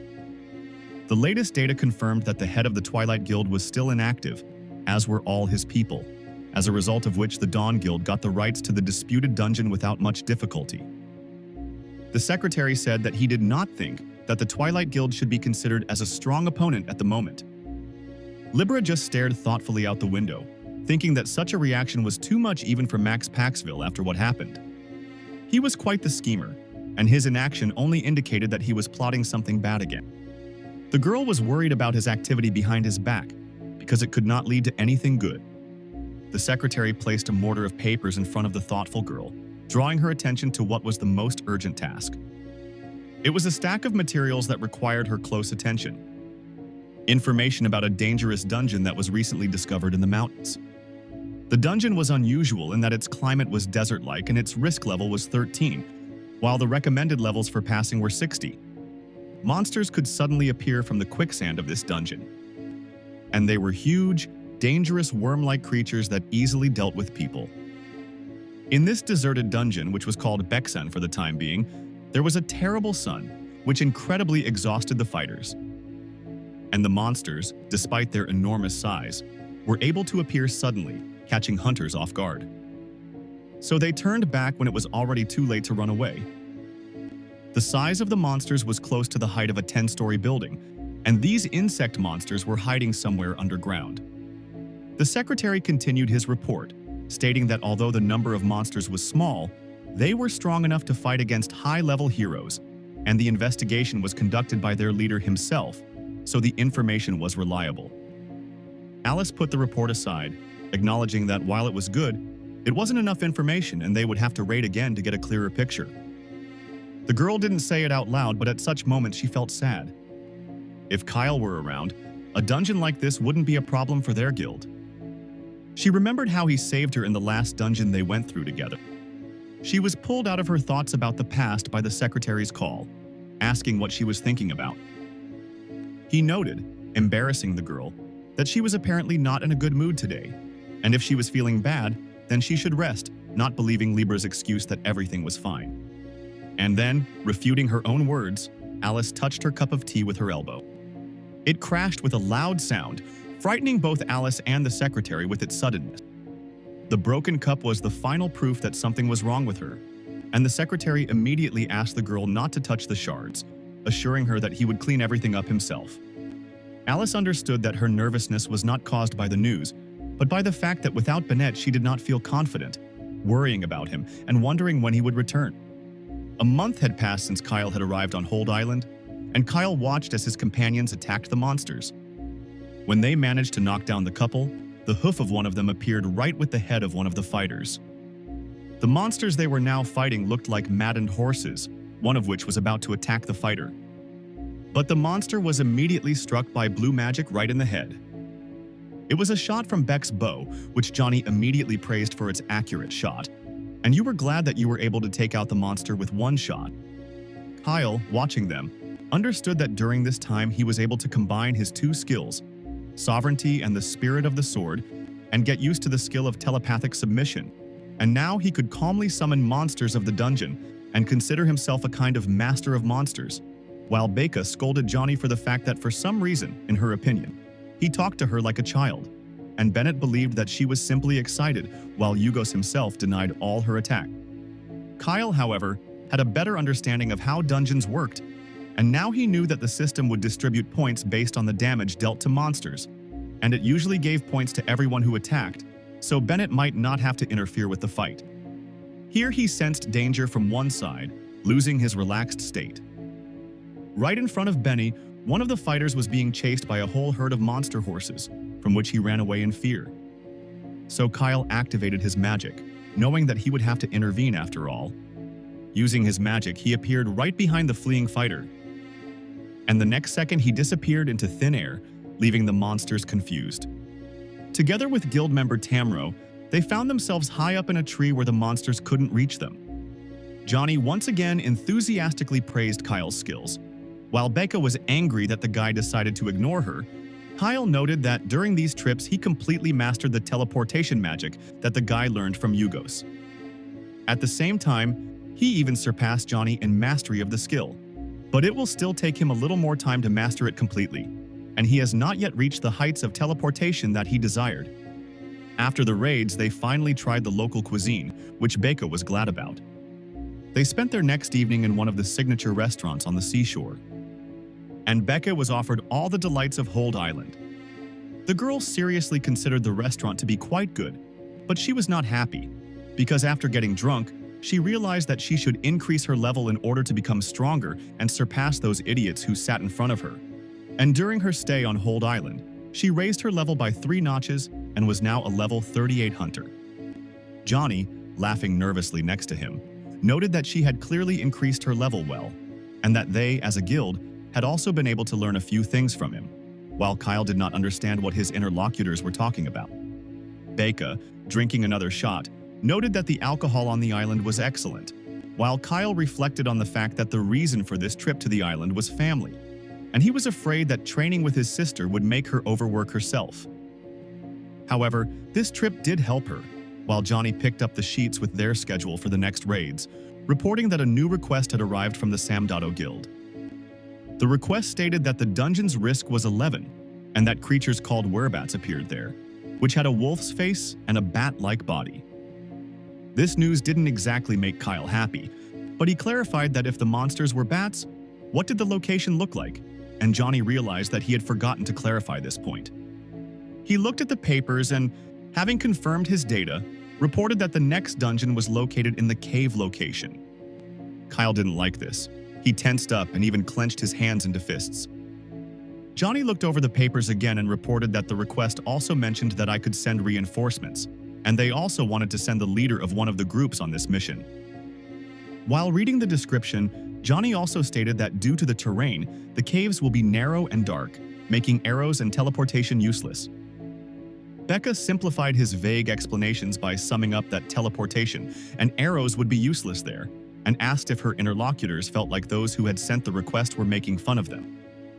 Kyle didn't take her words seriously and noted that he was determined to win, and since Becca and Johnny looked like they were tired, they should get some rest, to which Johnny tried to resist. However, Kyle didn't let him finish, telling him that he could handle it and that they shouldn't worry because he would try to finish as soon as possible. At this time, the guy thought to himself that the cave could become a problem, since just from the idea, bad memories from Murim came flooding back to him when he had just begun to comprehend the basics of martial arts. Meanwhile, at the entrance to the required dungeon, representatives of the Samdado Guild were already waiting for him, and a pleasant-looking man extended his hand to him, introducing himself as Liam Vuk, the one who would be in charge of their raid. Kyle shook the outstretched hand as he was briefly briefed on the upcoming raid and the dungeon he should have already known about, prompting him to begin the raid. The passage to the dungeon was in the middle of the park in a special fenced area and looked like a swamp green portal, through which Kyle saw the outlines of the location ahead for the battle. Benet gritted his teeth, not thinking that he would guess so right, because until the very end he had hoped that the dungeon would not be a cave, and looking into it now, he understood that although he could be wrong, some strange feeling of anxiety did not leave him, although for now he attributed everything to the fact that it was his rich imagination. However, he was determined, and whatever had caused his feelings, he was going to quickly end it and go back. The location of the dungeon really turned out to be a real cave. The werebats were easily and simply struck by the flashes of blue magic, unable to resist the mage who attacked them. The assistant watching Kyle and the leader of the Samdado squad, Liam Vuk, were talking among themselves, noting that their progress was going faster than planned, and the assistant was asking what they should do. At this point, Kyle turned back to them once again, informing them that he was done and asking what was next, while Liam and the assistant were caught off guard, informing them that Bennett's speed and abilities were truly incredible. Liam pointed to the map, indicating that they were just a little further away from reaching uncharted territory. Kyle, hearing this, walked past the men in the right direction, saying that they should hurry, while the guys and the Samdado guilds remained behind him, looking at the hurrying hunter with incomprehension. Liam noticed that Bennett's face was pale, but he waved it off, saying that everything was fine, while inside, he did not feel this calm. Even after so many years, those memories of the cave still troubled him. And now he could not easily control himself, because his feelings were not calm. And when Chief Vuk approached and placed his hand on his shoulder, offering him a rest for once, he did not expect resistance from Benny. Kyle's reaction surprised and even scared Liam a little. Benet was on edge and had a terribly strong aura around him, and his eyes were glowing a deadly red. Liam had to back off and apologize, immediately turning to his assistant for a restoration potion and apologizing to Kyle for being so annoying, persistent, and generally bothering him. Kyle clenched his fists tightly, realizing that he needed to leave the dungeon as quickly as possible, otherwise he would simply kill these people. Their exploration of the dungeon continued, and Liam pointed to the map and said that the road was a bit confusing, so they would have to sweat. But they were already finishing the exploration and Kyle should not worry. The leader of Samdado waved his hand invitingly, and everyone around was so friendly that Kyle suspected something was wrong, since Liam said that they themselves would clear the road, and everyone should form up so that they could move forward.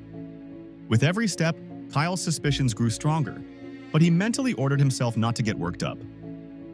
However, around the next turn they came to a fairly spacious place, and Liam began to chat with Kyle, warning him about the obvious darkness, and then asking if he had ever been to Sakaram Grotto, noting that it was much better than this gloomy cave. The head of Samdato also advised Kyle to visit all the local attractions later, but this idea did not cause an emotional response from Benny, and Liam admitted that the guy's face frightened him. Benet wondered how much longer they had to go when he felt something was wrong. He stopped where he was before his companions noticed his hesitation and stared into the cavern's ceiling. A huge, unusual structure with a magical design in the middle was right on the roof of the cave. Benet knew what it was, but he couldn't believe that the thing called a system, which was capable of confusing a person, was located here. Although this design does not cause damage, it can confuse all the senses of a person. Kyle immediately felt his companions being affected by his actions, wondering why the road was repeating itself and whether they were really going the right way, since the formation was forcing the man to walk in circles. Only Benet saw that, judging by the energy flow, they were being led to a certain place. A sharp, painful spasm almost twisted Kyle, because the formation was from Murim, and in a normal dungeon it could not appear on its own. So he wondered if this was another of the paths to the world of Murim, or if they were standing in this place from the beginning. Besides, whatever it was definitely connected to Murim, and Kyle didn't want to see that world anymore. Benet had to take several deep breaths to control his emotions and calm down, knowing those days were in the past. This allowed his body to relax and his mind to come to its senses completely, having conquered the ghostly fear. Kyle took the next step by accepting the rules of the game and making it known that she would not be fooled into accepting an invitation, no matter who left it. Benet moved forward confidently, intending to see who or what wanted to see him. At this time, in the dungeon near the mountains, which was called the Sand Dungeon, life continued to boil. The huge worm monsters continued their battles with the hunters. One of the fighters shouted the command for everyone to get ready. It was Dawn's guildmaster, Richard Fraza, who was encouraging his fighters, telling them that there was still a little bit left and they should hold on, while he used the skills of Crusader, Divine Blessing, and Team Defense up. The defeated worm hid underground, escaping the attacks of the Dawn Guild. This encouraged the fighters, although they understood that the situation was getting tense, and some of them were almost exhausted. Another worm that appeared nearby acted atypically and opened its mouth and began to concentrate magic in it, increasing its power. Richard called for everyone to calm down, saying that this was most likely the monster's strongest skill, meaning they were close to victory. Taking his sword out of its sheath and attacking the monster, he shouted that without victory they would not go anywhere. The force of his blow was so crushing and great that the worm was pulled to the side by it, and an excellent chance for a finishing attack was presented. So Richard turned to his men, shouting that they needed to attack right now. And Alice Libera followed his order, activating her powers and attacking the monster. The girl focused on the strike, activating her assassin skills, and her eyes glowed pink. The killer's series of perfectly timed strikes was executed superbly. Alice dispatched the worms with ease, landing next to her comrades and noting how hot it was in the dungeon, while her comrades happily celebrated the end of the raid and how great their deputy leader was. Richard immediately approached the girl, not at all gently, patting her on the back with his heavy armored hand in approval, noting that she was a good girl and worthy of being his deputy, because she could have killed the worm on her own, while a couple of simple guild employees thought that the head should have been stopped in order to save Alice from his heavy hand. The girl smiled sweetly, saying that there was no need to praise her so much because for the leader, the same battle would not have cost more effort, and they only dealt with 3 monsters, which meant that the team was not in the best condition. She turned to one of her comrades, recommending that they find shelter in the shade and rest for half an hour, to which they all happily agreed. The guild leader, meanwhile, noted with a smile that she should be ashamed to go on a raid with him, to which Alice asked why he decided so.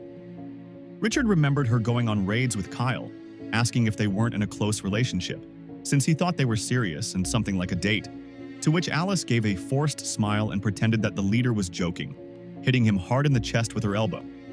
She had hit him hard, so it took Richard a while to recover, although he was glad that he had managed to make the girl laugh, who had already said more sternly that next time he should keep his mouth shut, and then switching to the fact that she did not understand why the other directors, the heads of small groups of hunters within the guild, were absent, because with them the raid would have been much easier.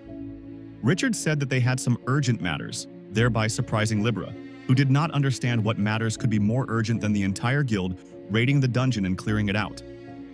Meanwhile, the directors named by the head of the Dawn Guild were indeed busy being near the entrance to the Sand Dungeon. And they looked completely unfriendly towards their comrades, activating the skills of a knight and an archer. The fighters guarding the entrance to the dungeon that Alice and the guild leader were currently clearing were chatting and snacking in a relaxed manner, discussing that this dungeon would be easier to explore if there was a martial arts guild with him, because their leader was incredibly strong, to which the second fighter responded with doubt, not thinking that his partner had seen Kyle's strength. At that moment, the secretary appeared next to the guys, asking if they had really come here just to chat. The fighters noted with slight grins that they didn't think anything could happen at the gates and offered to join them for a snack, since there was nothing else to do anyway.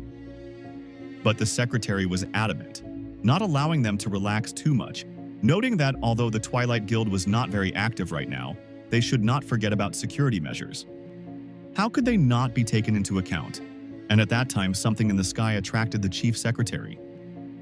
It was a whole series of attacking arrows that were flying straight at them. The bright glow of alien magic in the sky was approaching too quickly for a peaceful action. The explosion reached its epicenter on the ground, at the point where the entrance to the dungeons began. The battered secretary of the Twilight Guild struggled to rise. He knew that the archer's skill was called meteorite hail, but he couldn't figure out who was to blame for it, because no one knew about the raid except the top brass. When a man engulfed in magical flames appeared from the shadow of dust and explosion, the secretary couldn't believe his eyes. He did not recognize the person who approached, deciding that this was the work of the Twilight Guild. But one of the directors that Labora had mentioned in the dungeons belonging to the Dawn Guild appeared before him, surprised that the chief secretary was there and asking if he was okay.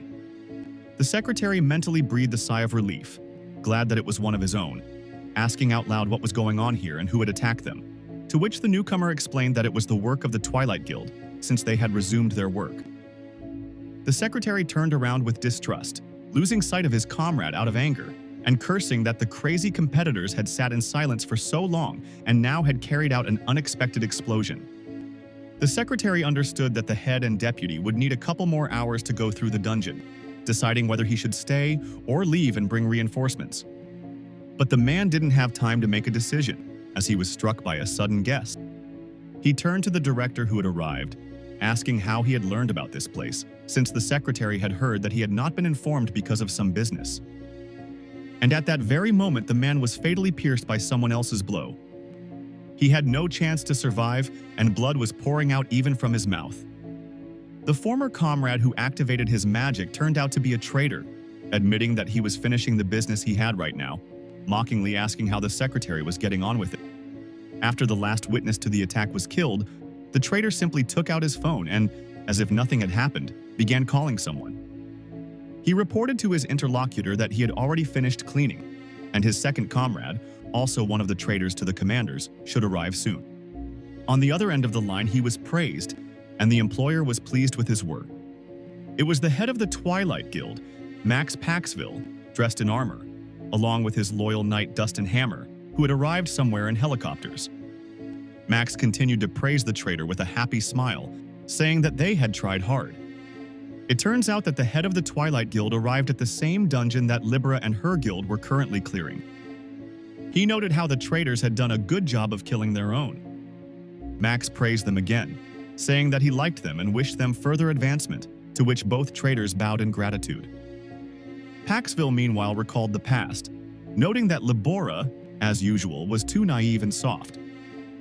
After all, back at the Sun Festival, he recruited these two when he went to the locker room of the Dawn Guild.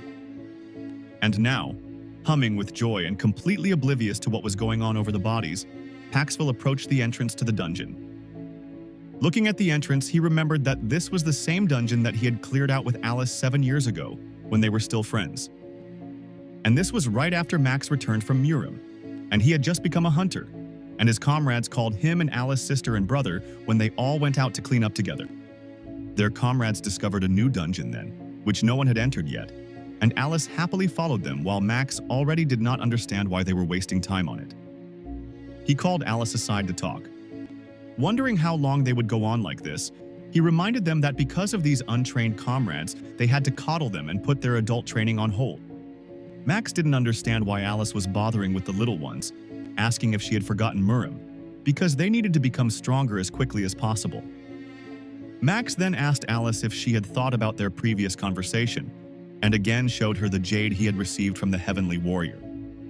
Paxivil reminded that from him the power of martial arts increases several times, showing the girl the stones on the pendant. Carried away by his thoughts and ideas, he again suggested that she follow the Heavenly Warrior, repeating that it was with him that they would become much stronger, until Alice asked him to stop. Her words made him freeze in shock and amazement. The girl said that she understood his fears and worries, but reminded him that they were no longer in Murim, which meant no one would take their lives, so she saw no point in becoming even stronger. She pointed to their comrades, smiling as she noted that she simply enjoyed looking after these children, and so she asked him to forget Murim's burdens for at least a little while. And when her comrades called her, she turned away from Max and simply walked on, leaving the astonished guy alone. It was then that Max realized that despite the fact that he believed that the only person in the world who understood him was Alice, because they had gone through the same thing, everything turned out to be wrong. However, Max was left behind, and Libera traded him for pathetic beetles, which infuriated Paxville beyond belief. While fighting another monster, Max easily cut it in half. It was no problem for him to fight such simple monsters, so he considered the kids to be weaklings. Alice rushed towards the wounded girl in their group with a shout, filled with the desire to help and save the poor thing. Max turned around to assess the situation for his next steps, not rushing to help anyone. Of course, he saw that the children were hurt by these weak monsters, and Libera could not stay away, rushing to that girl, while in Paxville's head, instead of sympathy, gloating and cruelty grew. And when a guy called out to him, asking him to help pull out a wounded girl, Max did not experience any bright feelings, immersed in his dark thoughts. He only gripped his sword tighter as his comrade noted that they couldn't stay here any longer, as the monsters were too strong for them, calling out to Paxville once more. The boy called out to Max again, asking for help because they needed to hurry to save their friend. Only Max didn't hear the child's voice at that moment. All his thoughts were covered with a bloody veil, and the voice of the Heavenly Warrior noted that everything was happening as usual, and Paxville was helping Libera and following her faithfully, and yet she had rejected him because she was weak. The voice of the Heavenly Warrior continued to take over Max's consciousness, saying that she had simply forgotten about the despair she had experienced in Murim. The Heavenly Warrior spoke to him through the ill-fated jade necklace, ultimately ordering him to get rid of the trash. He ordered Paxville to destroy everything that made Alice Libera weaker, amounting to nothing. So he killed all their comrades in that dungeon, taking the side of the Heavenly Warrior. And he continued to follow this thought until now, convinced that Alice Libera would understand him, as the Heavenly Warrior had inspired him. Paxville was sure that by killing everyone near her, he would free the girl. And even now he continued to follow this order, confident that in this way he was freeing her from the weakness that surrounded her. Returning to the present, Max found himself frozen in front of the entrance to the sand dungeon. He woke up from his thoughts as if he couldn't understand how he ended up there, so carried away by old memories. When the traitorous directors of Dawn called out to him, they wanted to know what to do next. Nighthammer answered them, saying that they must guard this place. Without turning around, he ordered those to catch anyone who tried to escape from the dungeon from the Dawn Guild, and kill them on the spot without mercy. The Dawn traitors were clearly frightened by his tone, but all they could do was nod. Hammer approached the chief, distracting him from his thoughts, to which Max immediately asked how things were with Kyle Bennett. He wondered if everything was going smoothly on Hold Island, and Dustin assured him that there was nothing to worry about there. The same man that the Twilight guy who was following the Bennetts at the airport was giving information to turned out to be a Twilight supporter named Galen. Hammer reminded that Max himself knows that no one can escape from this accomplice's trap, hinting that they will finally defeat Kyle. Dustin also said that he was informed that the squad with Benet was moving faster than expected, but everything was going according to plan, and he was about to say what was happening to Benet now, but Paxville interrupted him, saying that he simply believed what caused his knight's attentive look. Hammer called out to his two other henchmen, telling them that they would be going into the dungeon with him. These turned out to be the same fighters that Kyle had defeated during his fight at the Festival of the Sun. The Fire Mage Stephen Gore and the Knight, and Hammer smugly said that he would kill Elisa Libera himself, but his fighters should deal with the rest. This phrase initially shocked Paxville. However, it only took one breath for him to come to his senses. With a smug smile, having regained control of himself, he said that Hammer should do as he promised, and then allowed them to do whatever they wanted with whoever fell into his hands. After all, Max wanted to make amends for his guilt, although he didn't specify to whom. In a good mood, he said that they should all start, realizing that they were at a significant advantage. Looking at the portal to the sand dungeons, he noted that they were hunters, and hunters usually hunt prey. Therefore, this time their prey will be the Dawn Guild, or rather all of its people who were in the dungeon in front of them. At this time, in the underground cave, Kyle could not understand what was happening. After all, he fell for the trick and accepted the invitation of his enemies, but nothing happened. He heard the conversations of his escorts, who brought him to the right point and themselves thought that someone would be waiting for him there, but nothing happened. Kyle wasn't going to pretend he couldn't hear them anymore, so he let them know he knew, asking about who was supposed to be waiting for them here, causing the escorts to shake in fear. He approached the head of Samdado, Liam, ordering him to tell the truth and tell what they were up to, while he hid the map in his jacket, pretending nothing had happened. But Kyle grabbed him by the head, cutting off the oxygen. Benet's face looked scary, because he was tired of pretending to be a nice guy, which he told those around him, because he turned a blind eye to many things. But did they really all think that he would remain silent until the very end? This phrase scared Liam, but he couldn't answer. Kyle activated his magic, lifting Liam off the ground and telling him that if he wanted to leave here alive, he had to tell them everything he knew. But at that moment, one of the other guys distracted Kyle, noticing something on the other side. Kyle noticed it too, freezing in shock. Jalen took off his glasses, smugly noting that Benet was fast. But that was good, because now he wouldn't have to wait. Other people told him that the target was in place, and he grinned smugly, confirming that this was good. Kyle noticed a red light in the wall, thinking that those they were waiting for had finally decided to show up.